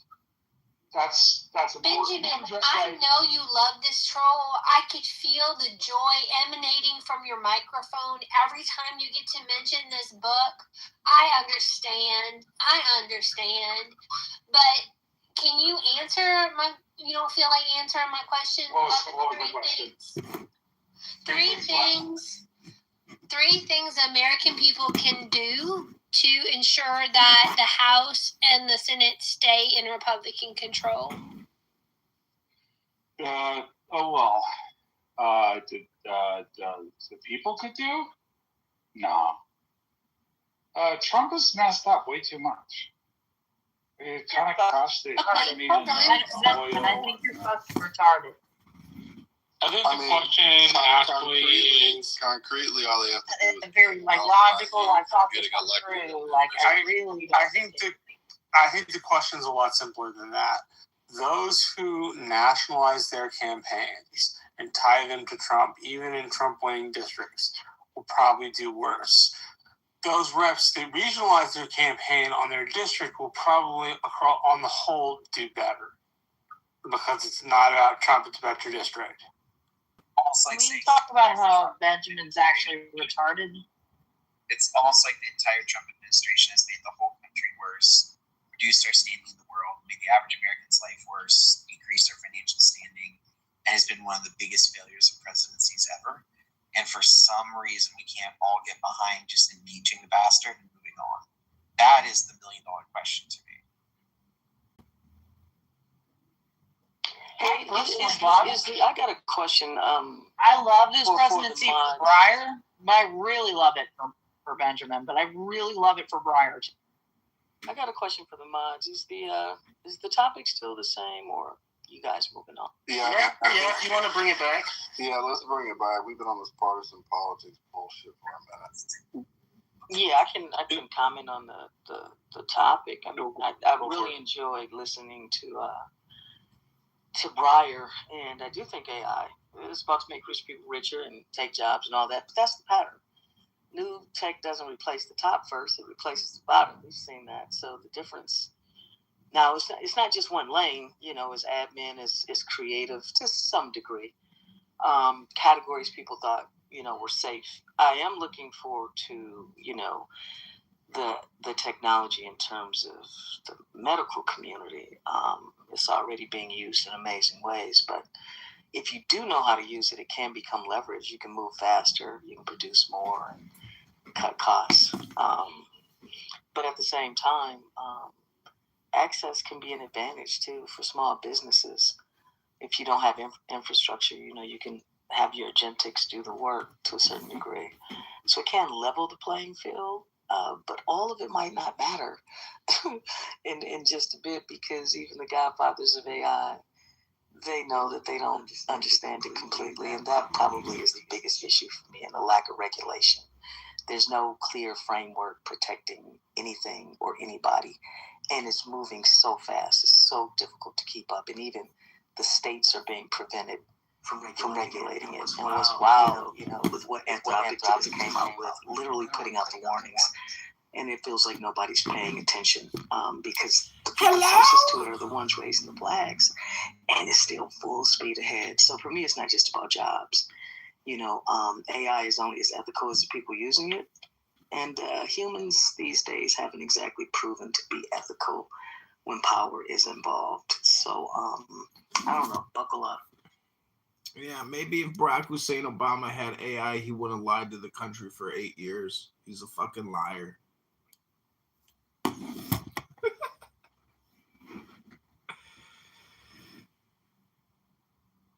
Anybody else got anything? I would say this, that in the last couple elections, Cambridge, I forget the name, Cambridge Data, had Cambridge Analytics. Yeah, they had, they were using basically AI, and they really pushed the election in a particular way. Now, what I want to point out is, and then Zuckerberg had, AI under Facebook, and Google had a lot of AI under Google. Going forward in politics, everybody will have AI. Now that seems to me to be democratizing in some way. I don't know if you all think it's democratizing, but I think in some way it might be. We'll see. The people that refuse to use it now won't use it in the future. All they do is complain now. Whether you're a musician or a politician, they go, "Oh, it's AI slop." Well, you know what? Your real world woke left mind virus brain is the slop that you're projecting onto the new AI. So, hello? Okay, Marshall, go get a vodka tonic. Just sit back and relax. We got it from here. The grown-ups, the adults who can actually use full sentences. That's the AI slop that they're talking about. That was a good one. Got a good roast there. I mean, just fucking listen to music. Modern music. You'll hear it.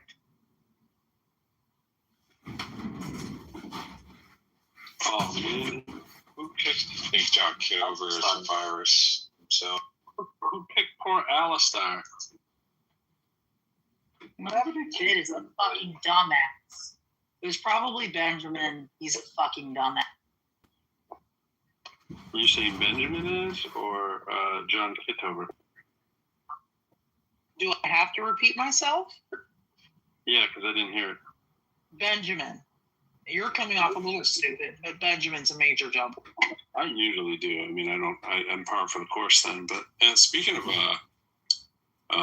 not stupid. I'll give a fuck if it's your house. Yeah, I mean, sometimes you're cool, but... Oh, I wasn't talking to you, Kitty.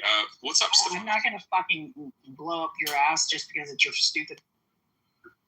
Even if it wasn't mine, I would hope you wouldn't. Stefan, what's up? You're expecting me to come in here now. Oh, man. I was going to say great room, but yeah, hey, it's great to see everybody. Good thing you held off a few more seconds on that one. Right? He loves people smoking up his ass. You gotta look around. Smoke up his ass, right, Stefan? I mean, well, what do I say? I don't know.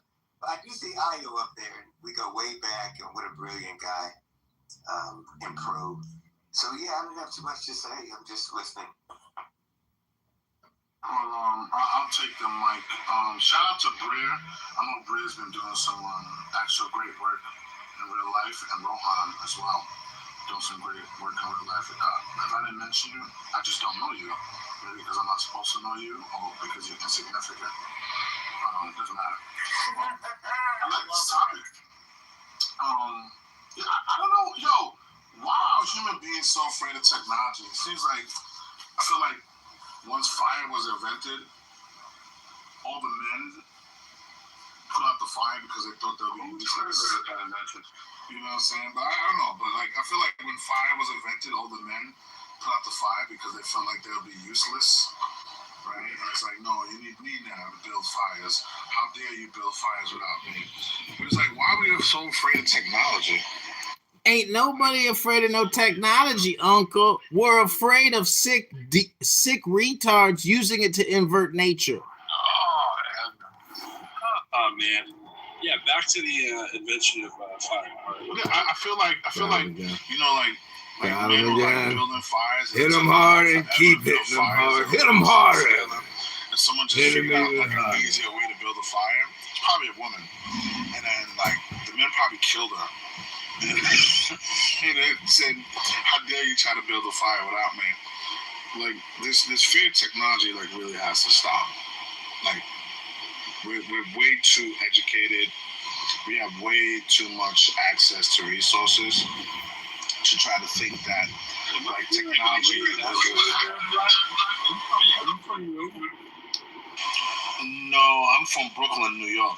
Oh, all right. We sounded a little north of Brooklyn. I was like, I heard a New York twin dress. It sounds a little north of that. Yeah, I'm from Brooklyn. You know what I'm saying? I'm from Brooklyn. Where's Brooklyn at? But you know what it is? Where's Brooklyn at? I eat a lot of good food. There it is. So That's like Brooklyn plus good food equals Boston accent. Yeah. But I've been in Boston too. You know, one thing I hate about Boston is that when you get out of the airport, you're like in the street. It's like Grand Theft Auto. To get out of the airport and in the real world, Boston is a crazy city. But yo, go to the Cheesecake Factory across the street from the airport in Boston. It's surreal. But anyway, we need to really stop being afraid of technology. I think technology.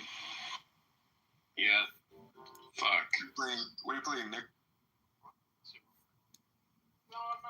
Oh, nice. Good game. Hey, Necro. Good stuff. Necro, when was the last time you read a book?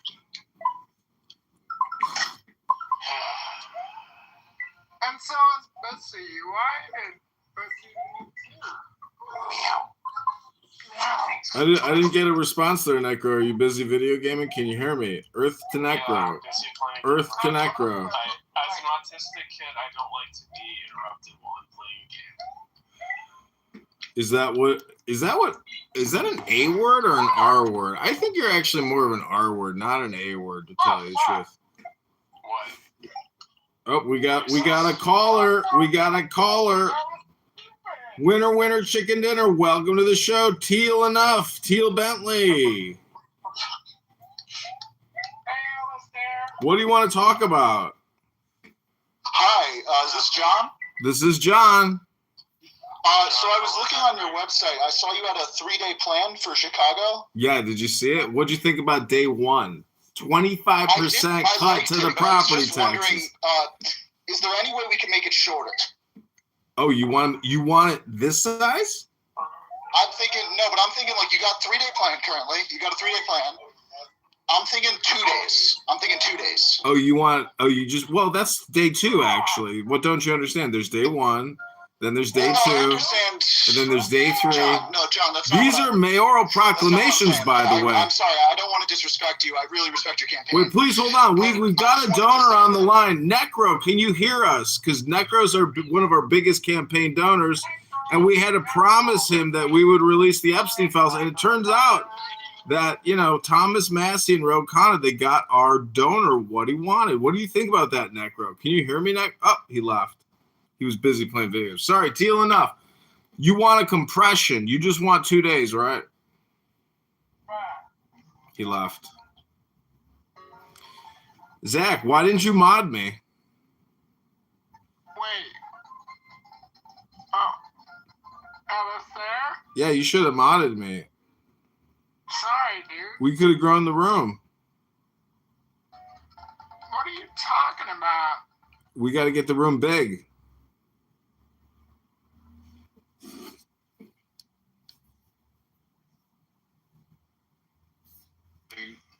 He's been made into a saint in the Coptic. And it's the Catholic Church. Yeah, the Catholic Church. I think you have to be like a baptized person to be. My bad. You got to be Catholic. Yeah. I don't think. I think. No, you don't have to be. There's non-Catholic. You don't have to be saints, but you have to be baptized though. Yeah, I know within the past. Yeah, I understand that part. So. Also, King, I think looking at the disciples, right? Looking at like all these things, I think. Point of order, moderators. Take that filthy Nazi bullshit out of your title next to the name of our glorious president. How dare you? They kicked me. These are the things, these are the markers of these government agents. You gotta be very. Stefan, welcome to the show, Stefan. Oh, hi, John. I mean, I'm not anti-homo or something. I'm just saying. I'm just trying to get. Welcome to the show, Stefan. What do you want to talk about? I found your YouTube account. You and did? How many phones do you have? I've got 600,000 phones and 1.4 million in Uranus.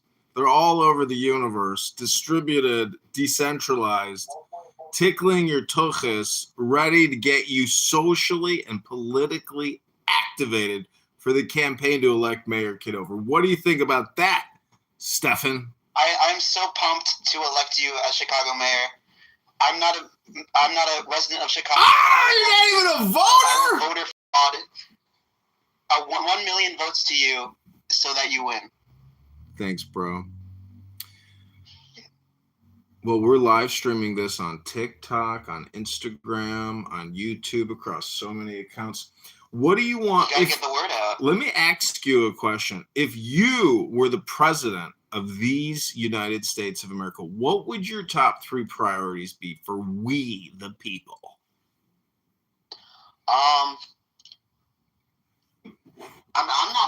I'm not the candidate for mayor here. I don't know if I'm the one that you should be asking that. I know, but What are your priorities? wait, hold on. Let me ask you a follow-up question. If you saw somebody on the street with a clipboard and a petition and a pen, and they were like, "Hey, excuse me, Steven, do you have just 10 seconds to sign this petition?" And you're like, yeah, I can sign your petition. What are you running for? And I was to say, I was running for mayor, and you were to ask me, what are your top 3 priorities? I usually just say, why don't you tell me your top 3 complaints? So then I flip the petition backwards where it's a blank piece of paper, and I write their complaints down to put it in the complaint priority bucket. So what are your top 3 complaints, Steven? Well, is recreational marijuana legal in Chicago?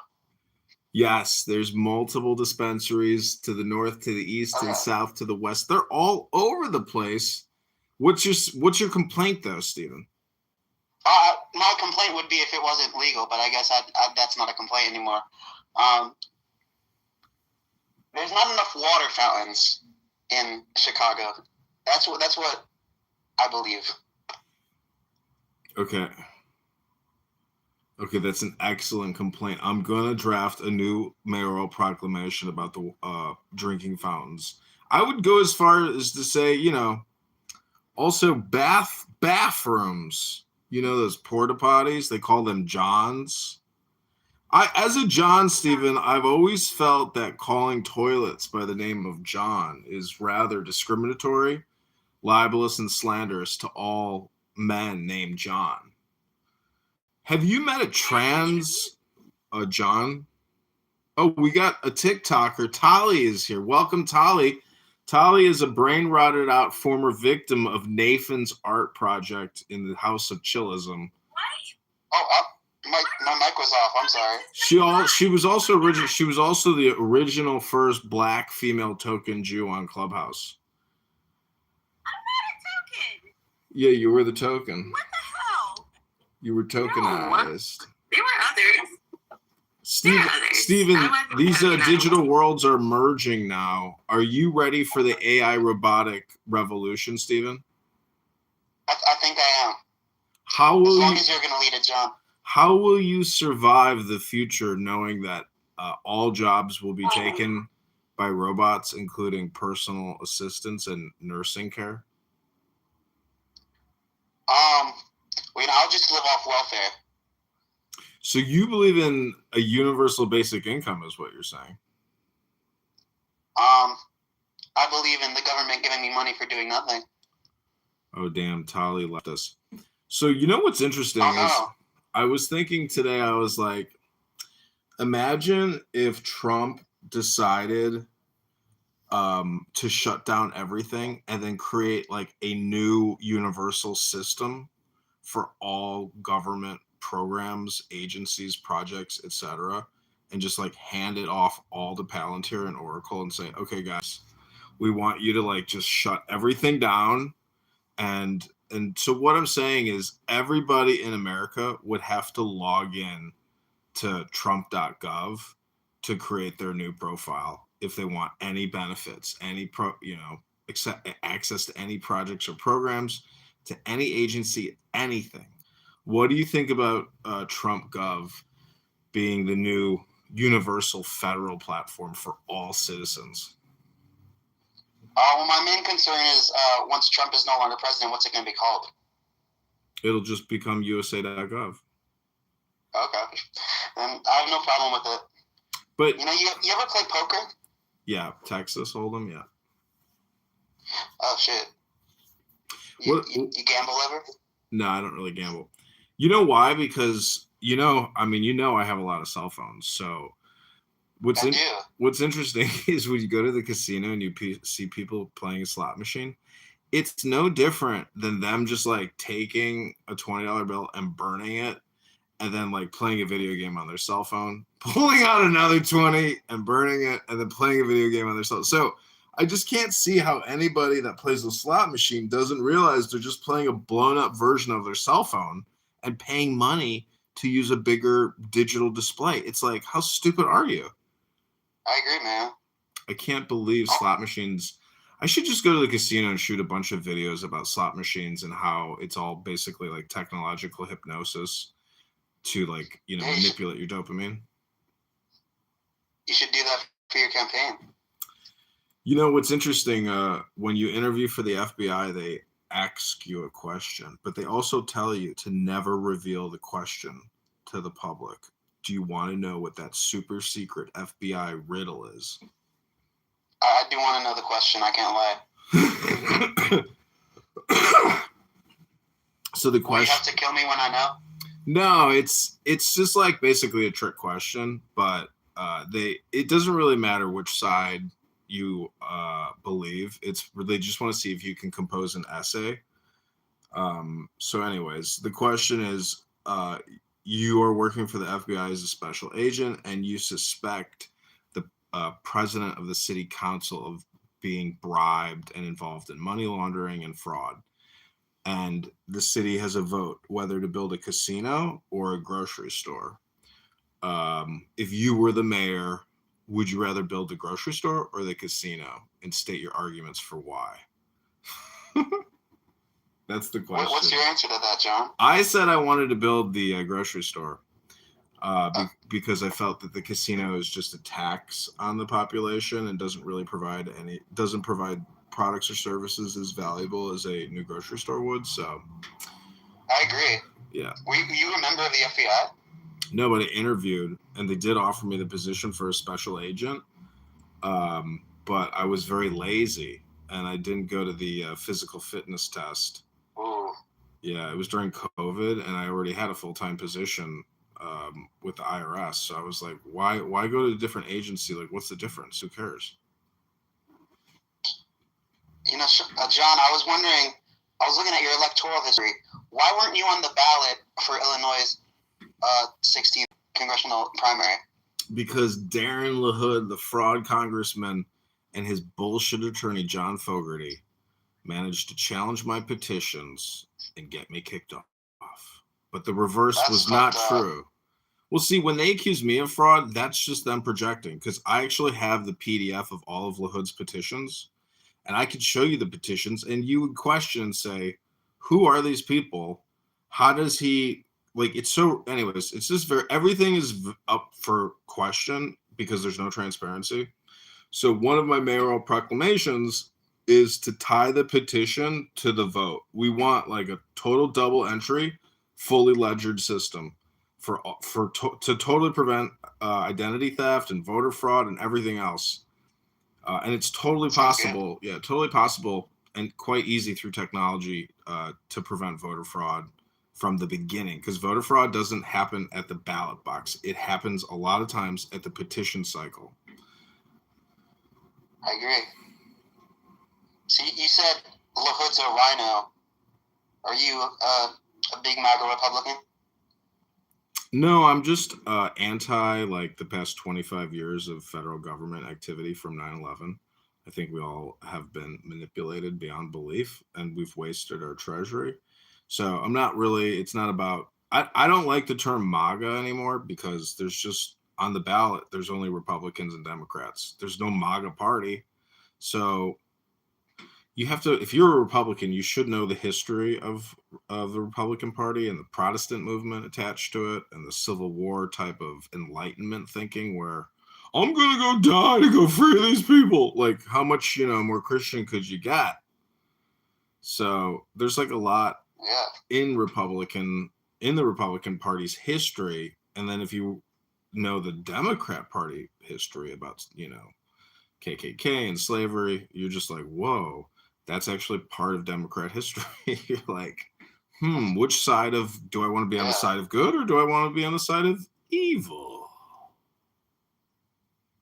But I think you can rotate amongst parties throughout your lifetime. I've heard that said that, you know, sometimes you sleep on your right, sometimes you sleep on your left, sometimes you sleep on your back, and sometimes you sleep on your stomach, you know, and then you do a full rotation. And I think, you know, healthy politics probably requires full rotation, even if it's like a subversive, you know, because people in the Republican Party in Chicago are not Republicans per se. They're actually Democrats. And the Democrats are now just so hardcore left, woke, trans, LGBTQ, reparations, etc., that what do they really stand for? Like historically, it's all just like nuanced propaganda. It's basically, it's super stimulus. They're the party of creating super stimulus, which is like what the algorithm shows you, which is the opposite of your projection. So I take it you're not a woke guy. I would be woke if like billionaire oligarchs figured out a way how to live forever and enslave us, you know, and like keep property taxing us into oblivion. I mean, it's not, see, the oligarchs, anyways, the whole thing is like set up in a way which is just like not historically the way that I'm sure the founders would have preferred it, but has become like a parasitic system from birth until death. Birth until death. Not to make it seem like I'm watching it, but I quite literally are. Your sign that says "Welcome Now." What does that say? Where do you see that? On your wall. Welcome now. Oh, welcome now open. It's just a flyer for like, you know, to put in a storefront. Okay. Yeah. You got like a for rent sign. You got a grand opening sign, I think. For rent sign? Where do you see the for rent sign? I saw it in a video of yours. Oh. No, there's no for rent sign here, but yeah. Okay. But I do have a subscribe like now. You know, if you're a real human and you've enjoyed this conversation, I would encourage you to retweet something that I've created to prove that you actually have a brain. And, you know, because I create so much content, but I don't know anybody that like ever retweets me, you know, leaves a comment. It's always, it's a shame. It's such a shame, isn't it? Yeah. I'm worried about your campaign if this keeps up. Well, don't be worried about the campaign because it's all about an experience and a happening. There's no guarantee of success. But the thing that I have learned, this being my third time running for office, is that the petition challenging signature is a quasi-legal court. And because it's quasi-legal, it's basically ridiculous. And it's a lot of fun to navigate.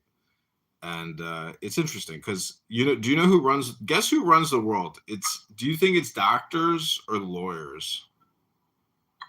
Well, I can't say what group I think runs the world. You don't think lawyers run the world? Sure, let's say the lawyers. I would just go with lawyers because imagine you're a doctor and you're very successful, but somebody files malpractice against you and it costs you, you know.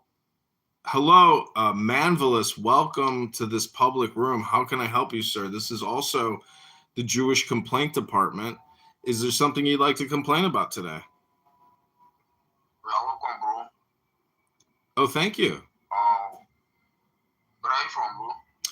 I was born inside Uranus. It's close to Saturn and Neptune. Have you heard of it? United States? Exactly. Oh, you're welcome. I'm from Nigeria. Where's that at? Never heard of it.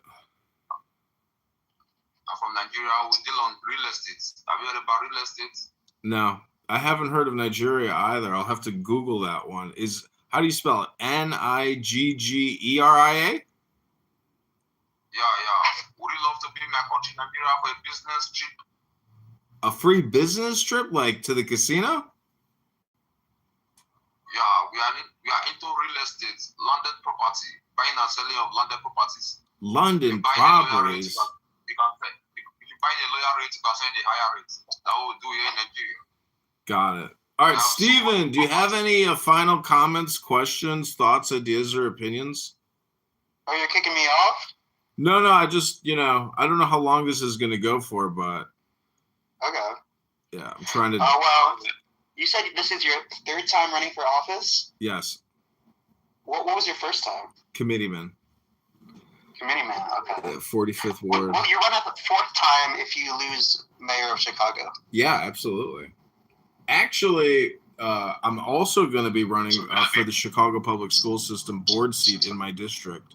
So I'm actually running for two positions in Chicago right now. One is the Chicago Public School System board member in my district, and then the mayoral candidacy. So, I think your problem was you didn't go big enough. I think you should have gotten on the Senate primary, no, I ran for Congress. What do you mean? Yeah, but wasn't there a Senate seat open in Illinois? There was, but Congress and Senate, either or. I mean, I think I'll run for Senate eventually, but Congress was the choice to take, and I'm happy I did it. I learned so much about what it means to run in a district, especially if you're an out of district candidate. It's very challenging, very difficult. Do you think that your love life is primarily based on proximity and geographic location? Well, I'm actually in a long distance relationship, so I'd say no. Well, what I'm trying to say is, you get in more car accidents closer to your primary center point on a map. So, most things in your life are kind of based around, your primary residence. I guess that is true. Yeah, I mean. Will you ever run for office in New Jersey one day? I'm a New Jerseyan. No, but I know Cherry Hill. I used to work with car dealerships in Cherry Hill and did all their media buying. What do you think about having the second largest Indian temple in the country in New Jersey? I didn't know that. I just learned that right now. I think the biggest is in Chicagoland area, close by. But I saw pictures of the Indian temple in New Jersey. I really encourage you to look at it. Go inside and you're going to trip. You're going to be like, what is all this? What does this mean? This is crazy shit. What is all this? Look it up. It's incredible. It is so trippy in there. It's so cool. Where is it? Fuck if it's in Jersey. I don't know where in New Jersey. You think I should do a tap of acid and then go to the Indian temple? No. You just have a cup of coffee and go in there, and But you could go in there and do a bunch of ohms, do some yoga, read a book, write some poetry, make some AI what music. What religion do you subscribe to, John? If you don't mind me asking. Oh, I'm a YouTuber. Yep. Oh, okay. I pray to the ghost of Susan Wojcicki. Do you know who she was? I do. Yep. Rest in peace. See ya.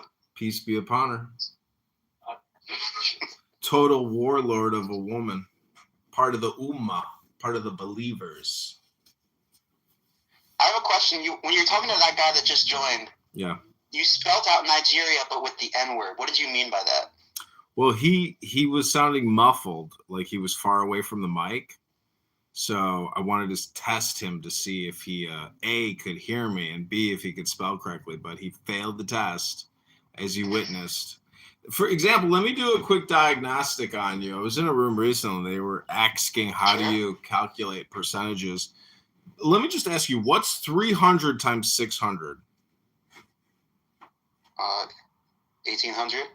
Wow, that's total failure on your part. Your diagnostic has proven that your IQ is multiplyingly deficient. 300 by 600. So to do that, you just think about the zeros. There's 4 zeros, right? Yeah. And then 3 times 6 is 18. So what's 18 with 4 zeros after it? That's 180,000. Yeah, 180,000. Yeah, you were off. So, did you pass college calculus? I did. I guess I must have forgot it all.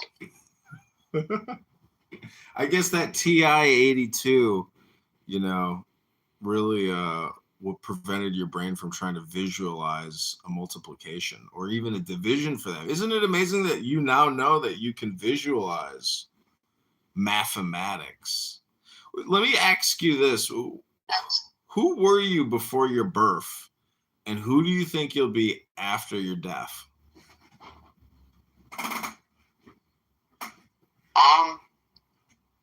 I don't even know how to start answering that question. I'm going to be honest. Well, Who were you before your birth? I asked a billionaire once at this conference, who were you before your birth?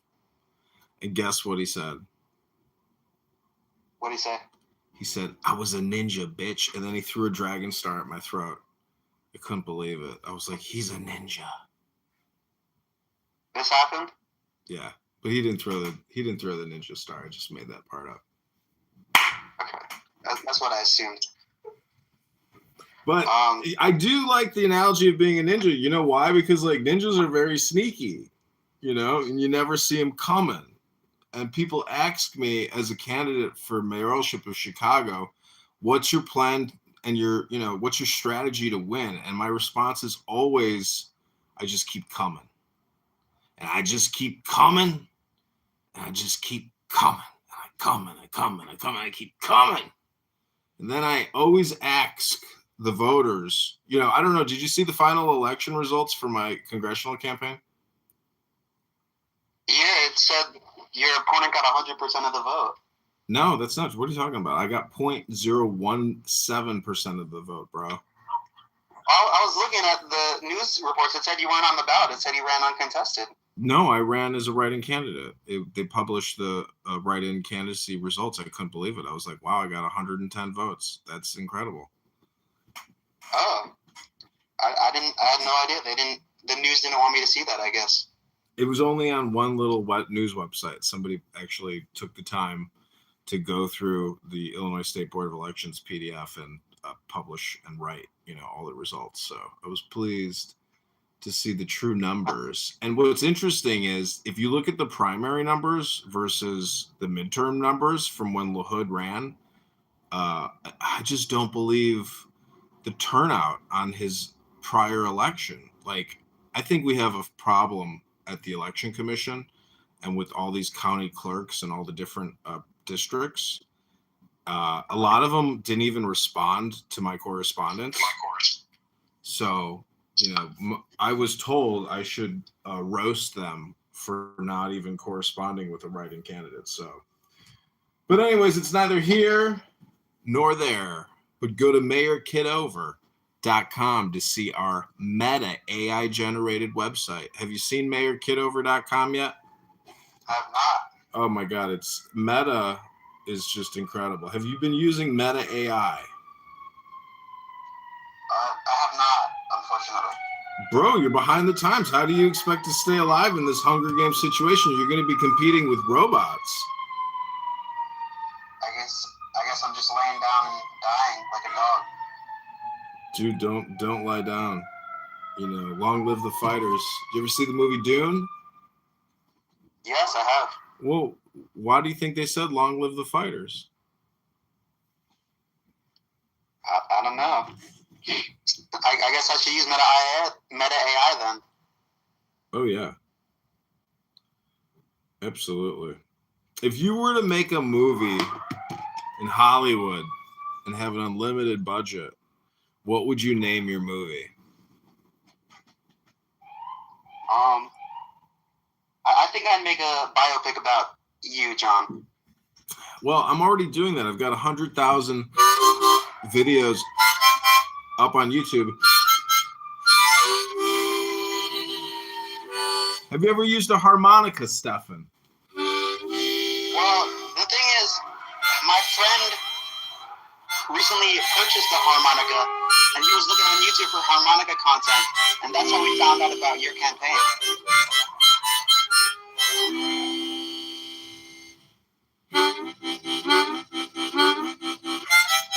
You're a very gifted man.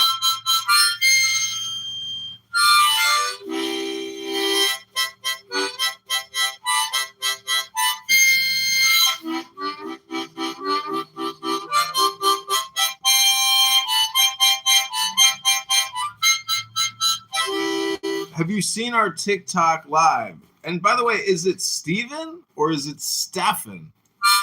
It is Steven.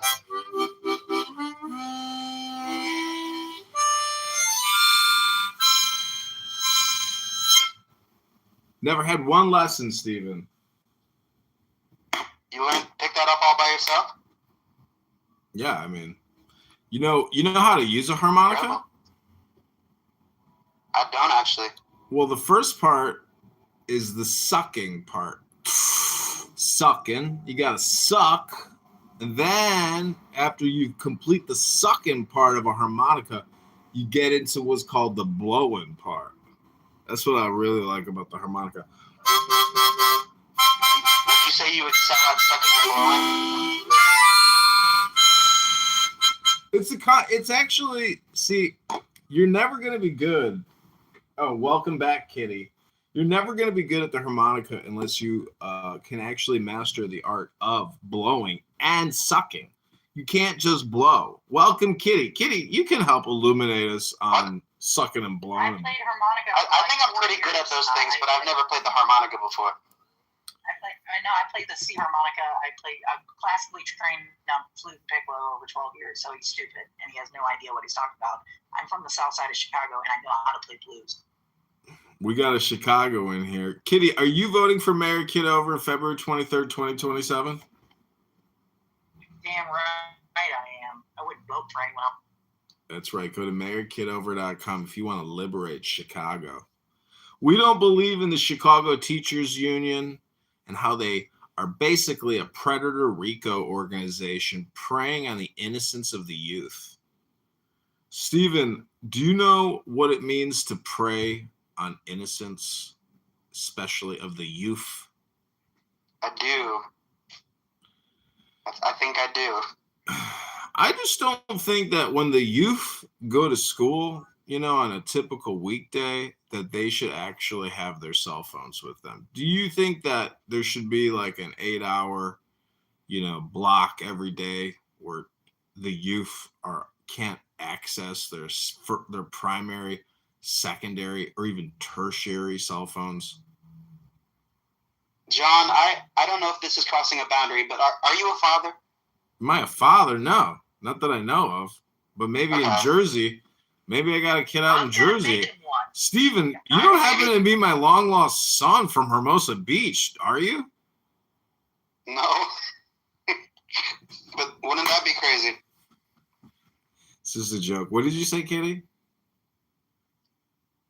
Nothing. I was just being silly. But even if you were or were not, let's just say you're not a father, it doesn't mean that someone, a grown man, can't have an objective understanding of what's best for children. Mm-hmm. Yeah, I agree. He could be an uncle. He could be a guardian. He could be someone that just gives a fuck about Kitty, we're going to do a quick diagnostic. We're going to do a quick diagnostic here with Steven to find out just how R-worded out and brain rotted out this young man's brain is. Steven, what is the opposite of good? I want to say bad, John. I really want to say bad. Whoa, we got another one. That's not the opposite of good. What else do you think could be the opposite of good? Evil. There we go. Did you ever see Master and Commander? No. You never saw that movie with what is his name? Kurt Russell. But anyways, there's like a quote about, the evil of the dweevil twin. Anyways, I have to look up the quote. But what I'm just trying to point out is that nature and all of reality is opposites complementing each other. So it's subject and object, which is the synthesis of life. Hello?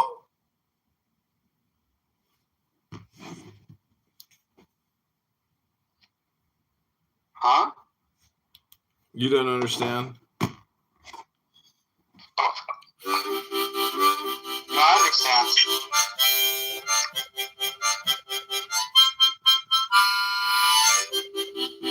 Have you ever read Marcus Aurelius? I have not, unfortunately. Oh no. You're picking out all my weaknesses here. Oh no. What was the last book you ran through your brain? It's called reading, aka reading.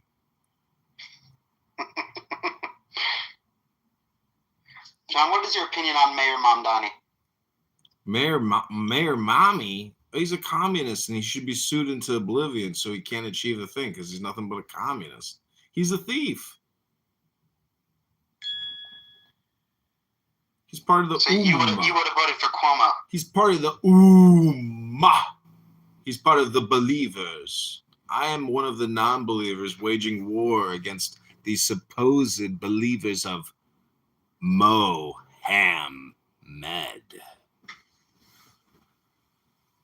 Mo was his name, part of the in-group known as the Believers. If you didn't believe, it wasn't just about Allah. It was about Mohammed. You know my favorite book, John? The 120 Days of Sodom. Oh no. By Marquis de Sade. Oh no. I fear that's what Donald Trump and Melania have become. Do you see any like parodies or overlays, or how would you compare that with Trump's administration?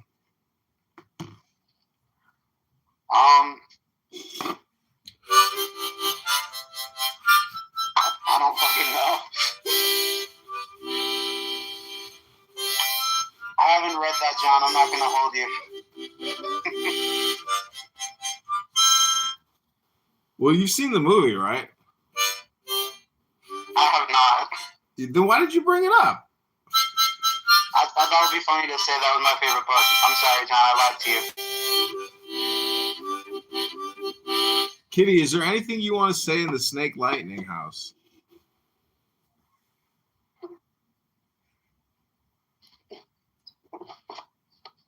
Hello, Kitty. Hello, Kitty. Yes. What I'm here. What do you want to say, Kitty, to this? You have power over your mind, not outside events. Realize this, and you will find strength. Marcus Aurelius.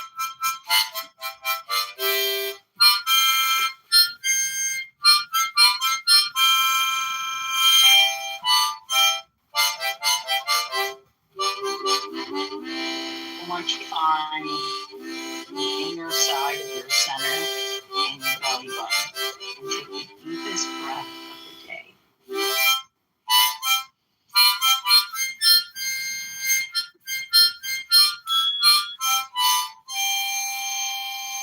Yeah, people are calling John Kitover the new Mamdani of Chicago, but I've heard people say that. the unwoke version of the Mamdani. Did you see that Mamdani gave Curtis Sliwas a night mayoralship position, so he gets to be the mayor at night when Mamdani is sleeping with his beautiful girlfriend, not even fiance. Yes, I'm happy. I've heard he's the nighttime mayor. The nighttime mayor, I've been teaching him Sliwas. for over 40 years. Have you seen the movie? You know that? Have you seen the movie American Psycho? No. You never seen it? No, I'm sorry. I'm uncultured. Are you from India? What? Are you Indian? Dwell on No. the beauty of life. I'm trying to listen Watch to the the new stars. Palmer tape. See yourself running the My fun. supposed fiance keeps buzzing in my ear. The happiness of your life depends upon the quality of your Would you have voted for Sliwa or Cuomo? Sliwa. I was his #1 social media engagement follower for the whole campaign. I helped promote him. Oh, really? Yeah, I helped him as much as I could, but Jesus, did you see the numbers? Oh, he got destroyed. 7%. Yikes. Do you know Sliwa? No, but I know somebody that You know the knows. guy? Okay. I know somebody that knows him, and they say he's a stand-up guy. But what's the deal with all the kitty cats? Hello? We got a new guy called Gambler. Have you been to mayorkitover.com yet? Me? I've been looking at it. So this was the AI prompt. Use John Kitover's Instagram to create an extensive website. Wow. And I didn't have to do a thing. After that, it was just one click of the button. That was it. Work smarter, not harder. Exactly. People say to me all the time, John, why do you think you're qualified to be mayor? You know, and I say, well, I've perfected the art of doing nothing every single day. Do you think that's a winning message for voters? Well, I like to say vote Kitover before it's over, as well as my other slogan was vote for John. It's better than nothing.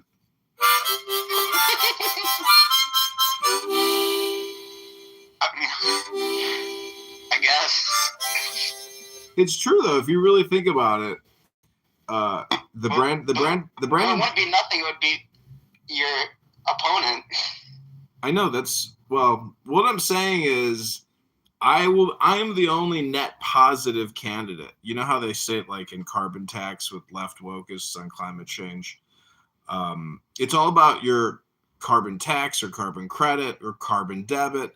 But I'm the only mayoral candidate that will actually be a net positive and not a net loss to the city of Chicago. Everybody else is just a parasite. I will actually help the city generate revenue.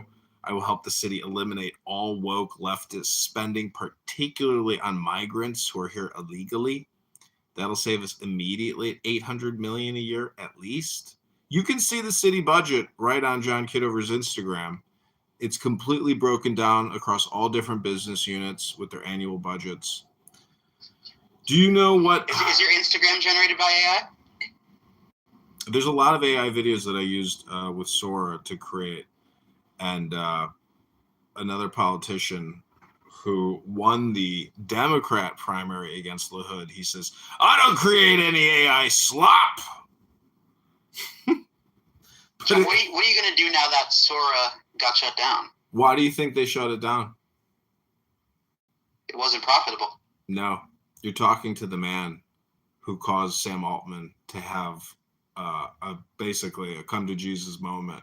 Because when he saw that I had 50 accounts on all these different cell phones that I have, he knew that I would basically cause so much chaos that they had no choice but to shut it down for political reasons, because AI Sora was making John Kitover so politically powerful that they had to stop it at the source. And that's why they stopped Sora from generating I was the #1 user. There was only 500,000 users. I had 0.1% of all the accounts. I was the only. You had a lot of Sora accounts? Bro, yeah, but you can't use them anymore. The only thing I can do is download my videos.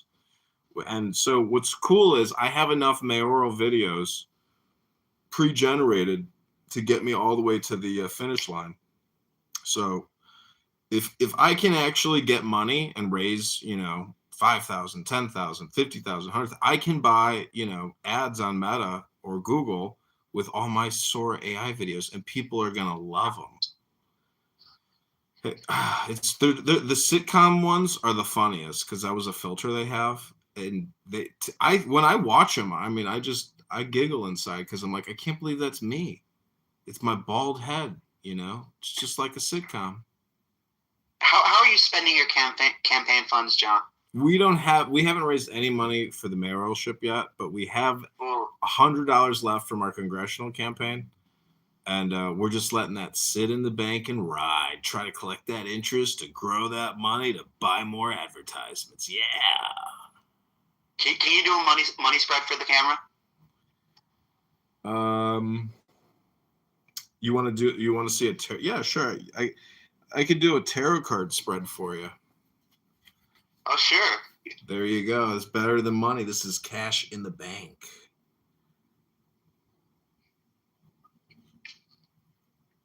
Are you a gambling man, Steven?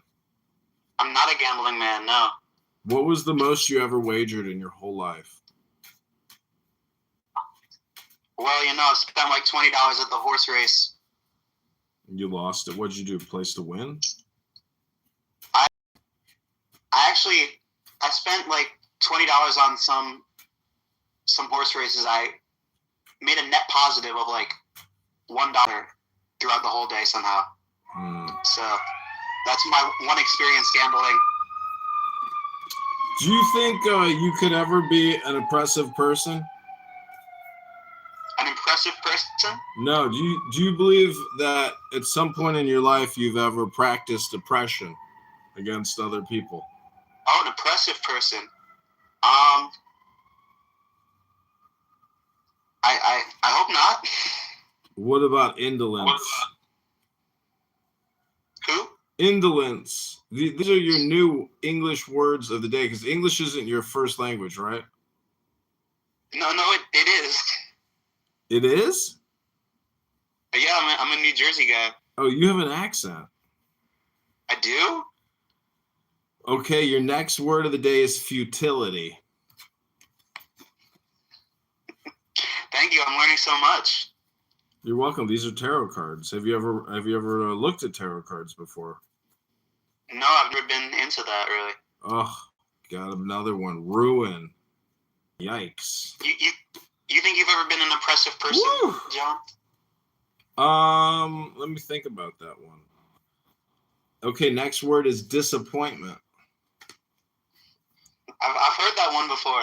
You've been told that you're a disappointment? Well,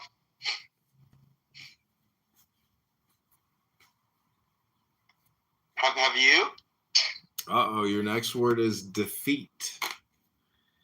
Are you doing a tarot card reading for me? Yeah, your next tarot card is cruelty and worry. This isn't good. Failure's coming. Oh, look out. Also, do you think you're debauched?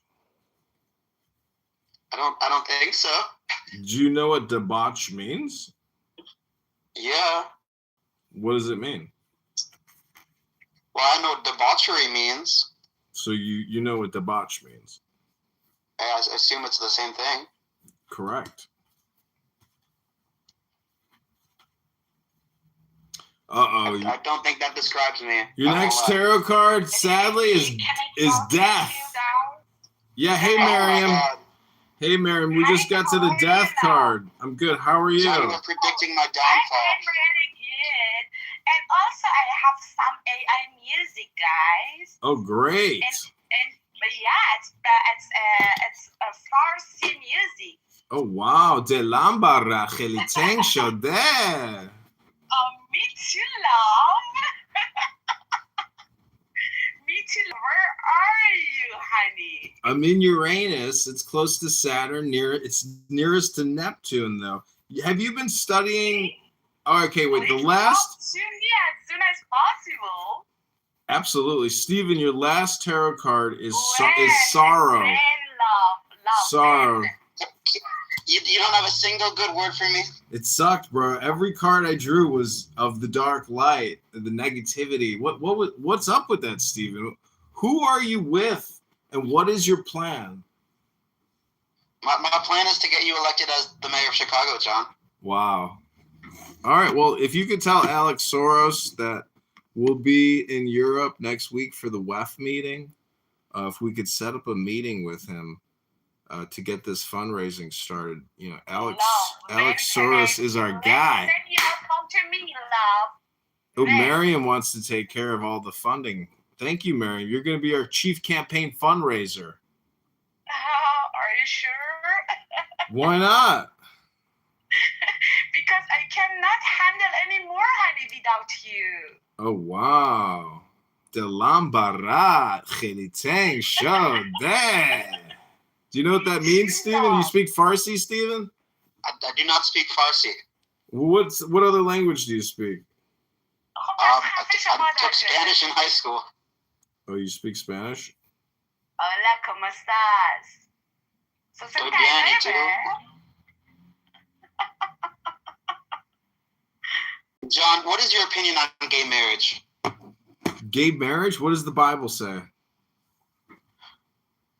Well, You told me you were part of that you worshipped the ghost of Susan Wojcicki. So what did she say?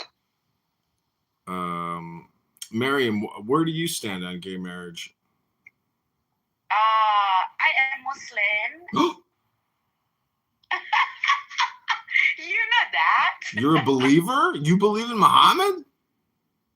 Of course. Oh my God. I believe to you, girl. I believe to you. What do the believers in the Ummah say about gay marriage? I don't know. Everything you believe, I believe that. Wow. Where do you live, Miriam? Turkey? No, USA. Oh, wow. And the expensive place in the world, Irvine, California. Yeah, it's expensive. Yes, love. Expensive place in the world. And also safe place in the world too. Yeah. Do you like Beverly Hills? No, it's bullshit. Really? Why do you say that? It's very nice. No. I like my villa. Mm-hmm. I like my villa, honey. Okay, go ahead. Play your Farsi AI music. Just give me a second because I wanna play with TV, and I have a lot. I don't know which one play. Which one, honey? I don't know. Just pick any one that you like. Just hit play. Okay, that's the best one I like with AI. I think this one is good.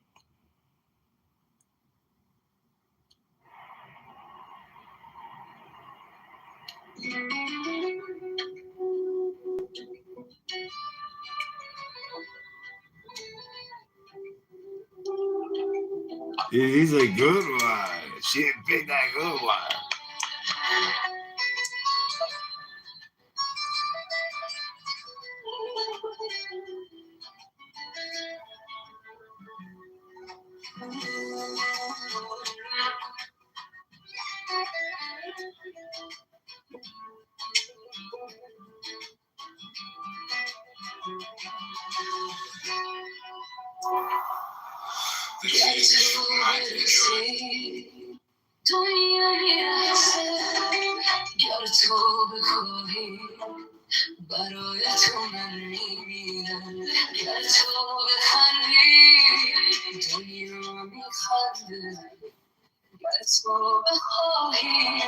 زندگی خوش گذره گرچه ندارم که واسه من بهتر بینی این را میدانم که تو اینو زدی از آسمان ها کهکشان ها تو رو آدم ساب دریا کوه و صحرا و بستانم از آسمان ها کهکشان ها تو رو آدم ساب دریا کوه و صحرا و بستانم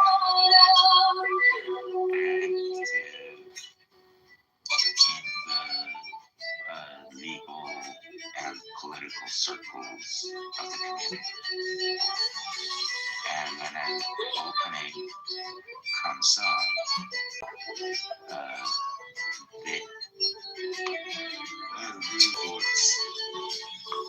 I love you guys so much. I love you. Especially Empress and Tina.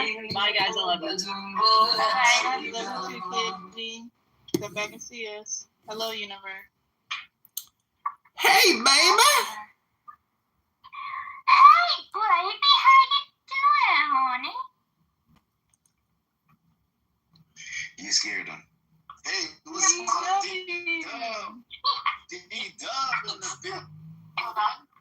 So what is this, a talent show? You looking for talent? Because America's Got Talent. Yes, we're looking for talent, sir. What happened to DW? She was here and then she just. This is our talent right here. Your goober is here. You're going to the goo. You're going to the goo. Watch yourself a while to get to the goo. So we walk around here with an AR goo.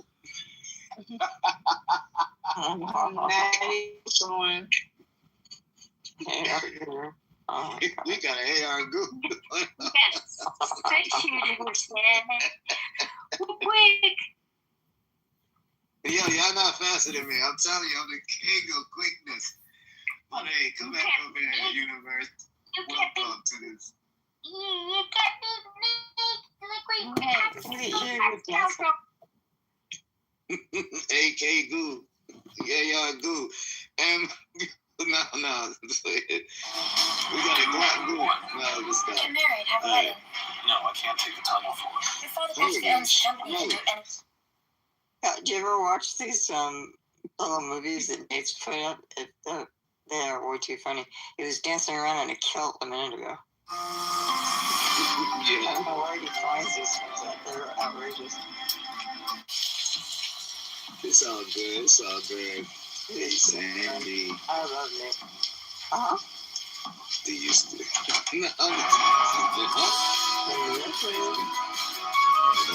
say it to you first. Say it to Joe B. No, say it to Bird. No, say it to Empress. Fuck it, shoot me. Go ahead and just get it over with. I love you. I love you back. All right, let it go. You're not gonna break my armor. It's not gonna work. Yeah. Okay. And you will never.